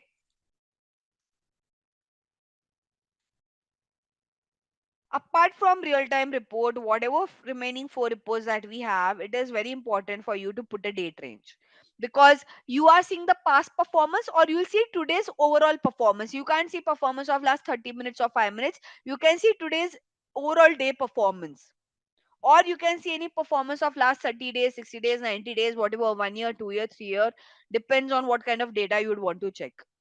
Okay, now this is where the interesting part comes into picture. We'll start with the first report, which is your acquisition report. Okay, overview section, guys, we won't check because overview section is bit confusing for you guys, so we will directly go to the main report. Okay, overview report won't give you the detailed insights. Okay, and again, it becomes very overwhelming and confusing if someone is looking it for the very first time. Hence, let's just refer to the main report. So in acquisition, the main report is your user acquisition and traffic acquisition. Okay, before I go ahead and explain you what is user acquisition and what is traffic acquisition, guys, let me walk you through the page first. Okay, so this is user acquisition report. This is the place where you put your date range. Okay, why the date range is required? Let's say I'll ask you guys, can you check the performance of last 90 days and tell me which channel has performed better? You have to come over here and change the date range, right? Hence, this is the important of date range. So let's say I would want to see the performance of last 60 days. I'll just like put a date range and I could see the performance. Okay, now if I scroll down, guys, because this is an acquisition report, it will let you know which channels are performing better. Okay, so direct, organic search, paid search, these are all different kind of channels. Okay, now um before I jump into this, guys, there are few things that you should know. Okay, eh, not necessary there are only 10 channel performers. The reason you're able to see 10 channel over here is because if you could see here, the setting, the by default setting says row per page is 10, but you have to increase this. If you want to see performance of other channel which might be there, you have to increase this row per page part. Can you see? So this way, some of the channel which were getting hide out, now they are not. Okay, so always remember to increase your row per page. And there are times if you have multiple pages, you'll have to hover around over here as well. Okay, but for now I've just increased the row per page section. Okay, now first thing, guys, this is called as dimension. Okay, in technical term we call this as dimension, and these are called as metrics. Okay, now this is your primary dimension, but there are many times when your client would want to go and find out more in-depth report. Okay, what do I mean by that?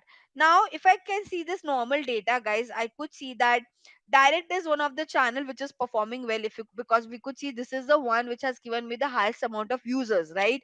1,77,436. But let's say my client comes and asks me, Jigisha, okay, I understood direct is one of the channel which is performing well for us. Can you tell me from which city exactly these people are coming from through with the help of direct channel? So now my client want to break down this data. They want to know, okay, understood, direct is the best performing channel. Now you break down this direct report and tell me people are coming from which city exactly, right? So that's when you put a secondary dimension. So this is called as a primary dimension. Secondary dimension is nothing but the second filter to your report. How do you do that? Can you see the plus sign over here? This is where you put the secondary dimension. If I hover around over here, now let's say I talked about city, right? So I can search for city and I can tap over here.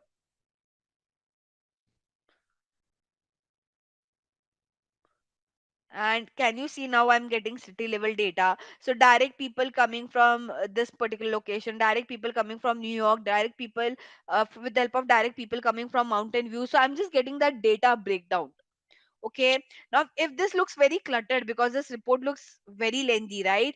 Your client just want to understand people, like what are the cities through people are coming from, but with the help of direct channel, here in the search bar you put a filter of direct, so whatever performance you would see would be only for the direct channel and not for any other channel.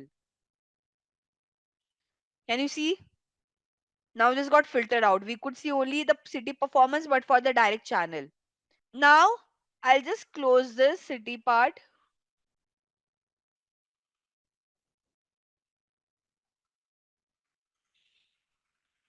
and these are your metrics. Okay, so I'll take you to what are these metrics and what exactly do they mean. Okay, let me remove this as well. What is total user? The total amount of people who are there on the website. This is your sum total. Here it will you here you will see all channel wise breakdown for the same. Okay, then this total user is divided into new users and returning user. New users are basically people who have came to your website for the very first time. Returning user are those people who have visited your website in the past as well. Okay. Then you have something called as average online active user engagement time. In a layman term, what exactly does this mean is, on an average, how much time a user is spending on your website with whatever the different channels are. Okay, if you could see, there's a lot of time spent by people coming from cross network and email as a channel. 3 minutes 37 seconds, 4 minutes. More the time they spend, better is your overall website basically.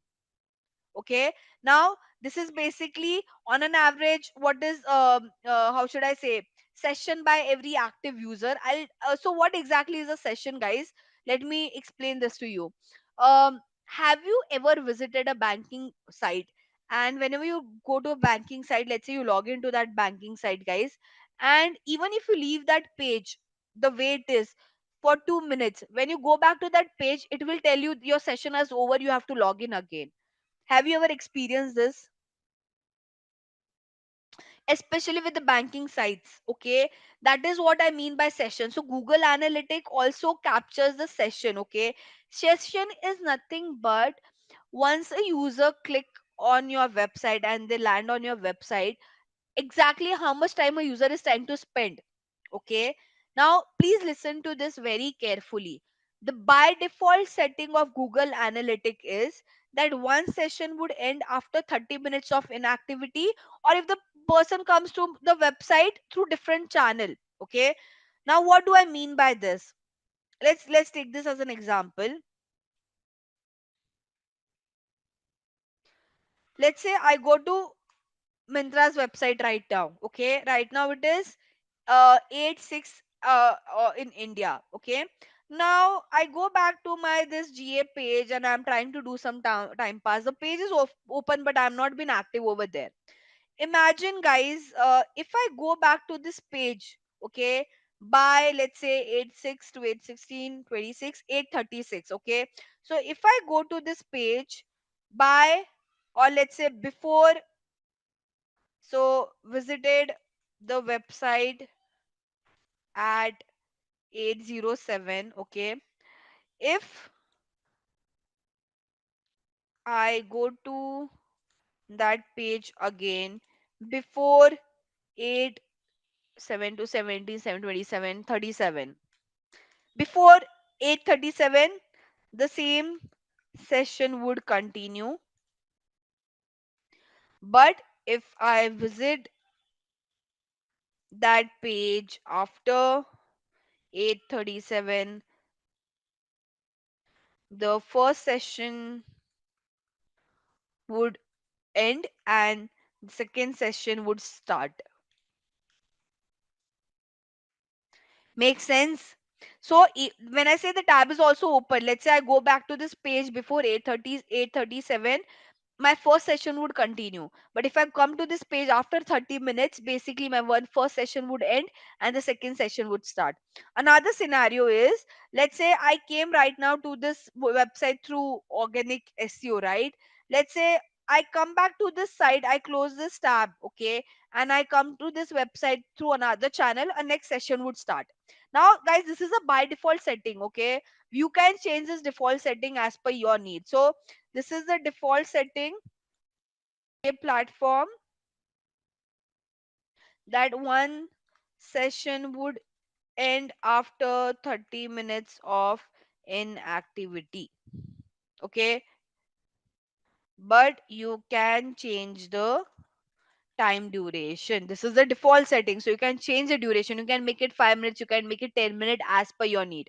If you know the banking website, they keep a very short duration because they don't want, I mean, something can go wrong, right? If they give such a good timeline, let the person can keep that banking website open for 30 minutes, and if they go back after 30 minutes the website would still work. No, it won't. It will tell you the session has ended.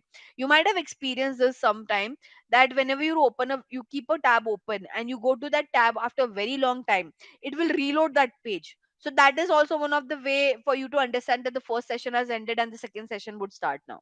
So many people, many brands, they don't rely on clicks number, they rely on session, because session gives you a surety that yes, the person has visited your website and they are trying to do some activity over there. going back to my dashboard. Okay, now you have something called as event count and key event. Okay, event count is nothing but all this. Okay, there are different activity that the user is doing on your page. If you want to see performance of one specific activity, you can tap on it. Okay, let's say I just want to see how many people have done add to cart, then I can tap on it, and I can give the, I'll get the exact number of add to cart. Can you see the numbers as reduced? Okay, that is your event count.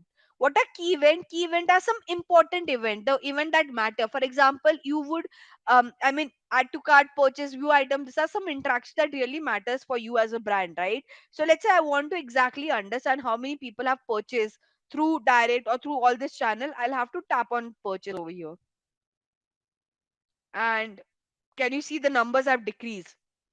So see this. Here I put a filter of add to cart. Here I am putting a filter of purchase. If you could see the number of people who have done add to cart, suddenly when they go to the purchase stage, the count has reduced. Let's say from direct, the people who did add to cart for the last 60 days were 34,187, but then it got dropped to ideally the people who purchased were only 3,257. So you can understand how many people are getting dropped off. I'll move forward, guys. I hope now you could have understood this better. So you have user acquisition and then you have traffic acquisition. Okay, what is the difference between both? The user acquisition token would give you the data from user perspective, unique people who are coming to your page ideally. But the traffic acquisition report will talk more about the session.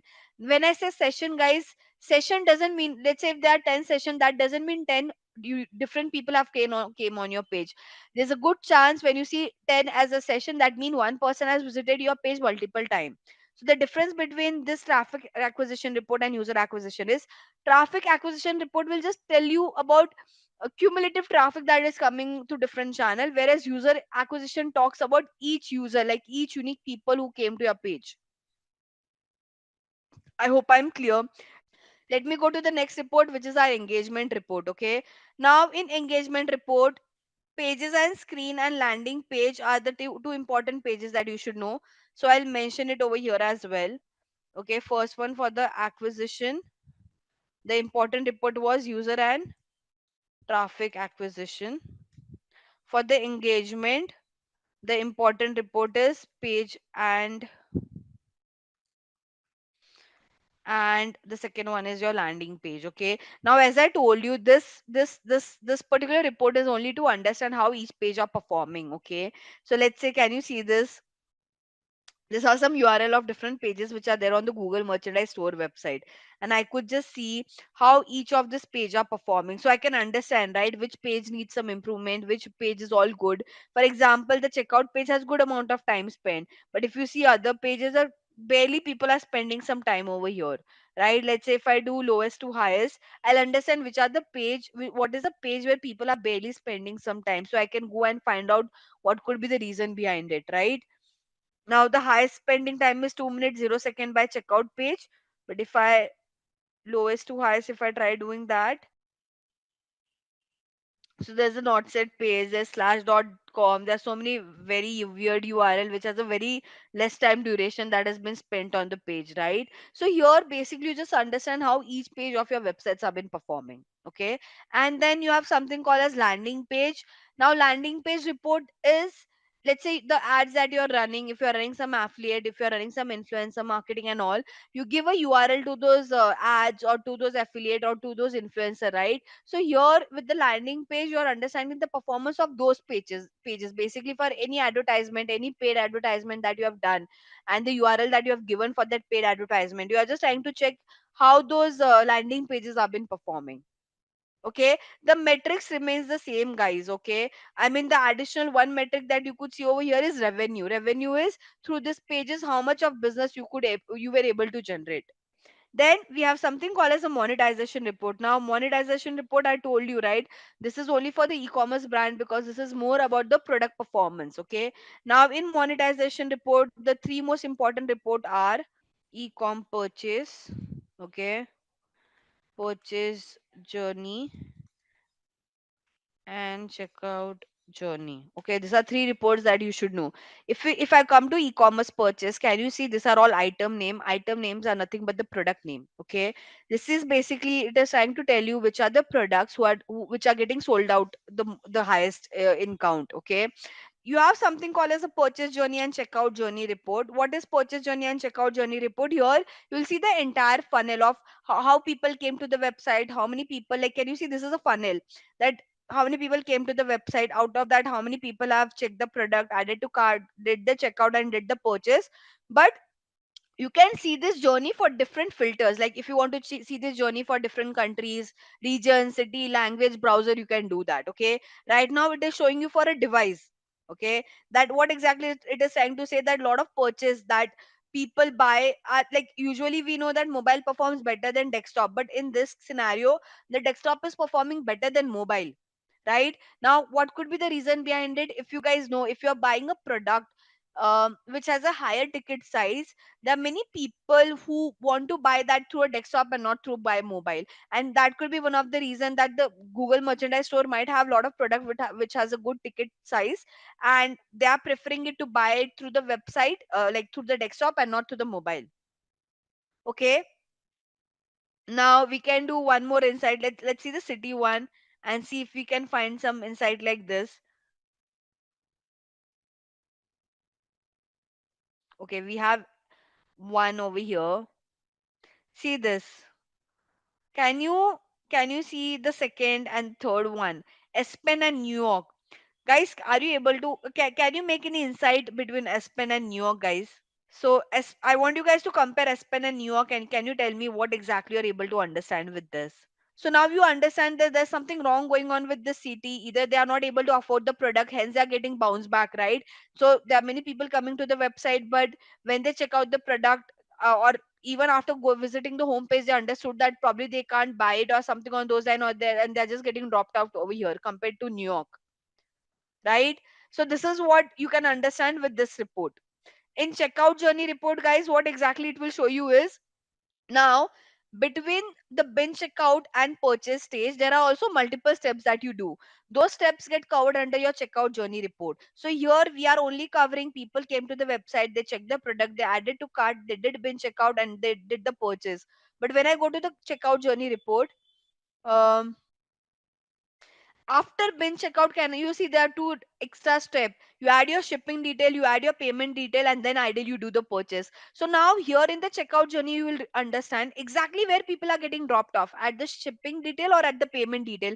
And if you could see, people are not getting dropped out at bin checkout, not even at shipping. When they're asked to add their payment detail, there's a sudden drop. That's why you can see this decline phase over here. So till shipping, it's all good, but when they come on the payment page where they have to add their credit card detail or a debit card detail, that's where there's a lot of drop off. And obviously, then in purchase, right? So the problem comes over here in this stage. We are just analyzing how to check a GA report, and this is in a similar manner you'll do it whenever you work on Google Analytics in future. It's just that right now we are analyzing the Google merchandise store website. In whenever you'll you'll do it, you'll have a website for which you'll be working for, or the brand's website for whichever brand you're working for. So that's all we have under monetization report. And the last important report that you guys should know is this one, user one. Okay, so see this in user, the report that you guys should know is the demographic detail,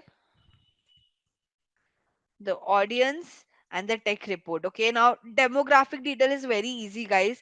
You can see country wise performance. Now if you want to see some region wise performance, city, language, age, gender, interest, these are all demographic traits. So if you want to see performance of any demographic trait, you come to this report. Okay, can you see what are people's interest over here and which kind of interest people are converting more?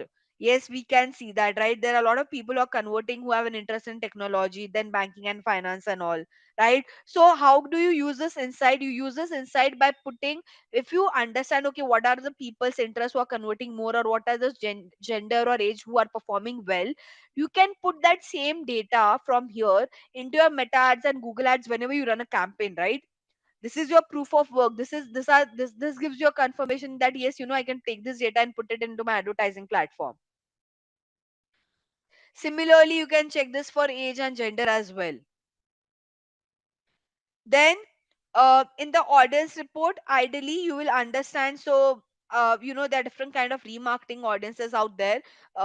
can you see all user, non-purchases are different kind of custom audience that we create. And if I want to see a performance of that, you can see it over here.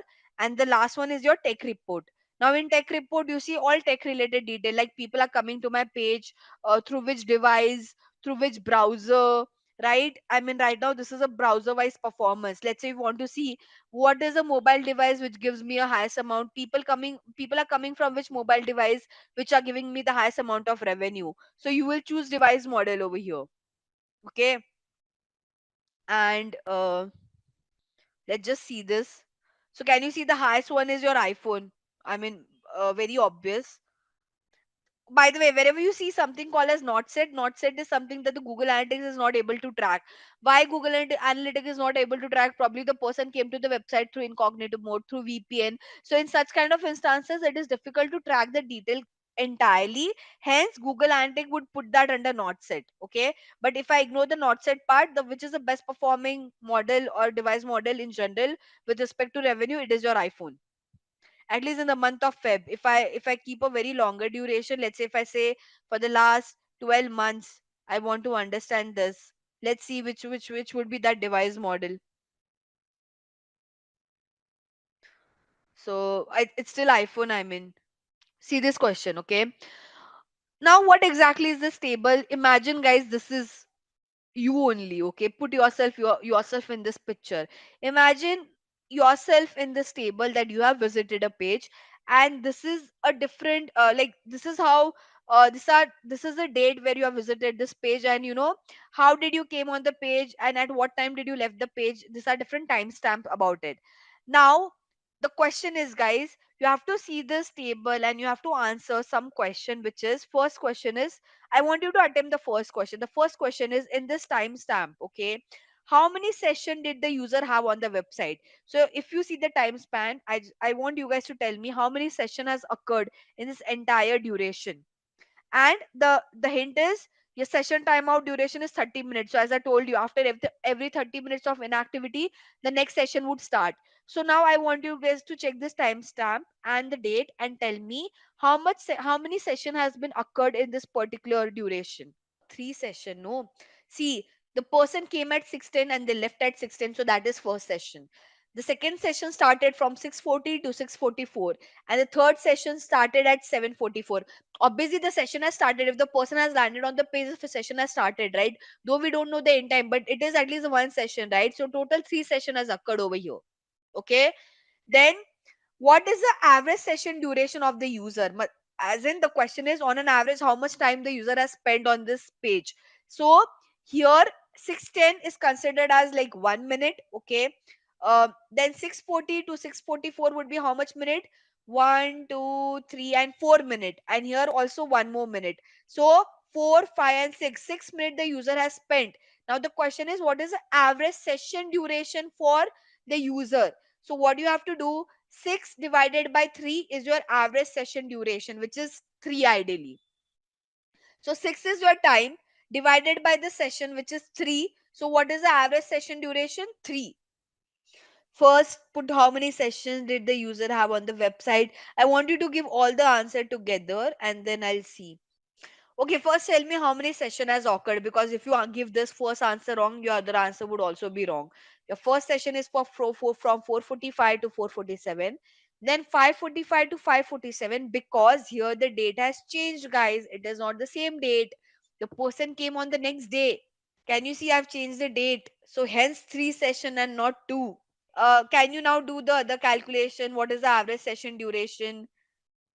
So one, two here, and then 1, 2, and 3. So again you have 5 divided by 3, and here it will be 2 only because it is 6 divided by 3, and then here it would be something in point in decimal. For the last one, what is the average number of page view per session would be 2. This is your 5 divided by 3. So there's 5 is the minute spent, right? 4:45 to 4:47 is 2 minutes. 5:45 to 5:47 is again 2 minutes, and then 1 minute will we are counting over here. So total 5 minutes has been the time spent divided by your 3. So the first one was in the last 12 month, what was the engaged session count from UC browser? Okay. So what I have to do, this report answer can be found under the tech detail. If you remember, I've mentioned, right? It's there in your notes as well. The date range should be last 12 months. So I'll make this to last 12 months over here and I'll say apply. Then I've just asked for UC browser what is the engaged session count. Okay. So this is your engaged session. I want to find this for UC browser. So either I can search over here and I'll have to increase the row per page as well, ideally.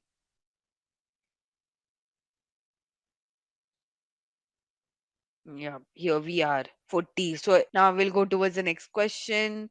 Question number two. In last 30 days, which product has got highest revenue and highest item purchase? So for that, we refer to the monetization e-commerce purchase report. Okay. And this is for the last 30 days. So hence, uh,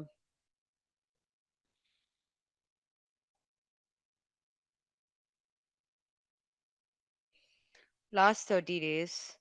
And I want to know item highest purchase. So I'll just filter this by highest to lowest rather than hovering around and finding it out that way. And for purchase wise, it is your Google Pen White, and revenue wise, it is so Google Pen White for purchase, and for revenue, it is Super G Marine Layer Banks hoodie. So the highest purchase is this one. What was that? Google Pen or something. Okay, and the highest revenue is your Super G Marine. And for the last one, though I've given you the hint, that's why I gave you guys a hint. Okay, so I've said Bing slash organic. When I say Bing, you remember acquisition report is for channel performance. Bing is one of the channel or platform, right? So the answer can be found under your acquisition report. First thing first. Okay, then what is the metric I've asked you to check? Tell me the total users. So if you remember the user data, you always get in the user acquisition report. Okay, now I gave you a hint is you need to change the primary dimension to source and medium. So this is your primary dimension, right? When I started with the lecture, I told you this is called as primary dimension. You need to change this to source and medium. So right now it is channel group. I've said to change this to source and medium. So if I choose source and medium over here, and we want this for Bing, so I can either directly search for Bing, and let's see. So Bing slash organic total user is 81. In the last 90 days. Okay, wait. I haven't changed the filter. It is still last 30 days. I could be wrong then. Okay, so you guys are correct. 1813. Okay, easy peasy. I mean, guys, okay, this was just basic questions that I've asked. I didn't made it very advanced because, yeah, I changed it. I realized I haven't changed the date range. Okay, I will show this to you again, Duana. But guys, okay, this were some basic questions. GA, see you because it's for the very first time. I can't overwhelm you with a lot of complication. But if even if you know this basic and you practice this, you keep on checking the numbers, you get better in GA. Okay. By the way, there's one more thing in GA, but I won't take it, which is your explore section. Here we create a lot of custom reports, but it is way too advanced for you guys. But probably in future, once you get comfortable with the reporting part, if you get ever time, please check this section. Today I won't be able to cover it because this needs, how should I say, you need to be very strong in Google Analytics to use this explore report. Okay, first you have to get comfortable with the report section, then only you can create this explore report. Basically these are custom reports that we create, but I won't delve into that. The code part, Ruana, you have to go to the admin section, and in admin, you have to go to data stream. So you go to whatever. Now this is because of merchandise website, so it will say shop.merch.google. But if it's your website name should be shown over there. And there you have to say view tag instruction, and here install manually. This is your code. But guys, this code is for the Google Merchandise Store website. When and again, you can't copy this code and put it on your website because this GA is of Google Merchandise Store website, right? You'll have to create your new account altogether. So here from the same ID, can you see you can create a new account? right? So create a new account for yourself in under GA. You can create from here as well. See, you have an option to create an account. So if I want, I can create an account from here. Let get this recorded so you guys can do this in future, right? So if I'm doing this for my website, let's say I have a dummy website with the name like this. So I'll just write your basically your account name should be your business name, okay? Then here you have to say next, okay? Your property name should also be your business name. I'm creating a dummy G account from scratch. Here whatever in whichever location your business is, please put that. Currency should be again as per the area. So for me it would be rupee, and I'll say next. Here you have to choose what industry your business is into. So this one is my dad's business name, so I'll just write I don't know, business and industrial. Then it's a small company, so I'll say small. Here why do it's asking me why do I need to create a G account, so I'll just say there's another business objective altogether. I'll say create. Here again I'll choose India, not US, because I am residing in India. I'll accept all the terms and policy by Google, which is this, and I'll say I accept. Okay. Now here, this is where you link your website. So can you see there's an option of web? So you have to link your website over here. Can you see you have to put your website URL and then it will give you the specific code for your website. So that's how you create a Google Analytics account from scratch. Now you just have to give your website URL, and if you go next, it will give you that code. Now, MailChimp is the email marketing tool, guys. Ideally, we have a free version of the tool, but in free version, again, all this tool, guys, in free version, you can't do a lot of work. You will be able to do only some basic work, okay? If you have the pro version of this tool, you can do a lot of automation. You can create a lot of workflows as well, okay? I'll just give you a quick walkthrough of the tool. Now, this is how your MailChimp account looks like. Okay. Basically, you just have to log in through your email ID or create an account through your email ID. Okay. Now, in MailChimp, guys, the most important part that many people do is the automation part. Can you see there's an option of automation? I won't be able to show you the automation part because you need a premium version of MailChimp for that for now. But see this.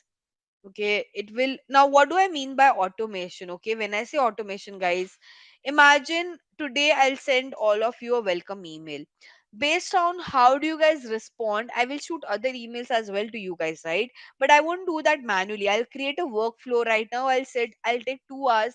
I'll create all the workflow that the people who respond to my email send them this email in next 24 hours. The people who don't respond to my email take a follow up in next 2 days, right? So I'll create all that workflow, and automatically those email will be shooted to you guys based on how do you respond to my email. That is what we call as automation in email marketing. That back in the days we have to wait 2 days manually. I'll write an email, I'll send. No, now I don't have to do that. I just have to create a workflow, and I have to keep my template ready, that based on what response user give, that template needs to be shooted to that person in as per the duration that I have thought of. Okay, so that makes your that makes your job easier, because you just have to sit in a stretch for 2 hours or something, create that automation, create those templates and send it across. You are just automating it, like those email will be shooted to people based on how do they respond. You just have to keep a template and your workflow ready. Okay. Now again, there are a lot of templates over here, but if I just have to show you a dummy one, not that we'll be able to create it, but I'll just write this.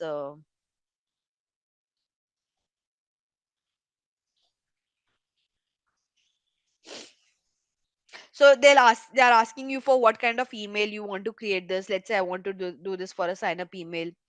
Can you see this? This is like what a workflow looks like, okay? And you put a lot of conditions to it. Now the problem is in the free version I can't create the entire workflow, but see this, it will ask me to create some different steps.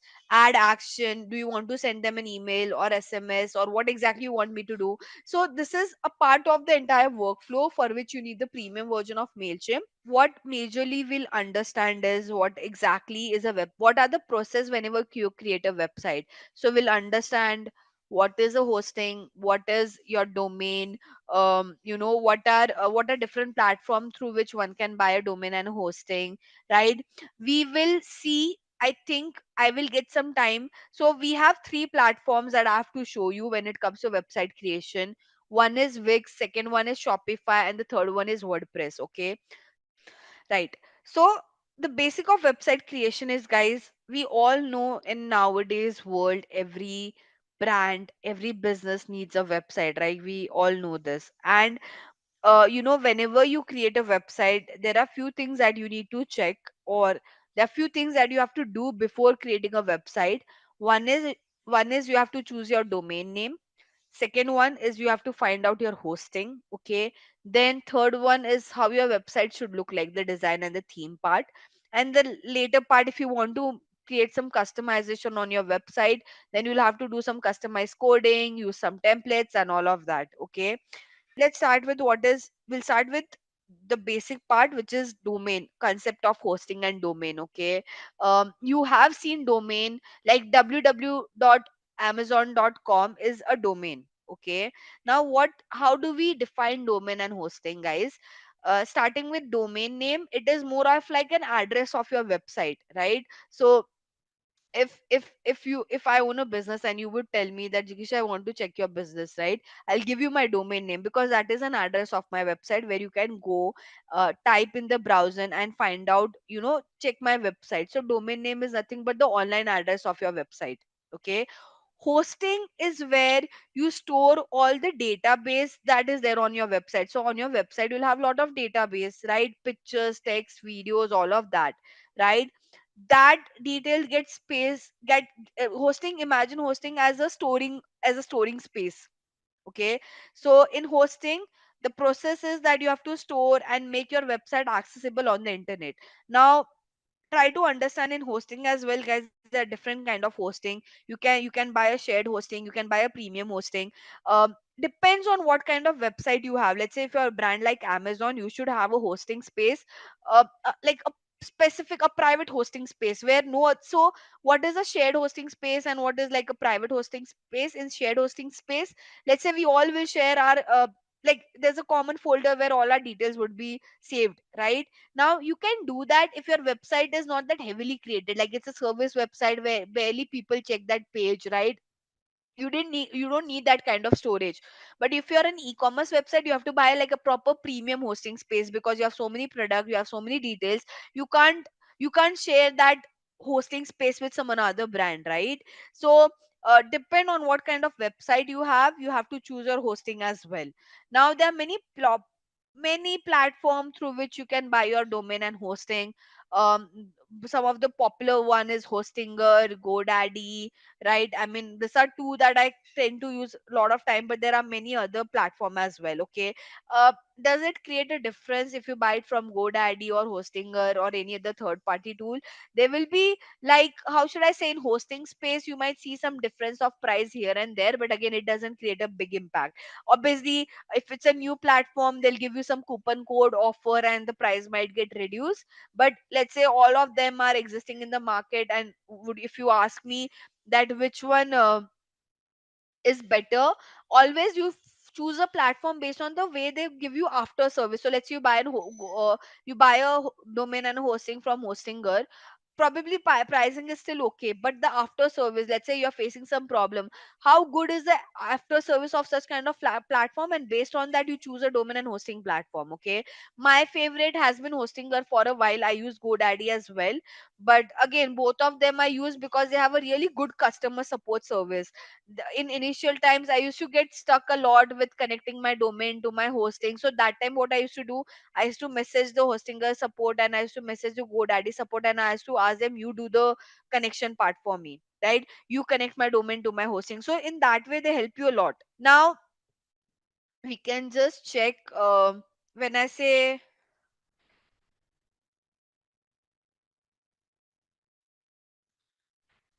so you have Namecheap as well. Namecheap is also a good platform, guys. So popular one is Namecheap, Hostinger, and GoDaddy. Okay. Now let's say if I go to GoDaddy, guys, imagine I want to create a business which is about food. Okay, vegan food. Let's say I'm an e-commerce brand who sell products which you can use to create your vegan dish. Okay, let's say I'm just saying an hypothetical example.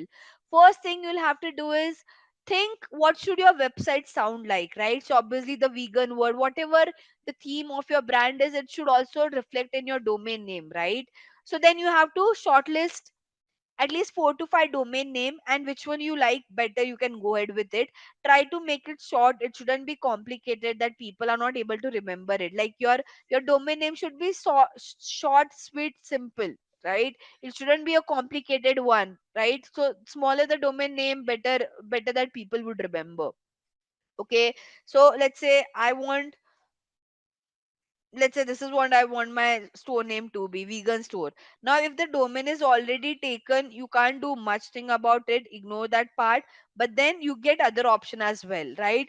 Like now again, the extensions are different. And how do you get charged when you buy a domain name based on the extension that you take, right? So .co.in, the pricing is only 99 in a year, but for .live the pricing has increased. So based on different extension, the pricing change, right? If you could see the veganstore.com, again the pricing, ignore that. You, if it's already taken, don't get into it, right? There's .club, there's .fit, fitness. So based on the extensions that you have, your pricing would differ. Yes, so what Namecheap was trying to do, they were trying to show ads on the competitor keyword, and which is very normal. Guys, am I clear with domain name? So it's a simple process. You think what is your what your brand is. Let's say you have a brand, but you want to take it online.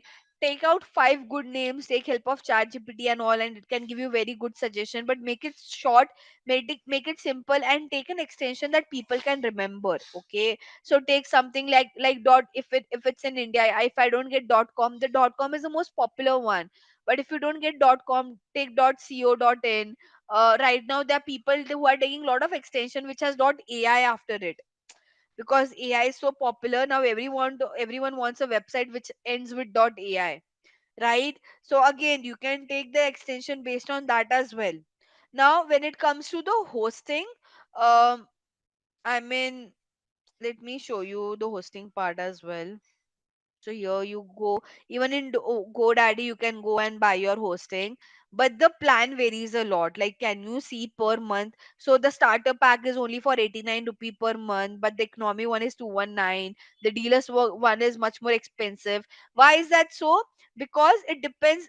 Like, see, if you buy a starter pack, you can. Let's say you are a brand who has multiple website. Okay, you can't host all the website in starter pack because the limit is only one website, but you want to host multiple website on in one hosting space, you buy the premium one. Okay, let's say you and your friend want to uh, you have two website and you want to host it. You both of you can buy a hosting ultimate plan where both of you are sharing it, because you have a limit of 25 website, right? Again, the storage also changed. This has 75 GB storage, this has 50, 25. So can you see, based on the storage and the number of website that you can host, the pricing of hosting would differ. But if you are a big brand, guys, you have to buy a hosting which has a good storage, right? If you are a brand whose website is very heavy, lot of product, you need to buy hosting which has good storage space for you. But if you are a website or a brand who just have one page website, a service kind of a brand, right, where people hardly go, they just go to a website to check your products idea, you can take a starter pack as well, right? Because it's not that heavy loaded website. So like for Amazon, they'll need a hosting which has a good storage. But for people, let's say for me, uh, uh, who has a service website, I can start with a starter pack as well. So hosting is nothing but where you store your website data. Imagine it's a storage space for your website data. On your website you have so many pictures, so many text, so many templates, all of that, right? Where does it get stored? It gets stored in your hosting space. So if your website is very heavy but the hosting space doesn't have hardly have some storage, it will affect the loading of your website. So there are times if you see your website is taking a lot of time to load, could be because there's a lot of data on your website but the hosting space is not sufficient for your brand, right? They'll buy a premium hosting space, like which is only for them, which a very good storage. Again, storage, good storage depends on how many, like this is something that the web developer choose. Ideally it is not our job, okay? So the one who has created Amazon website, they for sure has chosen a hosting space with a very humongous storage for them, and they are not sharing it with anyone, because obviously if they share it with anyone and if their website get corrupted, there's a good chance if that will impact your website as well. So all this big brand, their hosting spaces is it has like humongous storage, and plus they don't share it with any other brand or any other website as well. If you're creating a free website on WordPress, then you don't have to buy the hosting space. So on WordPress, you can create a free website as well. For that, you don't have to do. And we will be creating a free website only on WordPress. I don't want you to go and buy a domain and a hosting and do some transaction. This is just for your information perspective. But okay, I'll show you what a free WordPress website looks like. See this. So if you are buying a free website, if you are creating a free website on WordPress, the extension would look like this: wordpress.com. This is the entire extension. It won't look .com, because this person, she has not bought any domain or hosting, and she has created the website for free on WordPress. It says wordpress.com. This is the difference between a free website and a paid domain and with an hosting website, right? If you see a normal website, it will say just .com, right? GoDaddy.com. But here the extension says wordpress.com. So because WordPress is allowing you to create in free, in your domain name they'll add their name as well. Hence they are just allowing you as like a free dummy thing to create. And again, in a free website creation part, guys, there are a lot of things that you can't do, which you can do when you buy a proper domain and hosting. I have already spoke about this. There are a lot of hosting and domain service provider.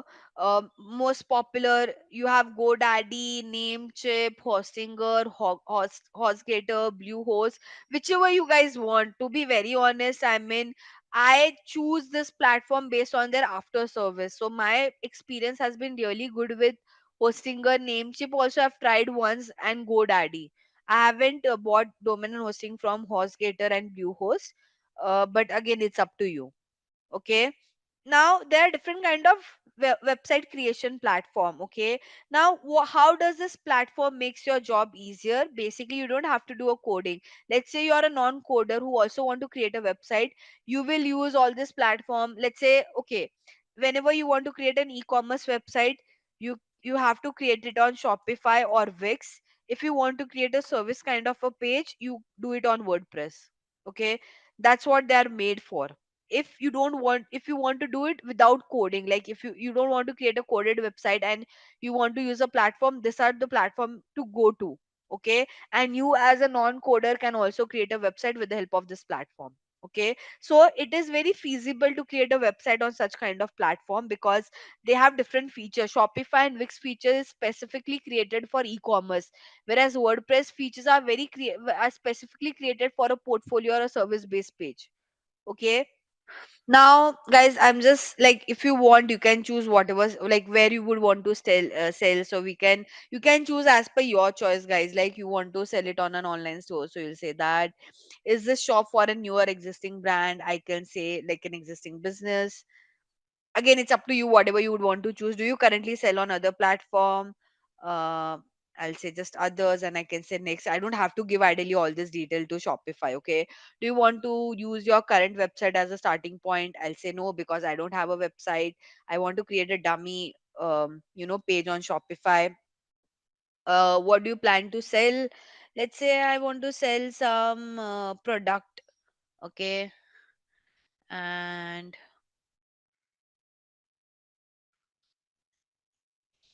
right, this is how your Shopify account would look like. Okay, guys, I just want to show you how the platform look like, and we are creating it for free. Obviously, in free there will be few features that we can't use, but at least I just wanted to give you a gist of the platform. Okay, now, here, okay, so I don't either. You can give your domain if you have a domain, but if you don't have a domain, what we'll do we will start creating our online store. Okay, so for your store they are asking you to choose your theme. Okay, theme as in like how you want the store to look like. Okay, so there are a lot of free themes if you could see, and there are a lot of paid theme as well, but we I can choose any of the free theme that I really liked. So let's say I really like accessories in general, so I'll say this one. As this is something, this is one of the theme that I really liked. Okay, now basically, see, it is like an edit kind of a template. Okay, you don't have to do much. Okay, now let me make it easier for you guys. Okay, so you can just see if you like the theme or not. See how does it look in your mobile, how does it look if it's expanded. If you really like the theme, you can use this theme to create your website. Okay, so I think I'm okay with the theme. So I'll say try theme. Okay. Like I like the theme, so I'll say try theme. Basically, I'm saying this is how my website should look like. But obviously, within that, I'll change the title, I'll change the picture and everything. Again, Shopify is also like your drag and drop tool. Okay. So let this load. And once this load, we can customize it.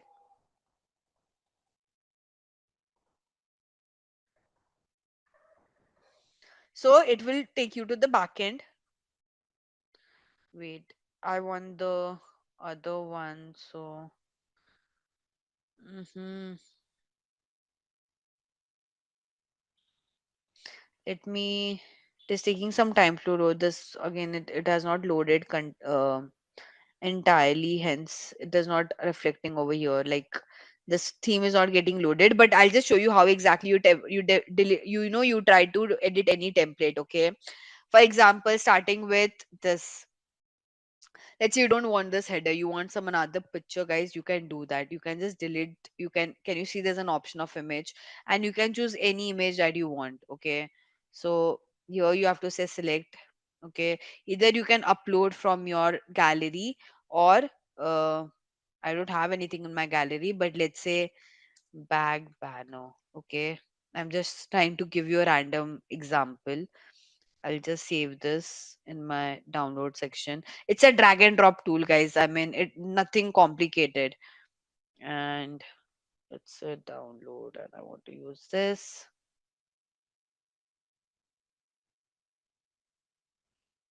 Done. Can you see this? Now, obviously, I haven't uploaded a good picture because it is getting blurred. But I hope you understood how does it work. Now, I don't. I want to change this. I don't want to keep this text, so I can change it like whatever I want to write. Um, So I want to write tote bag. Right? I hope you're understanding what I'm trying to say. How does this work? Like you just have to edit everything, what picture you want. It is like your the one thing, the way we saw things on your Mailchimp, the same thing you can do on your Shopify as well. Now again, it's the same thing. I won't show you all the editing part, but guys, I mean, right, if again instead of my store you want to add your logo, you can do that as well. Here you can put your logo. Okay, so this is your logo section. If you have a logo, please upload one. Okay, I don't have a logo right now, so I'll keep it the way it is. This is your menu section. Menu section is like if people want to go from one page to another page, like how you want the menu to look like. Okay, you want to change the color scheme, right? How if you want to edit this entire menu, you can do that as well. When I say edit the menu, if you want to add more pages, you can do that. Like for example, see this. I just have home, catalog and contact page, but I want to create one more page which is about um bestseller, right? Let's say I'll just put any link for now, right? This one, correct? Now, if I want the seller, if not necessary, so see this. If I want this bestseller to be showcased under my catalog section, this is how it will look. Okay, see this. If I save this over here, and if I go back to this page, so we'll open the preview, and can you see? I can see bestseller under catalog because I added this as a menu, right? So it's up to you, like how you want. in catalog, if you want to show 10 other pages, you can keep on creating over here. Does that make sense? What is a menu? One more thing that you guys should know is product type. Okay, now here, okay, whatever product you want to show on your website, it needs to be added over here first. Okay, so imagine under my home page, okay, I want to add multiple products. Okay, so what I would do, I will start creating over here. So I'll go back to my product. Okay, can you see there's an option of add product? So I'll show you a quick demo how does it look like. Okay, let's say I'm doing this for bags, right? So I'll just copy something which is already there. um mm, right, let's say I want this bag. Let's say this is one of the bag. Okay, I'll just download some detail from here, because I can't invent a new product altogether, right? So I'm just downloading things. I'll give the same name that they have given over here. So this is the title of my bag. I want to give a description. I'm just copy pasting, which is one of the product which is already there on one of the page. But I'm just showing you, if you do it, how you have to create it. Okay. So this is there. Now here I'll have to upload the picture of the bag. So done. Okay. Category. This is a clutch bag, so I can keep it.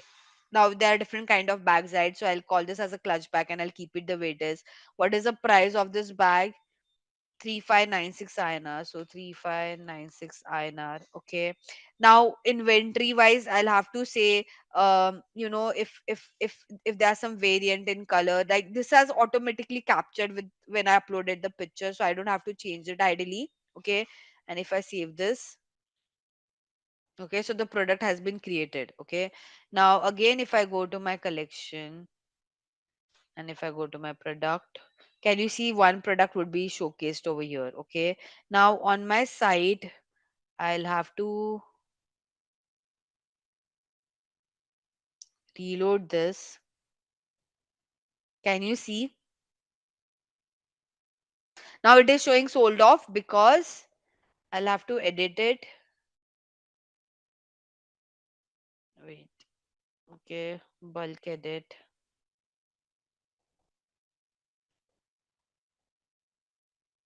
So I'll say I have 10 and I say save again. Again, I go to my store and if I refresh it, now it shouldn't show sold out, right? I hope you understood how does this work. So you, whatever product you want to show on your page, you have to do it over here. Okay, so few section of Shopify one should know is the product section where you add all the product details. Okay, then as I mentioned, we have already selected the theme of my page and you are good to go to create your website. That's the only thing you need, because all the website thing editing would be done on the front end. The only thing that you have to do on the back end is keep on adding your product details over here, right? It's like a editing tool only, guys. I think only the different thing is here with the product, because product you can't edit it on the front end. On front end you can't show, like I can edit this picture and all, but I can't show you how many stocks are available, what is the pricing, 10 other things I can't show it on the front end, right? So on the back end I'll have to add the product details. I hope I'm clear. Now when you start running your like once you publish your website through Shopify, no guys, you can track everything, like how many people have bought. So here the option of purchase order, transfer, gift card, here you can manage the entire website altogether. You don't need anything else. This is your CRM. Here you will get all the details on how many people have bought your product, how many people have just put that product to return, and all of that. They also give you some option to do marketing and all, but don't get into that. Analytic is more of like how your website is performing in general. Shopify will give you an idea of that as well, right? Like here you'll get all the business related details. Now I can't see anything because obviously we haven't created any page or published any website from here. Make sense? How does the platform work? So it takes time to edit and all, but it's a very easy tool to work on. I'll just close all this tab because it's looking a bit chaotic. I'll go back to my, let's say, customize theme again. So admin is where you do all the backend work. I hope, guys, I'm clear. Okay. We'll go to Wix now. I mean, I don't think there's more explanation which is needed. It is like your Canva. You want to choose some theme, you want to choose some color, any style overlay, like any editing that you want to do, it's all available over here. Like, can you see from logo to color to typography, animation if you want, whatever you want, you can do it from here. These are like just sections that they have provided. Okay. Now we'll go with Wix. So this is how your backend looks like. Okay. One more thing on Wix is that um, you can do a lot of SEO on your page as well. Okay. So can you see there's an entire section of doing SEO? We'll just learn how to create a new website from scratch on Wix. Okay. So this is how the platform looks like. The most common feature over here is you create a new website. You use this particular section a lot to optimize your website from SEO perspective. And then again, if you want to see the analytics, the performance of your website, you want to market it, you can connect your Google ads, Meta ads, and all of that as well. Okay. We'll just learn how to create a new site. I have one site already created, as I said. See, this one is the so first thing they'll ask you, do you want to um set up with a chat, without chat? Always please choose without chat because they'll ask you a lot of question and it will be very annoying. Okay, what kind of website do you want to create? I'll say so. Now Wix is also, see, if you want to create a portfolio website or a service website, use WordPress and all. But if you want to create an e-commerce, again, Wix is known for e-commerce. So I can say I want to create an online store. What kind of store? Let me choose clothing this time, so I'll say online clothing store and I'll say continue.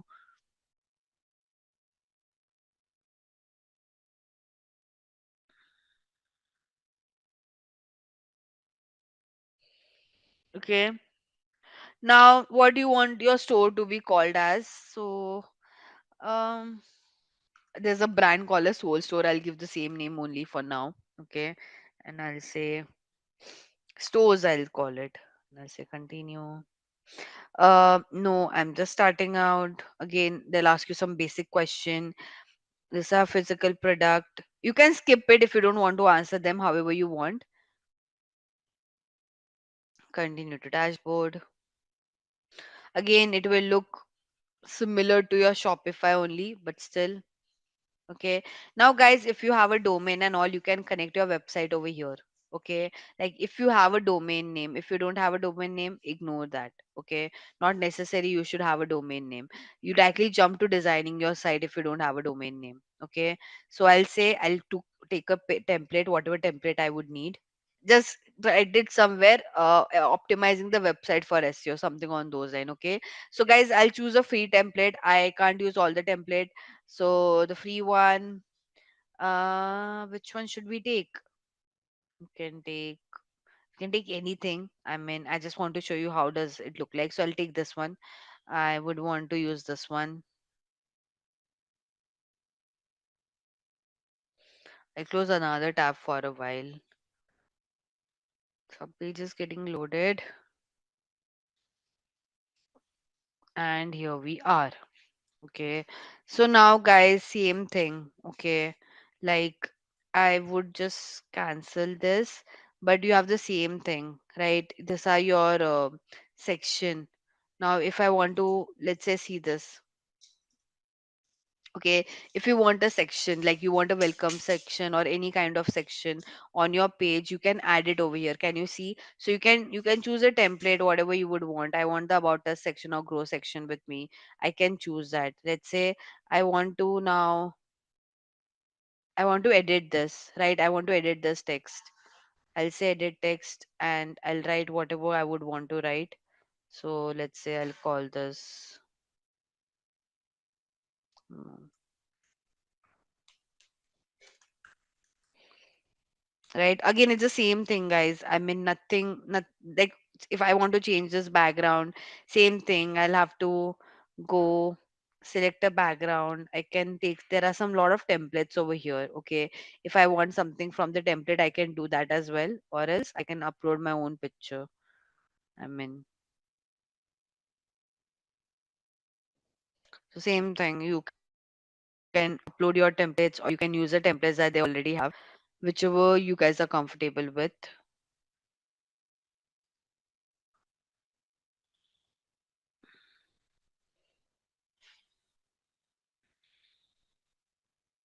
Let me see. Now, why did it came it this way? Because the picture is very small in size, so we have to edit it and all. But I hope you are able to understand. Again, it is like your Shopify only. You just have to edit whatever is there in your front end. Okay, you can change everything from the color, every section. Okay, if you want some additional pages, you can do that as well. There's an option to create a different page altogether. Okay, you want to add some button, you can do that. Let's say I want to add a button like this, so I can do that. So you just have to select from like the predefined template. You want to create some new page, can you see this? I can create some new pages as well. I can create a menu over here as well, the way I told you. Okay, so I'll say I want a new page for my team. So I'll say I add this page. So again, it's like a drag and drop feature, nothing different altogether. Okay. Like now you can see this page is already here. I can add this under sub menu as well. Not necessary. I want it to be a main menu. So if I want under home page, I want to show my about us section, I have to drag it like bit under that. Okay. If I keep it in a normal way, this will show separately. But if I drag it under that, it will show when I hover around home, I'll see the about us section.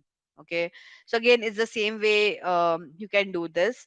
Again, for product as well, guys, you have an option to create the way you added products on Shopify, the same way you have to add your products on Wix as well. Now, overall, guys, we'll just uh, uh, do a quick comparison between Wix and Shopify. Wix and Shopify, guys, again, Wix has a good user friendly. It is a user friendly platform. You can create website in minutes. No coding language required. We just saw that, right? The good feature of Wix, as I said, quick. User can create some website without the need of a developer. You can hire some. Trust me, even if you don't need a developer to create a website on Wix and Shopify, there are many people who hire a developer. Now, imagine there are different people who are specialized themselves on WordPress, Wix, and Shopify. So there are many web developer who don't create website with the help of coding. They have specialized this platform and they have went so much in depth in this platform that they take a lot of freelancing and consulting, that I'll create a website but not with coding on Wix, Shopify, and WordPress, but in a very detailed manner. Okay, now why one should, like, if I compare your Shopify versus Wix, guys, I would say Shopify is majorly used when you have a mid-size e-commerce brand with you need some customization, you have a lot of inventory. Wix is ideally preferred if you want to create a very simple basic website. On Wix, like, if I talk about customization, the least customization is available on Wix, and like if you want like better than Wix, then you go with Shopify. Okay, apart from Wix and Shopify, guys, if you want to go more about Shopify, there's Magento. Okay, Magento is something that many brands are opting out for Magento because again of their customization. Again, they have their own advantages and feature.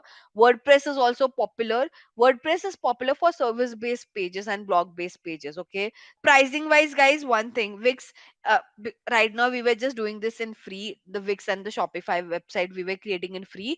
But because it's a free website, how it would sound, if I create a free website on Shopify, it will look like krish.shopify.com, krish.wix.com, right? That's why I need to buy my domain and hosting and connect it to my Wix and Shopify to see that proper address, right? Pricing wise, apart from the domain that you buy, guys, the platform has their own service. The platform has their own charges. Shopify and Wix have their own charges, but it is not that expensive. Like, Wix is much more cheaper than Shopify. When I say cheaper, would be some difference of like 10, 20, um, around like 50, 100 INR difference. But still, pricing wise, I won't say there's like a big difference between Shopify and Wix as well. You can, I mean, they have different plans as well. Like, you can just go and check it out once. You'll see the different plans based on the customization that you need. Honestly, the pricing depends on what kind of customization and the storage of website that you need. Okay, We will be starting with WordPress. That's the only part that we are left out when it comes to the website creation. We have understood what is a domain hosting.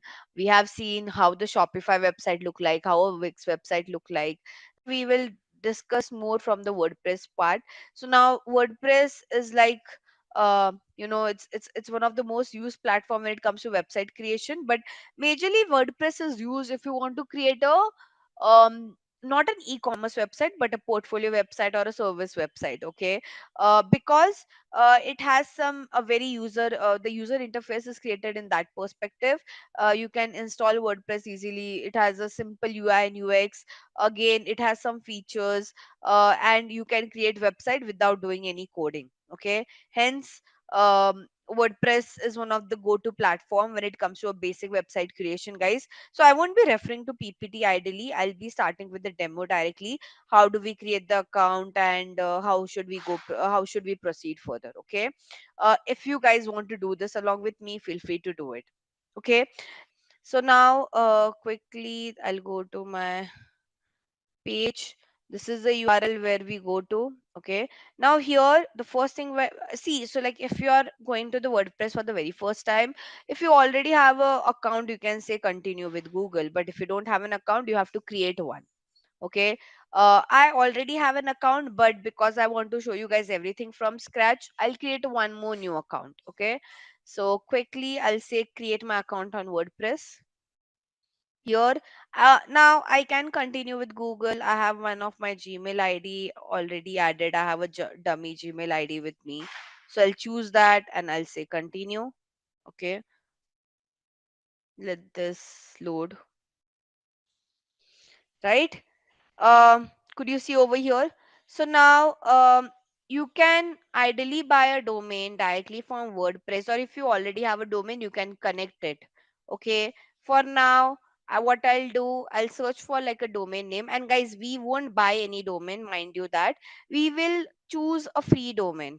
Okay, so what we'll do, our ideal part is that we want a free domain. Okay, we don't want to buy a paid domain at all. Cool.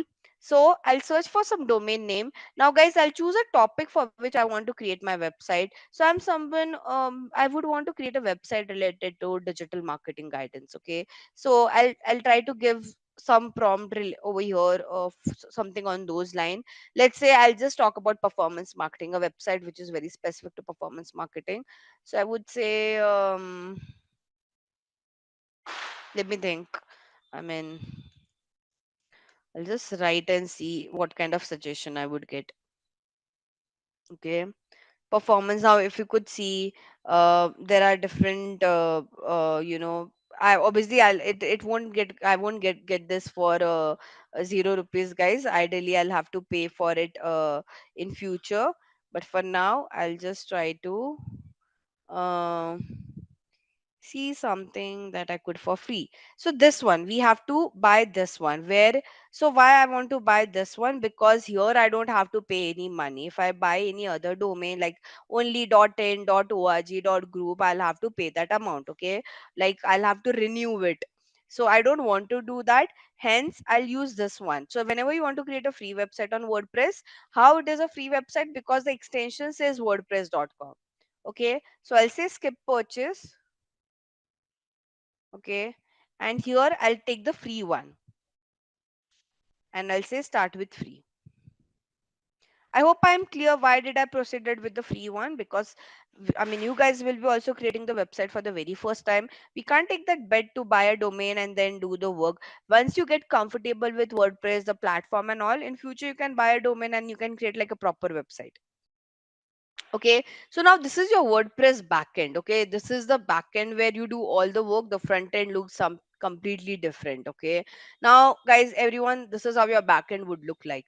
Okay, backend is nothing but this is where you create your pages, posts, you upload your image. You decide everything at the backend. Front end is only there to see how the website would look like. Okay, now for the front end part, whenever you want to visit your site, over here near your logo, okay, there's an option of site and you can tap on this visit site. Okay, so it will show you the front end side. Now why the front end looks blank? Because I haven't created anything at all. Okay, I hope I'm clear so far. So now, first thing we should know is we will check some themes for our website. Okay, what exactly is a theme? Theme is nothing but a template, how I want my website to look like. And we can, for now, because it is a free plan that we have selected for WordPress, the theme also that we can take our free themes that we can select. Okay, we don't have an option right now. We don't have an option to use any paid theme. Okay, so we will see some free themes. Okay, and whichever free themes that you guys like, you guys can just select it. Okay, so there you would see whether it's free or whether it's paid. Okay, for example, this is free, so ideally right now I just have two free themes. Okay, let me just see what under the all section in case if I can find anything else. So this one is free, this one is free, this one, the retrospect one is free. Rest all, if you could see, there's a star, this one is free, so it will mention which one is a free theme. Okay, you guys can choose any free theme right now of your choice. Okay, let me just also see, theme is nothing but the appearance of your website, guys, how you want your appearance of website to look like. Okay, so I'll just choose any one of my choice quickly. Give me a minute. Mm-hmm. So I think all the free one are there at the top, so I'll have to choose anything from the top itself. This one I don't need it. I need something with some color. Mm-mm. This one is also very basic. Okay, let me just take this one then. Okay. So I'll say this, I'll tap on it, whichever plug theme I want, I'll select that. Okay. If I want some style variation, I have one more variation which is in green. I have one in blue. Which one, whichever I like, I can just select on that. Right now, I think the blue one is better, and I'll say activate. Activate as in I'm trying to say now this is a new theme that I would want to use. Okay. I hope I'm clear so far, guys. Okay, so guys, we have come here till theme section. Let me just scroll down. So we will do this together with our doc. I don't want to miss out anything. So we have already picked our design. We have selected our design till here. Okay, one second. Now here we will start using how to navigate your WordPress website. Okay, let's go back again. Now try to understand what all do we have over here. Okay, this is your home section, basically nothing but the overview of your backend. Okay, stats is nothing but it will show you the performance of your website. Right now we won't have anything under our stats section. Okay, so it would look completely blank, which is one of the section where you'll see where you'll work a lot is the post section. Okay, now what is a post? Okay, you have two section over here, and please understand this very carefully. One is your post section, one is your page section. What is the difference between both? Okay, post is nothing but your blog section, and pages are like your normal page. Okay, so basically you have two section, post and then you have blog section. The difference between both is, in the post section you write your blogs, whereas within the page section it's nothing but your about us page, contact page, a service page, all of them. Okay. So basically, post in the post section, you keep on writing blogs, right? You keep on adding blogs. But in the page section, once you create a page, hardly you'll make any changes within it if it's required. Like you won't make any frequent changes within the existing page that you have created. But when I talk about the post section, you will keep on writing a lot of blogs. Okay, like for example, I'm not sure if Amazon has blogs, but we can check. Yeah, so this one. Okay. Now this is the Amazon's blog page where they keep on writing blogs on different topic. Like this is your post section in WordPress ideally. Okay. And what is a page section? Page section would be if I go to the product section and I can see different products. Okay, so whenever you write a blog, you have to go under the post section. If you're creating any pages, you go into the pages section. People tend to get confused, but please never do reverse of this. Okay, now you also have a media section. Media section is here you upload all your pictures, all your video that you want to use for your website. Okay, so whatever media, whatever images and videos you would want to use on your website, first upload it in the media section. Okay, then again, comment section is if you want to see how people are responding to your website, if you want to check some free feedback. So these are rarely been used, but still you have this quick section. Appearance, I've already talked about it. Here you check your theme. Okay, like what, how you want the website to look like. Okay, in appearance you also have one more section of editor. Okay, now this editor tab is nothing but if you like, if you want to make some basic changes to your theme, you can use the editor section of it. Okay, so let's say whatever theme you select, you can do some basic editing part to that theme. Okay, you can't do a lot of changes, but you can do some basic changes if you would want. Okay, for example, if I go to the style section, okay, can you see I don't have a lot of changes that I could do, but let's say I want some another color, or I want some another palette altogether. I want my website palette to be something in, let's say, okay, like I want, so there are only two palette. If I want to create like a whole custom palette over here, I can do that. Okay, so this is my color one. Okay,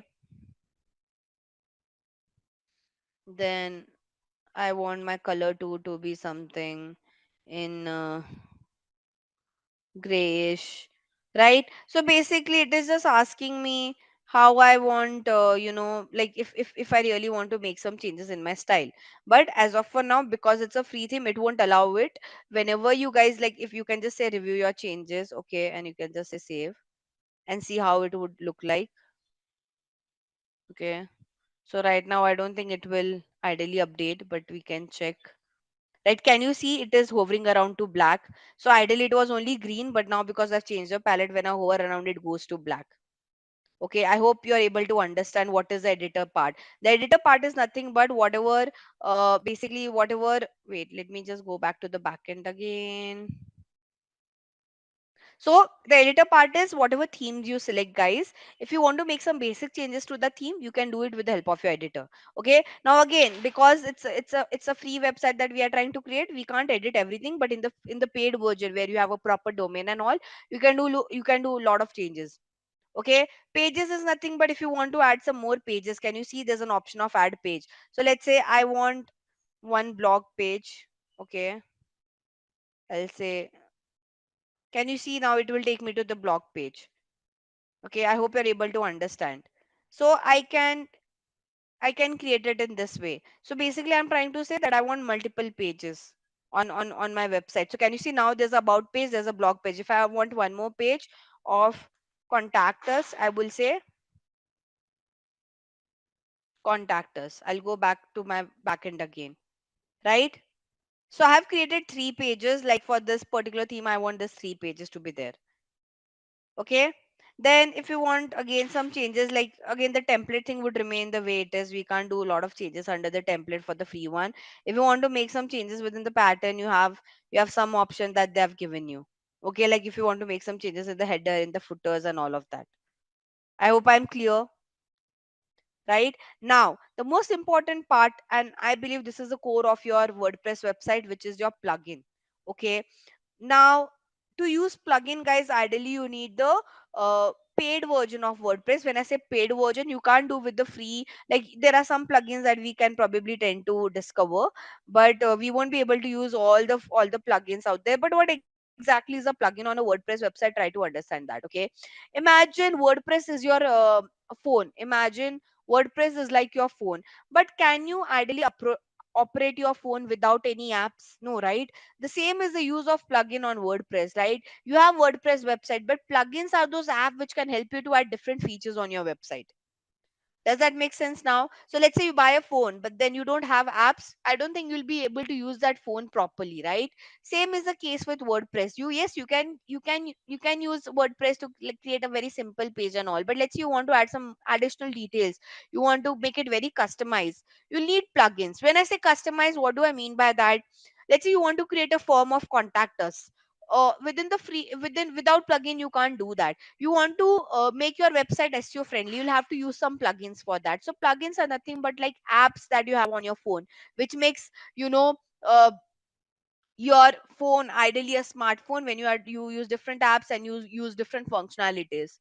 I hope I'm clear, guys. Okay, now you have like ideally a lot of plugin. Let me just Okay, but the problem is we won't be able to use it. Like if I tap on it, can you see require a plan to upgrade?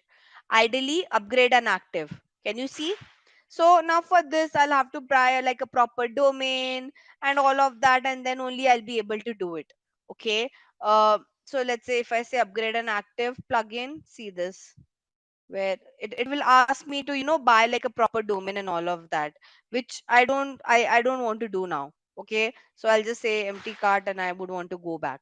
So right now I won't be able to use any plugins, but I would let you know what are some plugins that you guys should know, that you guys can really use. There are a lot of good plugins. So my favorite, one of my favorite plugin is this Elementor. Okay.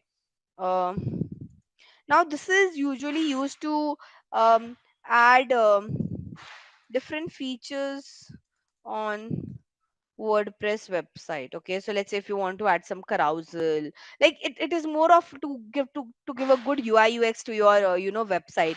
Now for SEO as well, we have different. So now for WordPress, if you want to do SEO on your WordPress website, you still need a plugin. Okay, now you have many of them. Let me just open it quickly under the plugin section. So Yoast SEO is the most popular plugin when it comes to doing SEO optimization. So Elementor, you have Yoast SEO. Okay, these are two of my favorite plugins, guys. Apart from that, you have other plugins as well. Like you have Monster Insight. Now, what is Monster Insight plugin? Monster Insight plugin is to connect your website to Google Analytics. Okay. So now again, like we have similarly like this, we have multiple plugins, but as of for now, even if you know all this different this plugins, it is enough. Okay. I hope I'm clear what is the use case of plugins. We won't be able to use the plugins for now because we are using the free version of WordPress. Under the user section, guys, if you are a brand who have multiple people who are handling a website, you can add user. Let's say I want Mahalakshmi, because Mahalakshmi works along with me, I can add her as a user over here, because if I want her to make some changes on my website, she can do it once I add her as a user. Okay, so you can add some new users over here. Okay, you have tools where you can export some data, import some data, do some marketing as well. Okay, you have one more important part of your WordPress website is the settings section. Okay, now here in the settings section, guys, you can give the title of your website. What do I mean by the title of your website? It is nothing but how should I say, here it just says site title, right? Can you see? It is not showing my website name over here. It just says site title. Now I want to give like a proper name for this. I want to call this as Performance Marketing Pro. I want to give some tagline. I can do that. What is site icon? Can you see this WordPress icon here? There's one icon for Gmail. There's an icon. If you want to use if you want to give an icon, you can do that. Okay. So let's say I can show it to you quickly. PPC icon. I can just download something. Imagine I want this to be my icon. Okay. I'll go over here. I'll say choose a site icon. I'll say select file, and I'll go to the download version, download, and I'll say open. I'll say set a site icon. Let's say have to crop it a little bit. That is fine. Okay. So it will reflect after a while. I want to give some logo. I can do that. How my WordPress address would look like, the HTTP performance marketing 8.wordpress.com, because I've used in the free one. Okay. Time zone, whatever time zone, date format I want, time format I want. Okay. So these are like what should be some basic settings, and I can say save changes. Now when I say save changes, okay, let me just reload this website once again. It will, can you see now this icon has changed? It says Performance Marketing Pro and the icon has also changed. I hope you understood what did I do right now, everyone. I'll go back to my website now, and again in the setting we have something called as permalink again, which is very important. Now what do I mean by permalink? Again, now they won't allow me to do permalink thing over here, but permalink, guys, is nothing but the URL of your website. Right now if you would see, my URL of the website doesn't look good. Like, can you see after .wordpress.com as well, that 10 other thing that's showing up? Ideally I don't want that. but I can only change this within when I have the paid version of the WordPress. That's when I can. So whenever you want to change your URL, like you want your URL to look in a very specific way, you use the permalink setting. Okay, I hope I'm clear. Site title, for site title you have to go to the setting and you have to go to the general setting within it. So there you can give the site title, tagline, and the site icon. Okay, guys. Now we'll go towards the main part where we have to write our blogs and our post. So we what we'll do, we'll write a blog. Okay.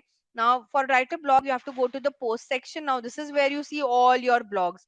So you have to say add post. This is the by default one blog that you could see if you want. By the way, you can edit a blog, you can delete a blog, you can do like whatever changes you would want to. Okay, I don't want this block to be there like hello world. I can say put it in the trash. Okay. So you can add it, you can remove it, you can edit it, you can do whatever you would want to. Okay. Now I want to create a new blog. I'll say add post. Okay. I went to the post section and I said it. I said add post. Okay. Now here, what I'll do is I'll just quickly take help of ChatGPT to write a blog, guys. So let me just quickly 1 second. So I'll just say um, write a blog on mandatory tool one should learn for performance marketing. Okay, so let me just take what ChatGPT is giving me. Okay, so this is my title for my blog. Guys, in ideal scenario, you don't take ask ChatGPT to write the blog for you. Basically, you have your writers, content writers who write blogs and all of for you. Okay, so it's not your job to do that. Because I have to perform this practically, I have to show it to you. Okay, now here I'll put the title of my blog, which is Mandate Tools Every Performance Marketer Must Learn in 2025. Okay, this is my title. Now, after title, I want to give a paragraph. Okay, so here I have to say add block. I'll say add block and I want to give a para. Okay, so I'll say write a para. Okay, now for paragraph, this is my first para. So I'll put it over here. Let me just close this. And here I'll say, okay. By the way, I want to make some changes with my, uh, the color and everything. I can do that. I want it up to be appeared in black. I can do that. Not necessary. I have to keep this in green. Okay, it's up to me altogether. How I want the size and everything to be is also, so I want it to be like tiny. Can you see? I can make it small. Okay, any further dimensions. So here you can basically here you can make some changes with your basic color and everything. Okay, background if I want some color, but background color won't look good over here, so I won't say anything. Okay, here in the title part as well. Okay, what I can do. So right. So again, I'll say now I want to put a picture. Okay. I want a picture of, let's say, the same icon that I've uploaded. So I can say upload, add a picture.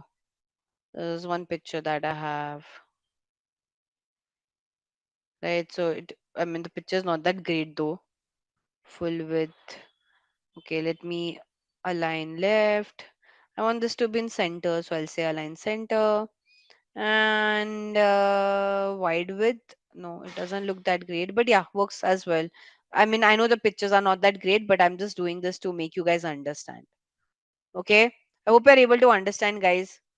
But I hope you understood, like it is like your word doc and other things as well. Like it is not something where, so let's say I don't want to give a title over here. Okay, I just directly want to start with a heading. Here I would want to give my heading. So I did one small mistake that I wrote a wrong heading. I'll just quickly put it over here. I'll give a text which looks good as well. Then here I'll quickly write like one blog to show you guys. Daniel and other as well, I'll request you guys to write at least one blog and do this practically. Otherwise, there's no point of learning it. Okay. Again, I would want this to be black looks good. So I would want this to be in black. Then I want one picture. So PPC picture, because I don't want this to look very text heavy. So blogs usually have pictures, guys. I'll say, so I'm just like using it like a Word doc ideally, if you would see. Okay.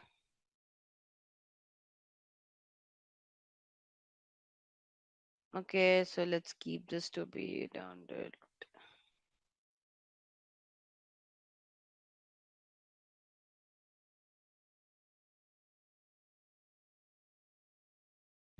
Again, if I want to make some changes over here, I can do that. Let me make it center line and all of that. Okay. Guys, I hope you're understanding what exactly I'm trying to do. I'm just selecting whatever block I want and I'm adding my details. Let's say below this, imagine I want to add some gallery. There are a lot of sections that you can add. Okay. Can you see this para, this headline? There is list. List is nothing but like this. Okay. So if I select list, I can write a list over here. Let's say I'll say Google Ads. Okay. That's my list. I'll add, let's say I'm giving a list of, what all tool one should learn. So let's say then I'll say one should learn meta ads. So I'll say meta ads. Can you see? So this is what I mean by list. I want people to learn Google Analytics. So I'll write analytics. Okay. Then we have Google Tag Manager. I hope you understood what did I do. I want the text color to be again in black for each one of them. So quickly I'll make them. Okay, so that's what you have under your list. Then you have quote. Okay, if you want to write some quote over here, there's an option to write a code. Okay, now if you want to give a detail is like, let's say, okay, so let's say, it is like your toggle. For example, like, I'll just take example of Google Ads. Okay, let's say I'm starting with Google Ads and I have wrote about Google Ads here. I'll give the description of Google Ads. Okay, now what will happen is a user can. Okay, so now this can get, you can hide it as well. Okay, I hope you are able to understood what did I do. I'll just quickly change the color of this text here as well. Right? I hope you understood, guys, what I'm trying to do. I'll have to like keep on doing this, but I hope you understood, right? Similarly, you have some pull quotes. If you want to add a table, you can do that, right? There are different things that you can add. Media, you want to add some image, you want to add some gallery, like a different, how should I say, a scroller, like a carousel. You want to add some audio, right? You want to add some video, you want to compare an image, you want to give a slideshow, like where people can scroll and see multiple picture, right? If you want to add a button at the end, let's say I want to add a button which says so I'll put this in the center. I want people to say like learn more, so I'll put a button like this where they can go click and check other things out. So you have like so many things that you could use, basically is what I'm trying to say. And that's how you create your entire blog or your page. Make sense? How do you create it? And once you do this, guys, you have to make sure you say publish. Okay, so when I say publish, basically it will be visible publicly. Would take some time, but at least if you want to see how it does it look like, I can show it to you. So when I say publish, I won't say I've created a great page, but I can show you how does the post would look like. See this? Can you see? Again, I'll have to make it center line and 10 other things. But I hope you understood. I mean, just looking with what I'm doing won't ideally help. Okay. So I'll just quickly go back to my backend part again. That's how you create your post. You can create as much post as possible over here. Okay.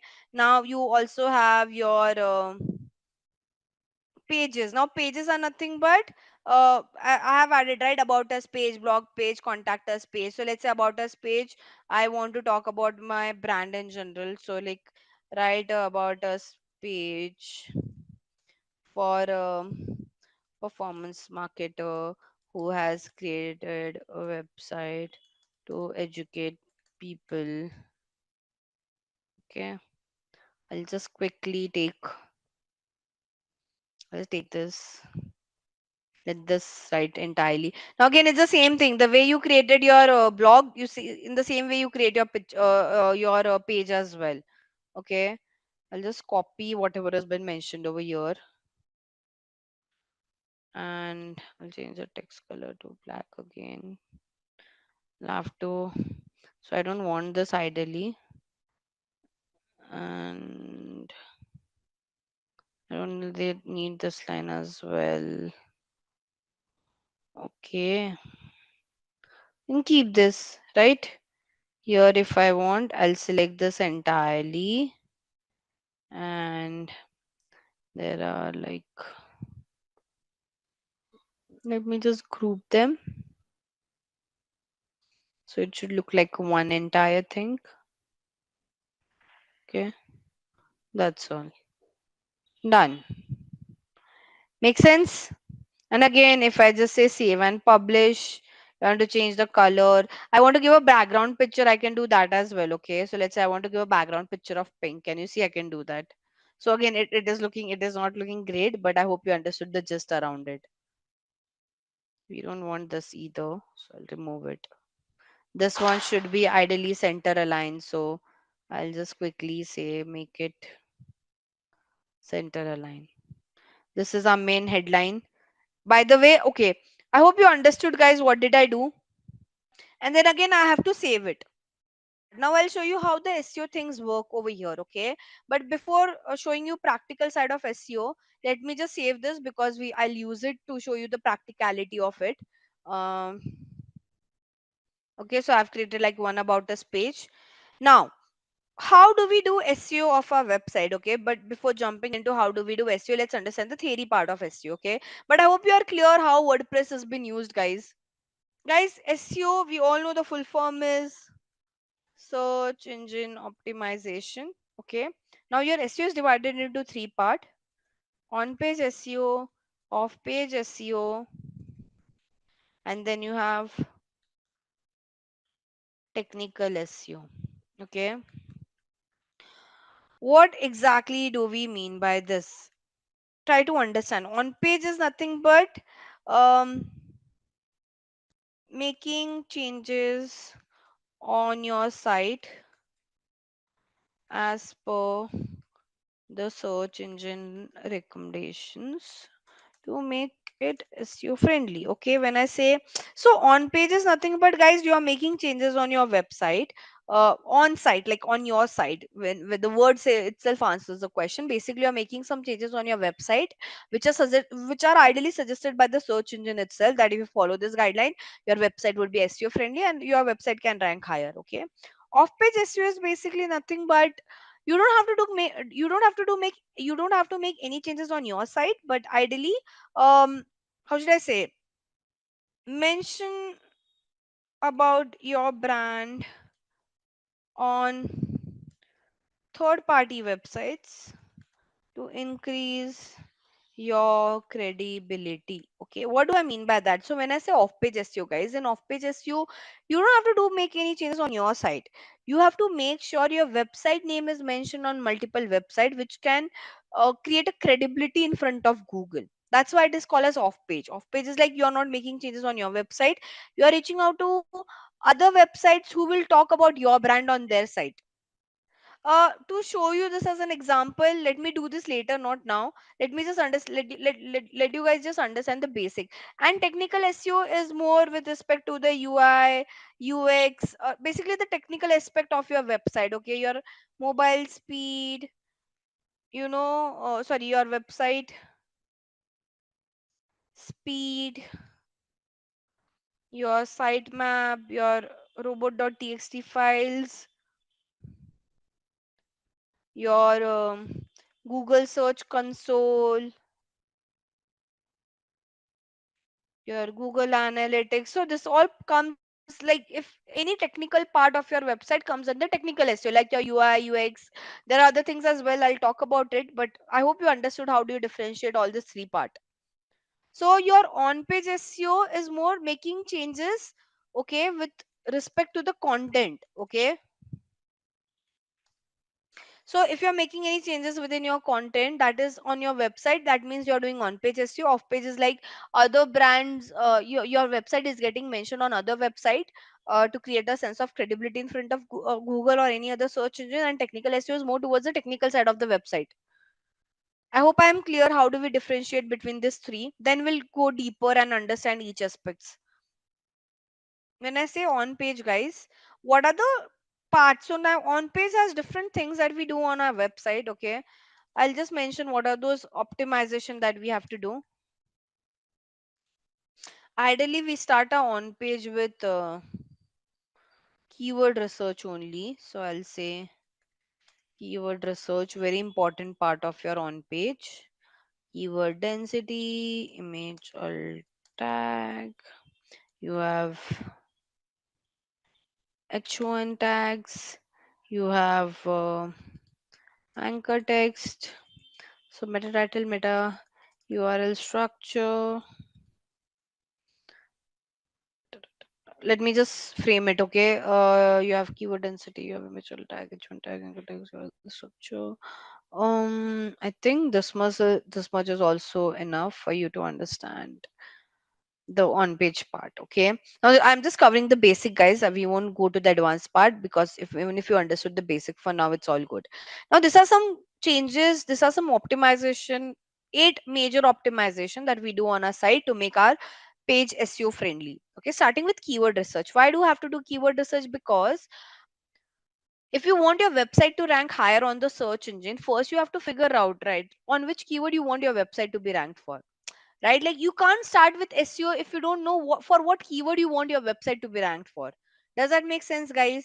Let's say Sujit would say that, ma'am, I want my website to be ranked higher on the search engine. I understand, yes, you want to do that, but for what keyword you want your website to be ranked higher is something that you'll have to shortlist, right? You can't, first thing, at a time, it takes SEO is a very slow process, so you can't say that today only whatever websites, whatever keywords are relevant for my brand, I want to rank for all those keywords in like in next 10 days. It is not possible at all, it takes time. So the first thing is, before getting into SEO part, first you have to shortlist what are some important keyword to begin with, where you want, your website to get ranked for. But ideally, guys, you have to first shortlist the keyword. Now when you shortlist the keyword, guys, as we know, we have different kind of keywords. For SEO, you can only shortlist generic or brand keywords.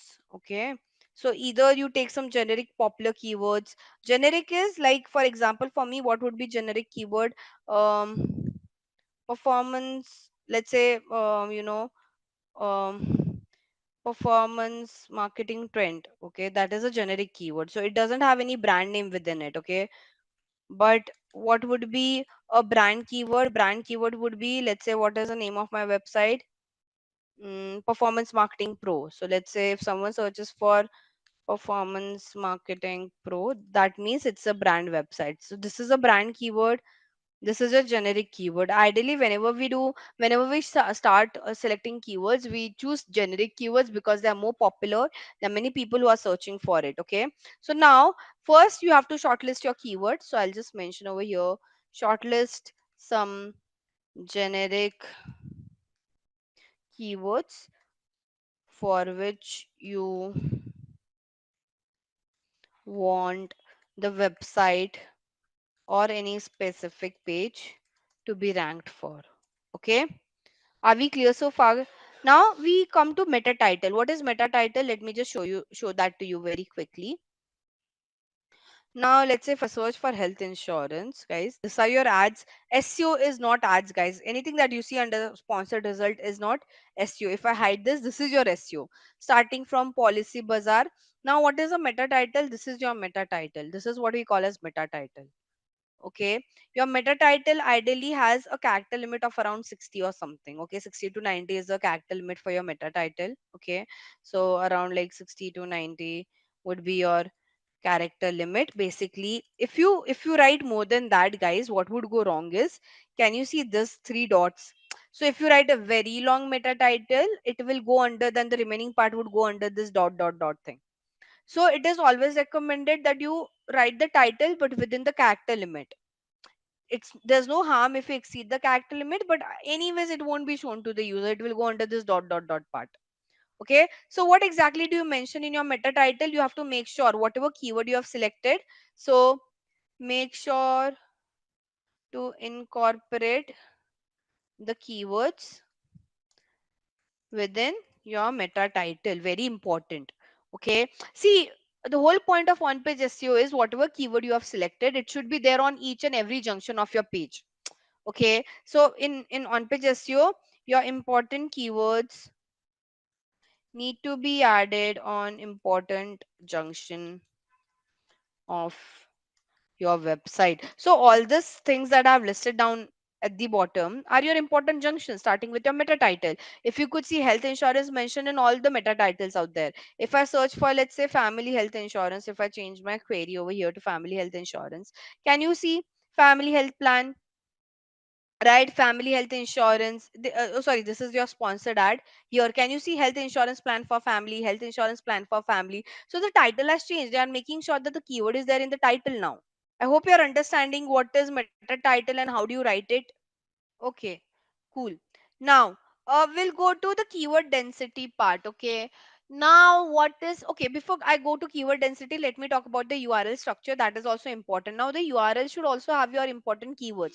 For example, see Policy Bazaar. Can you see the URL also has a keyword called as health insurance? Can you see? Every URL has that part. Okay, if I search even for family health insurance, I believe it would replicate. Can you see? Now health insurance, like if I open the website, you would see. Can you see family health insurance is given specifically over here, right? So you should have a good URL structure. When I say good URL structure, you should show your user that where exactly you're taking them to. Can you see? So they are saying health insurance, and ahead of that, they are mentioning health insurance plans for family. So again, this URL structure, you have to ask your developer. Let's say your website, your page is related to family and health insurance, and here the developer has only the URL is only till health insurance. You'll have to ask them that please add like one more part to that entire URL and put this family health insurance keyword under it. Make sense? So again, your developer will have to do this. Okay. So we have covered URL structure, your till here. Now, what exactly is keyword density, guys? Okay. See, the main content of your website. When I say main content, if I open the Policy Bazaar website, here also you'll have to put your keywords. This is your main content, right? Let's say the keyword again, I'll go back. We are focusing on family health insurance, right? So, in the main content, when I say main content, all the content that's mentioned over here in this page, you have to put this keyword, right? Family health insurance. It should be there, correct? But the problem is earlier, okay, now see, there are many people who try to manipulate Google or any other search engine. So there are many people who think that more the keywords that we incorporate on the website, better would be our ranking. But that's not the case. Okay, Google has given a limit because again people do all this kind of stuff. They repeat that keyword multiple time and make it look so. If you cross the limit that Google has given you, so let's say, see, Google has given a limit which is what we call as keyword density. Keyword density is nothing but Google says that yes, you can repeat your keyword, but make it under this percentage range. Okay. So you can only repeat your keyword 1% to 3% of your total word count. Let's say on your one page you have around 1,000 words. You can only repeat your keyword 1% to 3% of those 1,000 words. Makes sense? That is a limit given by Google. What happens if you repeat your keyword more than that? Okay, that is called as keyword stuffing then, and Google doesn't like it. So if you don't follow, if you don't follow Google guideline, okay, Google will decrease your ranking then. Make sense?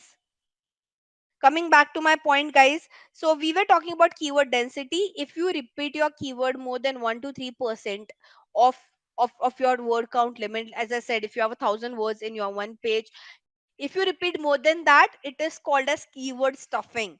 What do I mean by keyword stuffing, guys? Let's say my keyword is health insurance, okay, and imagine this is the paragraph.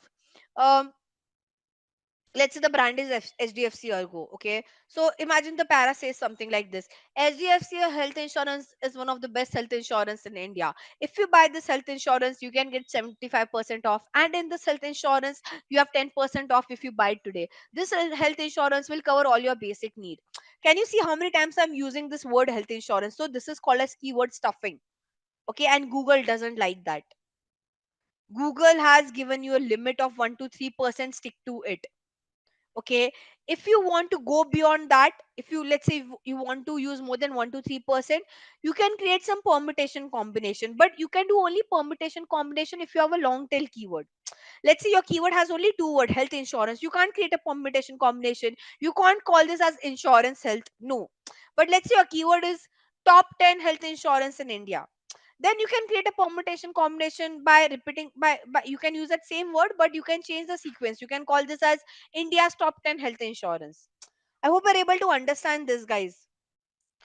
Now, so we are done with keyword density. So let's say I open this page, right? This was for family health insurance, right?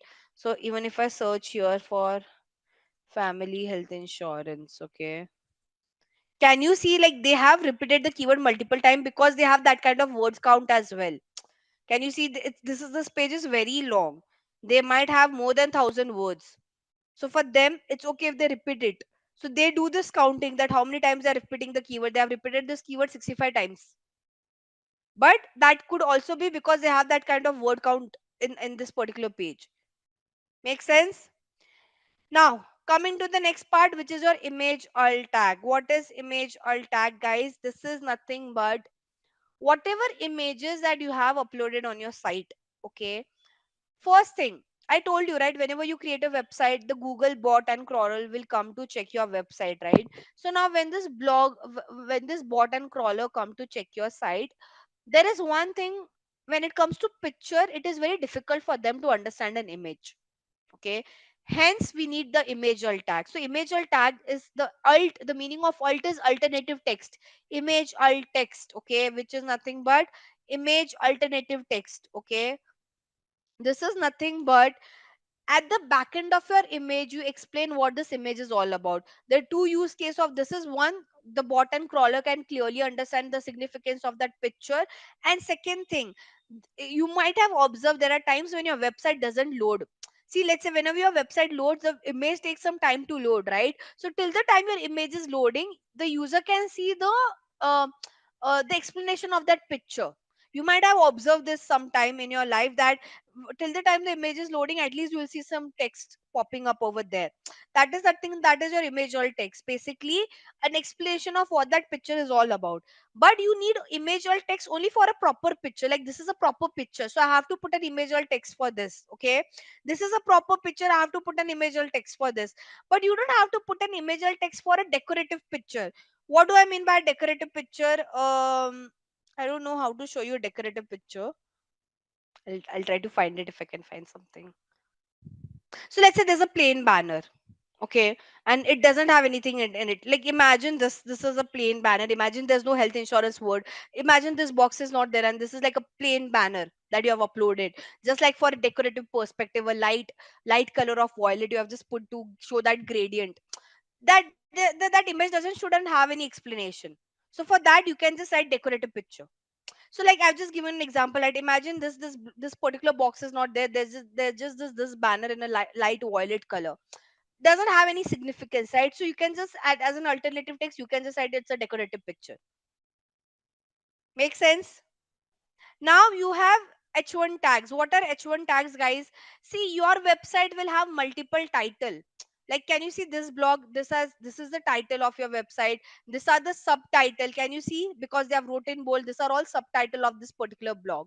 Now you have to tell Google which is the main title, which is the subtitle. That is what we call as H1 tags. H1 tags are nothing but H1 is main heading, H1 first heading of your title of your blog. Let's say this is your second heading, then you will call this as H2. Now again, this is something that you have to do at the back end.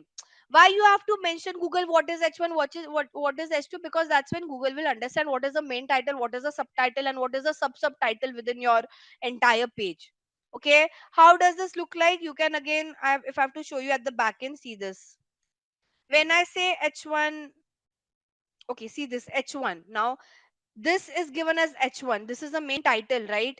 What is the main title of this blog? Stop guessing your perfect lipstick. Stop guessing. So they have given this title as H1. Okay. Now if I say H2, can you see? Lipstick meets undertone. Okay, so I'll have to see where is lipstick. Can you see? Now this is the second sub headline. So that's why it comes under lipstick meets undertone comes under H2, right? The lipstick alchemy. So if I scroll down, this is lipstick alchemy. Again, it comes under H2. What would be H3? You know, your H3 here, I believe they would have given H3 to this title. If you are cool tone, let me see if there's any H3. It depends on the brand to brand, but I'm just assuming this. Okay, if I say H3, yeah, see, can you see this is the H3 because now this is a subtitle. Can you see if you are a cool tone is H3? So this is the main title H1. This is the subtitle H2. There are multiple H2. Based on the size only, you can understand there are multiple H2. This is H2. Okay. This is H2. This is H2. And what is H3? This one under it. I hope you are understanding this. So the same thing should be there at the back end as well. Yes. Now the last part, which is your anchor text. Okay. Now anchor text is nothing but uh, ideally the above part was your anchor text, but see this. Okay, this one. What's the best starter lipstick shade if I'm totally new to makeup? Go for a my lip but better nude like Charlotte Tilbury Pillow Talk. So this is your anchor text. Basically, if I tap on it, it will take to me to another internal page of this particular brand's website. Make sense? What is an anchor text? Basically, if you want the person to go from one, so the important keyword on your site, okay, if you have any important keyword, make this as like your anchor text, and if someone clicks on it, you can take them to another internal pages, so you're promoting one page to another page. Does that make sense? So all these pointers that I've discussed, guys, your anchor text, your URL structure, your H1 tags, your imageal tags, everything that I've highlighted, all these 8 pointers, you have to try to put your keywords within all this junction. So I have covered the major part of on page, and I've also given you a note over here. For every page, you have to make sure you do this. Let's go towards the next part, and I'll delete this. Oh, where's my okay? Now we'll talk about the off page part. Okay, very interesting. Now, see, guys, for off page, we can't do the practical side of it right now because, as I mentioned, for off page, you have to make sure your website. So why do we do off page? Let's start with that first. First thing, we want to increase our credibility in front of Google and in front of user as well. Imagine there is one thing that you're trying to vouch for your brand on your own site, but let's say there are other people, other website who are trying to vouch for your brand, which will create bigger impact the other one, right? Let's say imagine Mahalakshmi has a website where she's trying to vouch you what she's trying to vouch about her products. Okay, obviously everyone does that, but imagine I'm a blogger who talks about lifestyle, and there I mention Mahalakshmi's brand, that she has some really good brand, really good product. What do you think which will create a better impact? The later one where I talk about her brand, right? The one reason why do we do off pages, we want to increase our credibility in front of the user and in the front of Google as well. Second thing, we want to increase our domain authority and page authority score. Okay, very important part. So one is increase the credi, and then we want to also want to increase the domain authority and page authority score. Okay, first thing, let's talk about the domain authority and page authority score. We'll go one by one and I'll try to break down this as much as I could. Then I'll show you the examples as well, don't worry. Okay, and we'll use one tool to find this out. We will be using two tools for this. Okay, first thing, guys, what is domain authority and page authority? Basically it is a score, so we call this as a DA and PS score. Okay, which kind of Google rely on this score to give the ranking to website. But okay, the score is not something that Google doesn't give you the score. There's a tool or a platform, so the platform Moz gives this score. Okay, now what, why Google, so Google, see, this DAPS score is not given by Google. There's a tool called as MOS which gives you this score.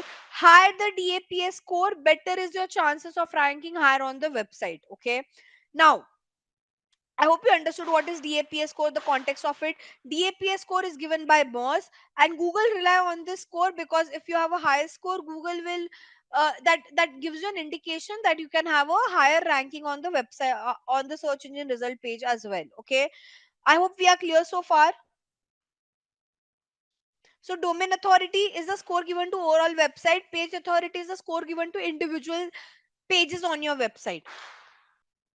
Okay, now coming to the next part, that how should I say,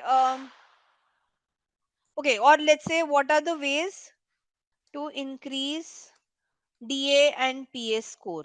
Okay, what are the criterias which can help you to increase your DA PA score? One, okay, starting with the first part, your content on the web. So first thing, guys, one disclaimer. Okay, if your website is new, there's high chance that your DA and PA score would be less. Okay, so basically I'm trying to say a older website has a better DA and PA score. Now how do I increase the DA and PA score, guys? First one is the content on the website should be unique. When I say unique, no plagiarism. Okay, you can't copy the content from someone else's website and you put it on your website. Basically, the content on your website should be very unique. Second one, to other way to increase your DAPS score is get backlinks from those website who has a high DA and PA score. These are the only two way to increase your DA and PA score, guys. Okay, one is you should have a really unique content. Second one is you get backlink from them, from those website who themselves has a good DA PA score. Let's say I'm a new brand. Okay, let's take an example. Sujit is Amazon. Let's take an example. Sujit is Amazon over here, and I'm a new aggregator platform. Okay, now I'm a new website. As I said, my DAPA score would be very bad.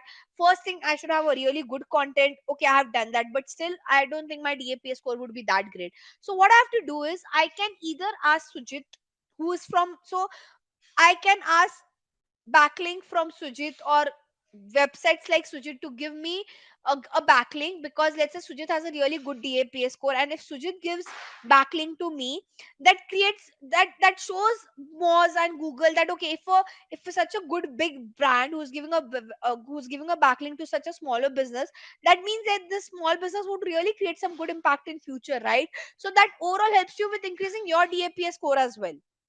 Okay, so now, okay, coming back to the next point, guys. I hope we are clear so far what is DAPS score, which is a platform who gives a DAPS score, and what are the ways you can increase your DAPS score. Now, coming to the next point, guys. As I mentioned, we have off page is all about taking backlinks, right? So, from whom you can take your backlinks, okay? First thing, you should take backlinks from people, from brands or website within your industry. Okay, let's say I'm an education website and Sujit is Amazon. If Sujit gives backlink to me, it won't be considered a good backlink because it is not from my industry. So first thing, you should always take backlink from those website who are from your industry, or news websites and PR sites, because news website and PR sites talk about all kind of category. Okay, so you can take it from your competitor as well. You can take it from some blogger as well, but so the competitor and blogger should be from your industry. Okay, so when I said say backlink from brand or a website within your industry, I mean it could be a competitor site, competitor side or um, your any blogger side. Okay, now I hope the theory part is clear. Now we will see how practically we ideally do this. Okay, imagine we have to do this for let's take example of Amazon. Okay, or let's say guys, I'll take a hypothetical situation guys over here. So let me take a scenario. The scenario says that I'm a new website in market and I'm an aggregator platform. Basically aggregator platforms and like Amazon, Flipkart, who sell uh, products of different brands. Okay, so now how should I work on my backlink thing? Okay, what should I do? Whom should I reach out is the very first question guys. Like for backlink, you can't take a pen and paper and see whom should you reach out to. It will take a lot of time. So whenever we want to do this process, we rely on this tool called as href. Okay, a very important tool. Now what is the importance of this tool? Check this out. We have this something called as href backlink checker. Okay, now what does this tool would help me out with this? This is the link to this tool. Okay, now okay, I want to take backlink. Okay, but then what should I do?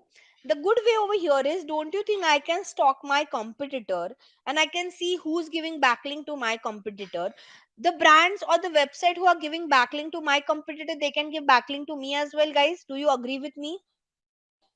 So imagine I'm a new aggregator platform. I want backlinks. Don't you think if I stalk Amazon and I see who which are the website who's giving backlink to Amazon, I can reach out to the same brand to give backlinks to me as well, because like same industry. So now in this tool, what I'll give Amazon's link because I want to stalk Amazon and I want to see who are those website who are exactly trying to give backlink to Amazon, and I want to stalk the Indian domain, not the overall global domain. So I'll see say check backlinks. Okay, now can you see they have a very good domain rating. So see, anything like the score goes from 0 to 100, anything above like 80 70 is a good domain rating. Basically the DS score is really good for Amazon. So if I like ideally if Amazon gives me backlink, I can my DS score can also increase. But let's say I don't, I'm check I would want to check other brands who are giving backlink to the Amazon. So Amazon has around 87 million backlinks. Okay, I mean that is very high number. Now see who's giving backlink to Amazon. Okay, and this is the India website. Okay, so basically here you'll understand referring pages are the pages who have given backlink to Amazon, and this target URL is nothing but where does it take, where does the user. So let's say for example referring URL is nothing but Xiaomi Redmi page has given backlink to Amazon, and this anchor and target URL is nothing but it is trying to show you which is the text, what is the keyword, and what is the URL where the user get redirected to. For example, see this, I'll open this URL, open link in a new tab. Okay, here it says, can you see this? Right, so now if I tap over here in this price, it takes me to the Amazon website. So this is backlinking only, from Xiaomi's page I came to Amazon's page. Can you see there are so many websites? Wikipedia, we can check Wikipedia, but there are so many websites: Yamaha Motor, Club Factory, Firebolt. Now let's say if I go to this Firebolt page, where exactly is this? I don't know. I'll have to search.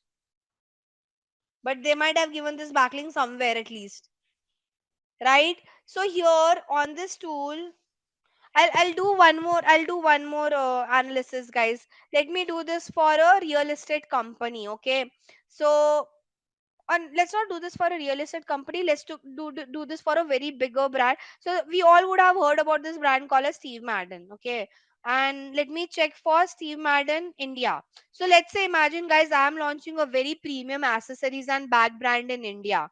Okay, and I want to see Steve Madden is my competitor because they have the same price range. So I can stalk Steve Madden and I can see which are the website who has given backlink to Steve Madden India, and I can reach out to them as well. Now see, the ideally the Steve Madden India rating is very low. It is only 31. They have only got 1500 backlink, but at least I can check and see who I've given backlink to them. right? For example, this one, Lux gift card. There's this link called as Lux gift card, and they have given backlink to Steve Madden, right? There is this website called as Amber Shoe, okay, and I can just see where. See, so what is their blog now? They have wrote a blog. This is website called as Amber Shoe. They have wrote a blog. Top 10 leather shoe brand in India for men and women. Okay. Can you see they have featured Steve Madden over here? So now this is what we mean by, and they have given a link. So when I tap over here, I'll go to Steve Madden's website. So I can reach out to them as well. Now I can reach out to Amber Shoe to give backlink to me as well. Make sense? 40 list of top shoe brand. Again, this one, Style Sat Life, Coupons Guru. These are all the pages you can. These are all the sites you can reach out to give backlinks to you guys as well. Now, what do you have to do? Now you got all these sites who can give backlink to you. Okay, you can get their details from Google. You can get contact details of their Google from Google. You can get their Gmail ID from Google, and you can reach out to them, right? But very important, before reaching out to them, you should check how is their DAPA score. So let's say I really like this website, this one, ambershoe.com. Okay, but before I reach out to Amber Shoe, I should check their DAPA score, because if they have a good DAPA score, my DAPS, there would be some upgrade in my DAPA score as well, right? That's when, how do you check your, like, so whenever you approach anyone to give backlink to you, first check their DAPA score. Okay, so that's, I'll mention over here, basically backlink from brand or website within your industry.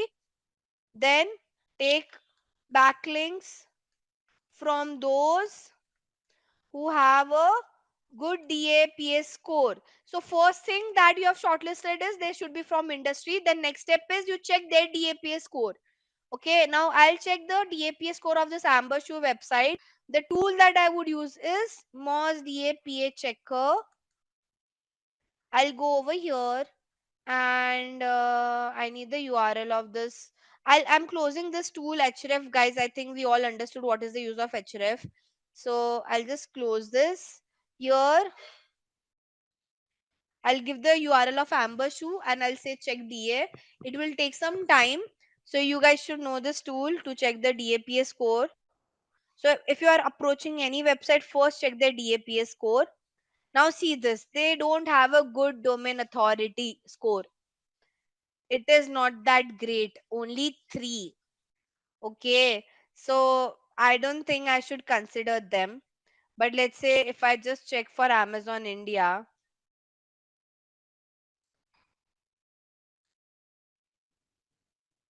92. You understood? So the website should themselves has a good DAPA score as well. No, see, I'm not saying. See, guys, try to understand this.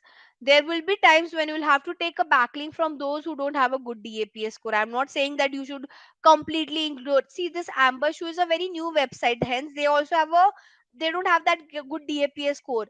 And trust me, you won't get all the website who have good DAPA score. I'll come back to you why is that so, because there are like, see, to approach them, to convince them to talk about your brand, it needs lot of efforts. Okay, so I'm not saying that your criteria should be that you take a backlink from those who have a good DAPA score, but try to do that.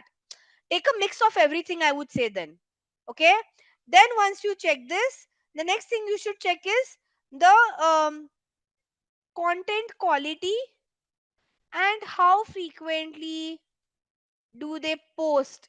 Okay, so let's say I have considered Amber Shoes. Now imagine hypothetically they have a good DAPA score as well. I'll have to do some basic hygiene check. uh, what do I mean by basic hygiene check? Look at the content quality. Do they do a lot of spelling error, grammatical error? Because that won't go well with your brand. Let's say they wrote a blog which has a lot of spelling and grammatical error, and the user is coming from that website, they'll judge your website as well, right? Imagine Amber Shoes content is not that great. Don't you think Steve Madden brand would also be get judged because their brand is getting featured on that site? So do a basic hygiene check. What do I mean by that? Check their, if they don't do, like, what is the content quality? How frequently do they write their content? Right? Do they make some grammatical spelling error here and there? You can check 2 or 3 blogs to get an idea of that. And then you proceed with whichever website you have shortlisted. Okay. Now we have understood what are the process of shortlisting. Now how would you approach? Okay, so let's say I have two brands over here. um so I'm just writing what are the two tools we guys have used, href and moz. Okay, now let's say I have shortlisted two website. One is amber shoe, okay, second one is amazon.in, and let's say third one is I don't know, pink villa. Okay, these are three website I've shortlisted. Okay, this has a DA score of only 10. This has a DA score of let's say 92, and this has something in middle range of around 30. Okay, now I can get their contact details, guys, from Google. I don't have to worry about the contact detail. Ideally, you have to, what you have to do, you have to reach out to the business development team. So whenever you approach, you will get the standard contact number, but you can, whatever contact number you get, you reach out to either their marketing or business development team. Okay, so you talk to them. You have to write an email. So approach this brand on call and website. Sometime you will have to reach out to them through LinkedIn as well. Okay, now how do you do the dealing part?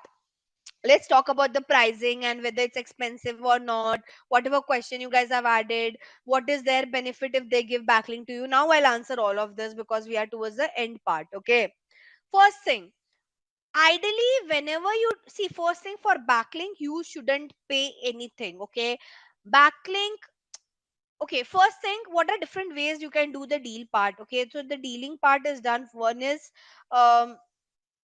like you give backlink to us, and in future we would do the same for you. That is the first thing that you go with.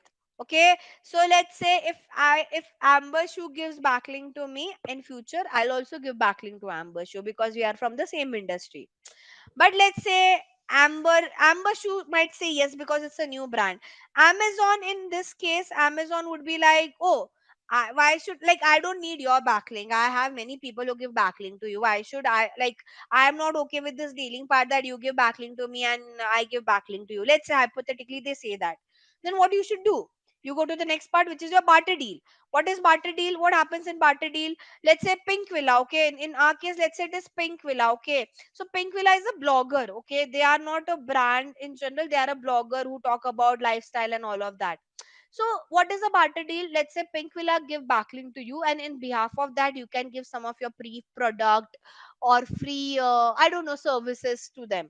That is a barter dealing, that you give backlink to me, I'll give you some free product. Like there are many influencers who does that, right? There are many brand who give free product to influencers and they ask them to talk about their brand. They don't give money to them. But now if you're dealing with a very big influencer, right, like in our case, let's say we are dealing with Amazon, what should we do in that case? In that case, there's a good chance you'll have to pay some money to Amazon. Again, there's a different discussion on altogether over there. But very important thing, ideally for backlink you shouldn't pay money.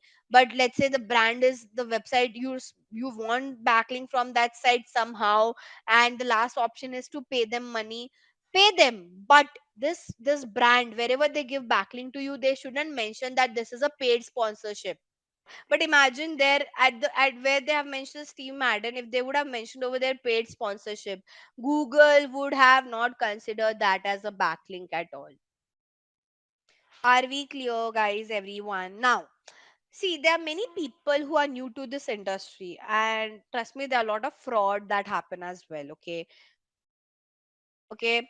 Now, what do I mean by fraud? In backlinking, there is one major fraud that many people might do with you if you don't know about this, which is we call as no follow link. So what many brand does it? Let's take an example right now only. Imagine here again, I'll write name of Mahalakshmi. Okay. Now Mahalakshmi, we both have done dealing. I've asked Mahalakshmi to give me, let's say, 2,000 rupees to give this, to write one blog, and in that I'll feature her details. Okay, I've spoke about it, but very important part. Let's say Mahalakshmi doesn't know much about SEO. What I can do now? What is the fraud thing that I can do is, yes, I'll give link to Steve Madden. Okay, I'll give link to Steve Madden, but my link would be a no follow link. Okay, what do I mean by no follow link? Okay, the URL would be there. The person can tap on the URL and go on the site as well. But so basically, for no following, this is the tag that we write, rel is equal to no follow. Okay. Now, what do I exactly mean by a no follow link? Okay. In no follow link, what I'm trying to say is that basically, um, I'm trying to tell Google, see, Google will check, right? Ambush was given backlink to Steve Madden. But I'm trying to say that, yes, I've given link, but don't consider my credibility for this brand. Okay, so or ideally a no follow link would ideally mention when they say don't consider my credibility, basically don't check this site. So you have to always make sure. Okay, um let me just show you how does it look like. You have to always make sure and check this, that whichever brand who's giving backlink to you, they don't write this as no follow link, they have to give you a do follow link. Make sense? So if they give, let's say if Ambush to give no follow link to Steve Madden, it won't have any impact on the brand. Basically, let's say my credibility, my DAPA score won't create any impact for this brand is what I'm trying to say. But if you give a do follow link, it will create impact on the overall website SEO. It will impact the DAPA score as well.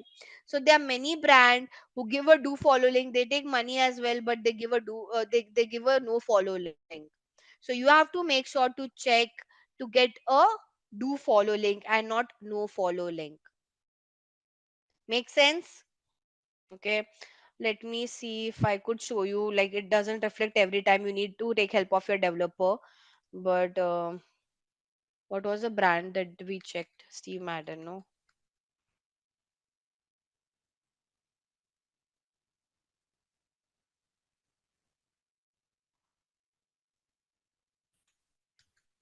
So, you'll have to take help of your developer. Basically, they are the one who check this for you ideally. Okay, but whenever you're working on this, you have to talk to your whoever the brand you're working with, ask them to give you a do follow link. Make sense?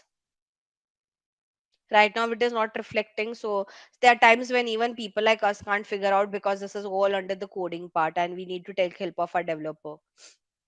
If it reflects a href, wherever they have mentioned a href, I'll have to check all of them. Blog, yeah, see this. Okay, so there's hush puppy, there is ahref is equal to, let me put Steve Madden's URL where they're directing the user to. Give me 2 minutes, we'll have to find that Steve Madden URL. It takes time to find this out, but href is equal to, even if I say, yeah, here.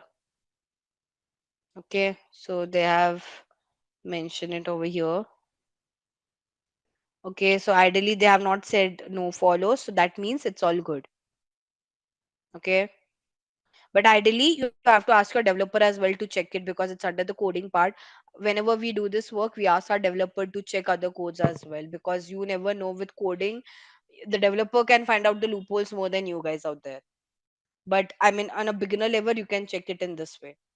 Okay, makes sense.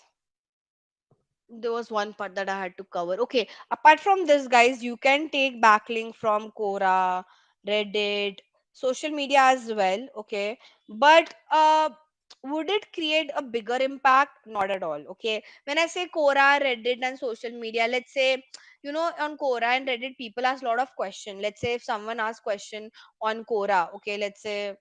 um I'll just open Quora quickly.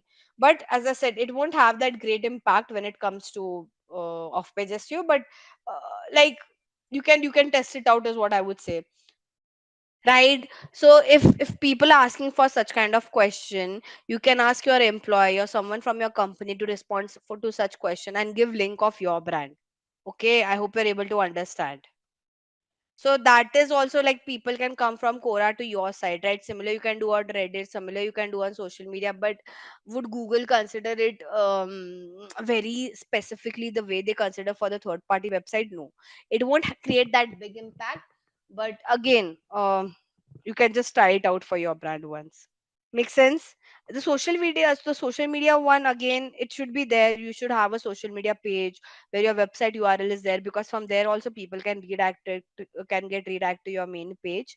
So try to be there wherever you can, like Quora, Reddit, social media, and on some third party websites where you can ask other brands to mention about your brand over there. Make sense, guys, about how does the off page SEO part works? Okay, good. Guys, now let's go to the next part, which is your technical SEO. Now, in technical SEO, guys, you have your UI, UX that we have already discussed in theory, but there are some pointers. I've also talked about your mobile speed. Okay, I had also talked about the sitemap thing, if you remember. Okay, you guys remember I discussed sitemap part, a roadmap of, because whenever a crawler comes to your website, um, the first thing that they would check is the roadmap, like what are the pages they should crawl. So that's why you need that's what you need a sitemap for. So a sitemap is a roadmap of your website, so that also needs to be uploaded on your website. Again, this is a job of the developer to do it, it's not your job. Now, one part that I couldn't cover in technical SEO, one is your robot.txt file. Okay, and now I have already taught you Google Analytics, but I want to talk about the Google Search Console as well. These are two parts that I'll talk about when it comes to technical SEO, because this other parts I think I've already discussed. So I'll jump towards the more robot.txt and Google Search Console. Okay. Now, what is robot.txt, guys? Robot.txt is nothing but, okay, guys, imagine when a, let's say you are an e-commerce brand. Okay, would you allow Google or any search engine to crawl all your pages of your site, or there would be some pages on your site that you wouldn't want the crawler to crawl? Okay, now how does this robot.txt file looks like? You have to create this robot.txt file, but your developer would upload it on the platform. Okay, so you just have to create it in your notepad and you have to share it with your developer. Okay, how does this look like? I mean, if I have to create it, it is very easy, guys. It looks something like this. Okay, so it starts with user agent. Like you can open a notepad and you can write this. Let's say I have to do this for Amazon, then I'll say user agent is equal to asterisk. What does this asterisk is, what do I mean by this asterisk?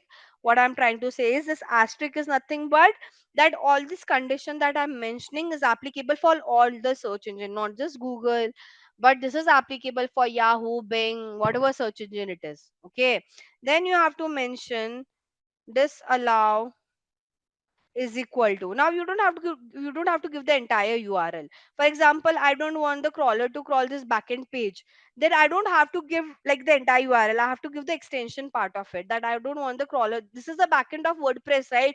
I don't want the crawler to crawl the backend of the word this my WordPress backend, so I'll give this URL in this way. Okay, so whatever pages you don't want the crawler to crawl, give the extension part of it, not anything that comes after .com. You have to copy paste that. Okay, and then the last part is the sitemap URL. So sitemap URL is something your developer can add. If you want to find any website sitemap, I mean, ideally it is easy. You just have to go to, let's say, www.amazon.in, and there. So sometime the brand doesn't allow you to get it. Otherwise, you'll have to ask your developer to find it out for you. So right now I'm not able to fetch the sitemap XML file of Amazon. So you can ask the developer, but the URL looks something like this at the end, sitemap.xml. Sometime a brand might have a different extension altogether. So ask your developer to give the sitemap URL. Okay. For example, for my website, I think I'll be able to find it. Let me see. This one I'll try to open and see. Take some time. So right now there's no pages, hence it is not reflecting anything. But ideally in sitemap.xml, you see all the URLs of your website. Okay. So right now, because this website is still under the process, it won't reflect anything. Okay. So ask your developer to give the sitemap URL and put it at the end. That's all. That's how you create your robot.txt file and give it to your developer. They'll upload it on the website. So now when the Google crawler and bot will come on your page, they'll first see your sitemap, overall sitemap, and then they'll go to the robot.txt file to see which are the pages they shouldn't crawl. I hope I am clear, everyone. Okay.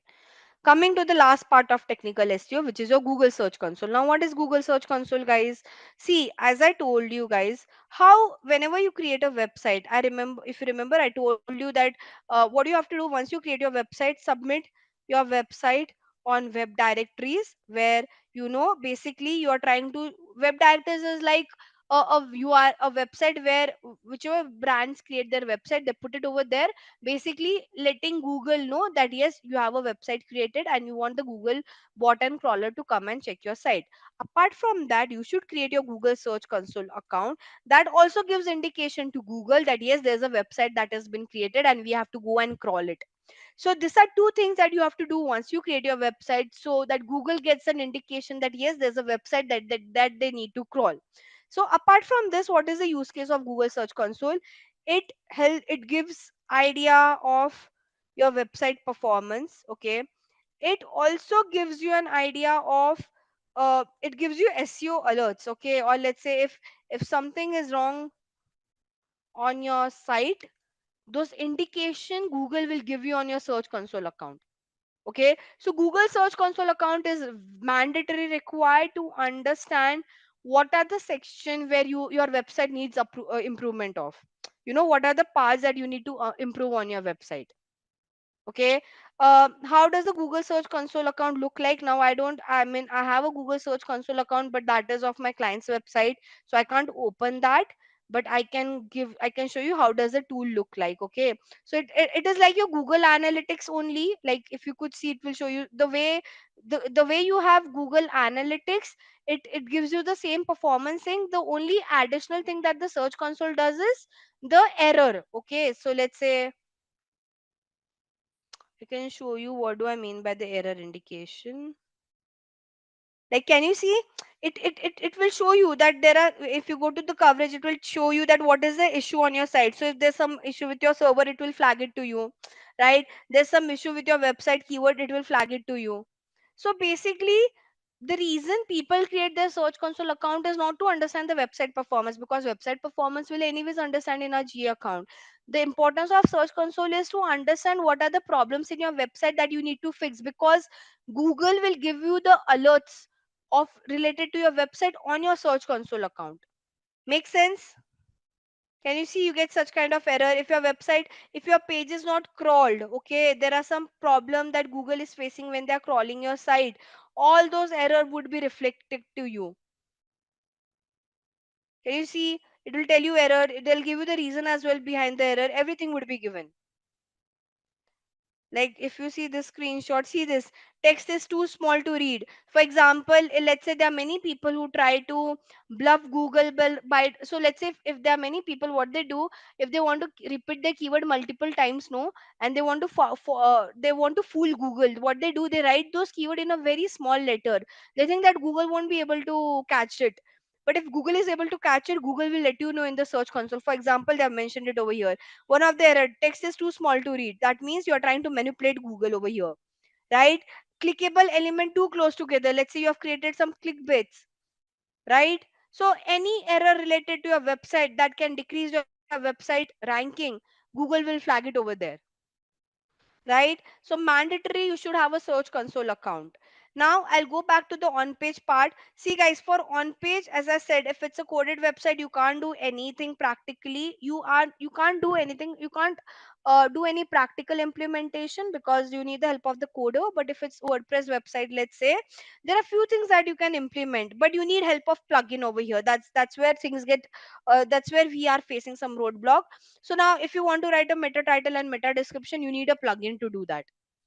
Okay, let's say if you want to add an image or tag on your WordPress account, how do you do that? See this, I can show it to you very quickly. This is my WordPress account, right? If I go to my media, I'll show it to you over here. See, this is my picture, right? Can you see this box of alternative text? Learn how to describe the purpose of the image. So here you have to put the alternative text and then only you upload your picture. Whenever you upload your picture, you will see an option of alternative text. So in WordPress, you just have to mention it in the tool itself. But if it's a coded website, you have to ask the developer to do it. I hope you are able to understand this now. So if you want to put an image alt text, you can do it this way. Okay. For your meta title, meta description, I won't be able to show you because you need a plugin to do that. Yours SEO plugin is required. Now let's say you want to give the H1 tags. Okay. How do you do the H1 tag thing? Again, like if I'll go to my pages, I'll edit this about us page to show you that. See this. If I select this, can you see H1? If I want to give this as an H2 tag, I'll select this as H2. Let's say this is my H2 tag. Okay, but automatically it is giving h1 h2, but let's say if I want to give this as an h2 tag, I can do it in this way, right? So on WordPress, Wix, Shopify, within when you create the website, then only you can do all this. But if it's a coded one, you can't do all this implementation. Okay, I hope you are clear how to add image alt tags h1. Now if you want to create an anchor text, how would you do an anchor text? Let's say this is my keyword. My keyword is learning community and I want to create this as an anchor text. What I'll do, I'll select this keyword, I'll create this link, and I'll give the URL over here. Okay, and this is done, this is done, this is my anchor text. So I'll have to save it. Like, let's say I have to give a URL over here. Okay, and this is my anchor text. Now can you see there's an underline that has came up? So image alt text, your H1 tags, your URL structure, your anchor text, all these four things you can do while you're writing your page. Okay. But for your meta title, meta description, okay guys, you need a tool called as Yoast SEO.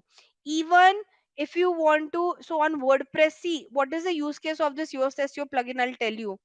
This Yoast SEO plugin will for WordPress will help you out to create your robot.txt file. Okay, so you don't need a help of a developer to upload your robot.txt file. It will help you to upload your sitemap. It will help you to write your meta title and meta description as well. Make sense? Okay, here also you can write your title, guys. Can you see optimize your title? So here also you can write your meta title and meta description, but ideally whenever we work on WordPress, we strongly recommend using this tool called as Yoast plugin to do this. You can use the within inside feature as well. Okay, let's say, can you see it is giving me suggestion on what should be my title and description? If I want to replace this, okay, I'll write it from scratch. I can do that as well, right? I want to use this one, so I'll say, replace my title. Can you see? So you have within your WordPress also you have the feature to write your meta title, meta description. Can you see it says writing assistant, optimize your title for content and SEO. But better than this would be using a plugin called as Yoast SEO. Okay. Now coming to the last part of your SEO, guys, how would you understand what are the problem within a website? See, let's say I reach out to Daniel or Mahalakshmi that guys, I have a website and I want you guys to do SEO for me. Obviously you won't say okay, I'll do SEO for you. You will have to find out what are the challenges, what are the things you'll have to fix for me, right? Do you understand this? How would you understand, like how would you understand that okay, what are the problems in my on my site when it comes to SEO, and what are the things you have to fix? Because based on that you'll give me the payment, or and that's how you'll give me the quote as well, right? Like, see how does payment thing works in SEO. Let's say if I'm a brand who reach out to you guys that guys, I want you guys to do I want you guys to do SEO for me. You'll have to first do an audit of my website. So the first part, ideally jumping into SEO, is doing a website audit. Based on the audit, you will see what are the challenges, how much work is required, and based on that, you will tell me the pricing that will quote you so and so number to retain. Like for ideally for an SEO, a brand has to give a monthly retainer fee. Okay, again depends on brand to brand. The price completely varies a lot, but usually in SEO you have to give a monthly retainer fee for to their agency to maintain your SEO every month and improve the ranking every month on month, quarter on quarter, and year to year. Okay, so you guys would have to do a website audit to understand loophole with respect to SEO. Now here we need one more tool to do that. which is your SEO optimizer tool. There's a tool called as SEO optimizer. If you guys would have seen, we have this is the third tool that we guys are going through, right? So there are many tools. I've introduced you to like at least four tools: Search Console, SEO Optimizer, Moz, Href, backlink checker, right? Now how does this SEO Optimizer tool, like, look, check, please check this out, okay? Now you have to buy the paid subscription of this tool. Right now, will you see the free one, or the see, try to understand, the paid one will give you very thorough audit, but the free one will just give you a top level audit, okay? So let's say I want to do an audit for the Steve Madden website only, because we are discussing this for a while now. This is their URL. I'll put it over here and I'll ask them to audit it. So you don't have to manually go and check each and everything. You use tool to do the audit, okay? So it makes your job easier, but you have to buy the paid subscription of this tool. It will take some time to do the audit and give you all the loopholes, but this is how the process work. You do the audit, you tell the client what are the things you will fix, based on that you will code, you will get the monthly retainer fee. You'll start with the keyword research. Once you do the keyword research, you'll start doing on page, side by side you have to do off page and technical as well, and it goes month on month. And your client also know it is a very slow process, it won't happen overnight, so you don't have to worry about it, okay? Now see this. The score they have given is C plus. Basically, it's not that great, and there's 17 recommendation. But because see, try to understand, because this is a free version of the tool. This tool has only audited the home page, www.stevemadden.in. They haven't audited all the pages on this website. They have just audited the home page. Okay, and the 17 recommendation are only for the home page. Imagine you have to do audit for each and every page. Hence, you need the paid version of the tool. Okay, now see this. They have given you the loopholes. Can you see this? Medium priority, low priority? Basically, low priority is it's okay if you don't fix it. Medium priority and high priority is something that needs, you have to fix it very ASAP. For example, can you see, they say okay, the title is good, it is between 50 to 60 character limit, but for description it says cross. That means what exactly is trying to say? The length is exceeded. They have used their meta description length is 166. Can you see, the your page has a meta description, however it is very lengthy. Can you see this? It is showing you how it looks on Google, right? H1 tag, it is not there. H1 tag is not there, but H2 to H6 tags are there. So it is asking you to put the H1 tag, right? Keyword consistency. Are you using the keyword consistently or not? Right? Amount of content, image alt attribute. They have found 7 image which doesn't have image alt attribute. SSL certificate. SSL certificate is your website secured or not? Can you see robot.txt file is there or not? XML sitemap, they are finding it difficult to retrieve the roadmap, the XML sitemap. So they are giving you an indication. Do you have analytics or not? Can you see, everything has been mentioned over here. So this audit will tell you that what are the things that needs to be fixed. Makes sense? So first you have to do an audit to find out what are the loopholes, code them accordingly, and then you get started with the work. But because it's a free tool, it has only audited your homepage. Imagine if this would have audited the entire Steve Madden website, there would have been lot of recommendations that had been populated. Now we'll discuss the last part, Google Analytics Explore report, which I was supposed to take you through. So I'll just take a quick idea. I'll just give you a quick idea what exactly this Explore report is. I'll just show you one report that I can create. I'll create for one for you. Okay. Now, if you guys still remember your Google Analytics session, guys, there we referred to different report, right? And there used to be a primary dimension and the secondary dimension, right? If you remember, I'll just open quickly one. Like here, this is a primary dimension. If I want to break down this report further, I should put a secondary dimension like this to break down the report and see the data in much more detailed way, right? But this is where we have restriction in the report. In report, you can just put a primary and secondary dimension. Now let's say if my client comes to me that, Jigisha, yes, okay, I could see the people are coming from this channel and this city, but I want you to further break down this report and give me the age and gender bifurcation as well. I can't do this in the report section, hence I need the explore section. So if you want multiple dimension, when I say multiple dimension, you want 5 dimension report, you have to use the explore this explore section. Apart from that, this explore section is also used to what should I say, have a standard template. You don't have to always go to the report section and download the data. If you create one template over here, you can use it for the rest of your life. So I'll just create like one of them, because rest are very complicated and you guys are very beginner to understand all of them. I'll just show you the free form one, which is a beginner level report one should know. So in this free form report, try to understand, okay, this is how it looks like. First, I'll remove everything, okay, I'll keep, so this is your output, okay. Here you select all your settings, variable, and the settings section is where you select your settings, and this is where you see the result, the output of your report, okay. So I'll keep this blank for now because I want to show it to you from scratch, so I'm just removing whatever I have. Okay, now this is entirely blank. How do you create this? First thing, you have to add the details in the variable section. Okay, now what is this variable section? Let me just remove everything from the variable section as well. Okay, I'll remove everything. Imagine, guys, you have given me, you want me to show you the report where I can show you a 5 level dimension report. Okay, now see here in the here, what are the settings? One is the type of report, this is free form.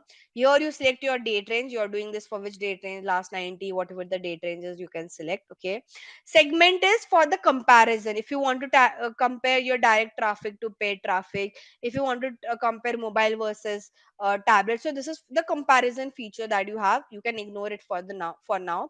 Let's say I'll start with dimension. Dimensions are the details that you would want to check. So let's say I want to see channel performance, so I'll search for channel and I'll select it.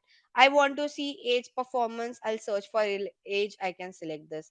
I want to see gender performance, I'll select gender, I can see it. I want to see city performance, so whatever detail performance you want to check, you just have to select it. Okay, I want to see platform performance, I'll say source platform. Okay, and I'll say confirm. So whatever details I want to check, I have to add under the dimension section. Now whatever metrics I want to check, like I want to check how many people came to the site, how many people have done the revenue, how many people have bought the product, that is your metrics. Okay, so I'll add the metrics over here. Let's say I want to see the revenue that has been generated, right? Different kind of revenue that we have, I'm adding everything. I want to see purchase, how many people have purchased the product, so I'll just say item purchase. I want to see how many people have visited the site, so I'll search for sessions, right? What is bounce rate, what are my sessions, everything. So whatever metrics you want, you add under the metrics section, right? I hope so far we are clear what is dimension, what is metric, but still we can't see anything here in the report. Why? Because from variable you have to drag the settings, you have to drag the details under the setting section. Okay. Now, how do you do that? And they have mentioned, okay, what you have to drop where. For example, can you see here? It is saying that you have to, if you want to see any metric, you have to add it under the value section. If you want to see any dimension, you have to add under the column section. So they are mentioning it. If you want to add some rows, that also you can add under the dimension section. If you want to compare two report, let's say mobile versus traffic, you can do it over here. Right now, see this. Okay, I want to see. I'll just show you quickly. So this is, I want to add some column of, I want to see the channel performance. Then I want to break that down further into age.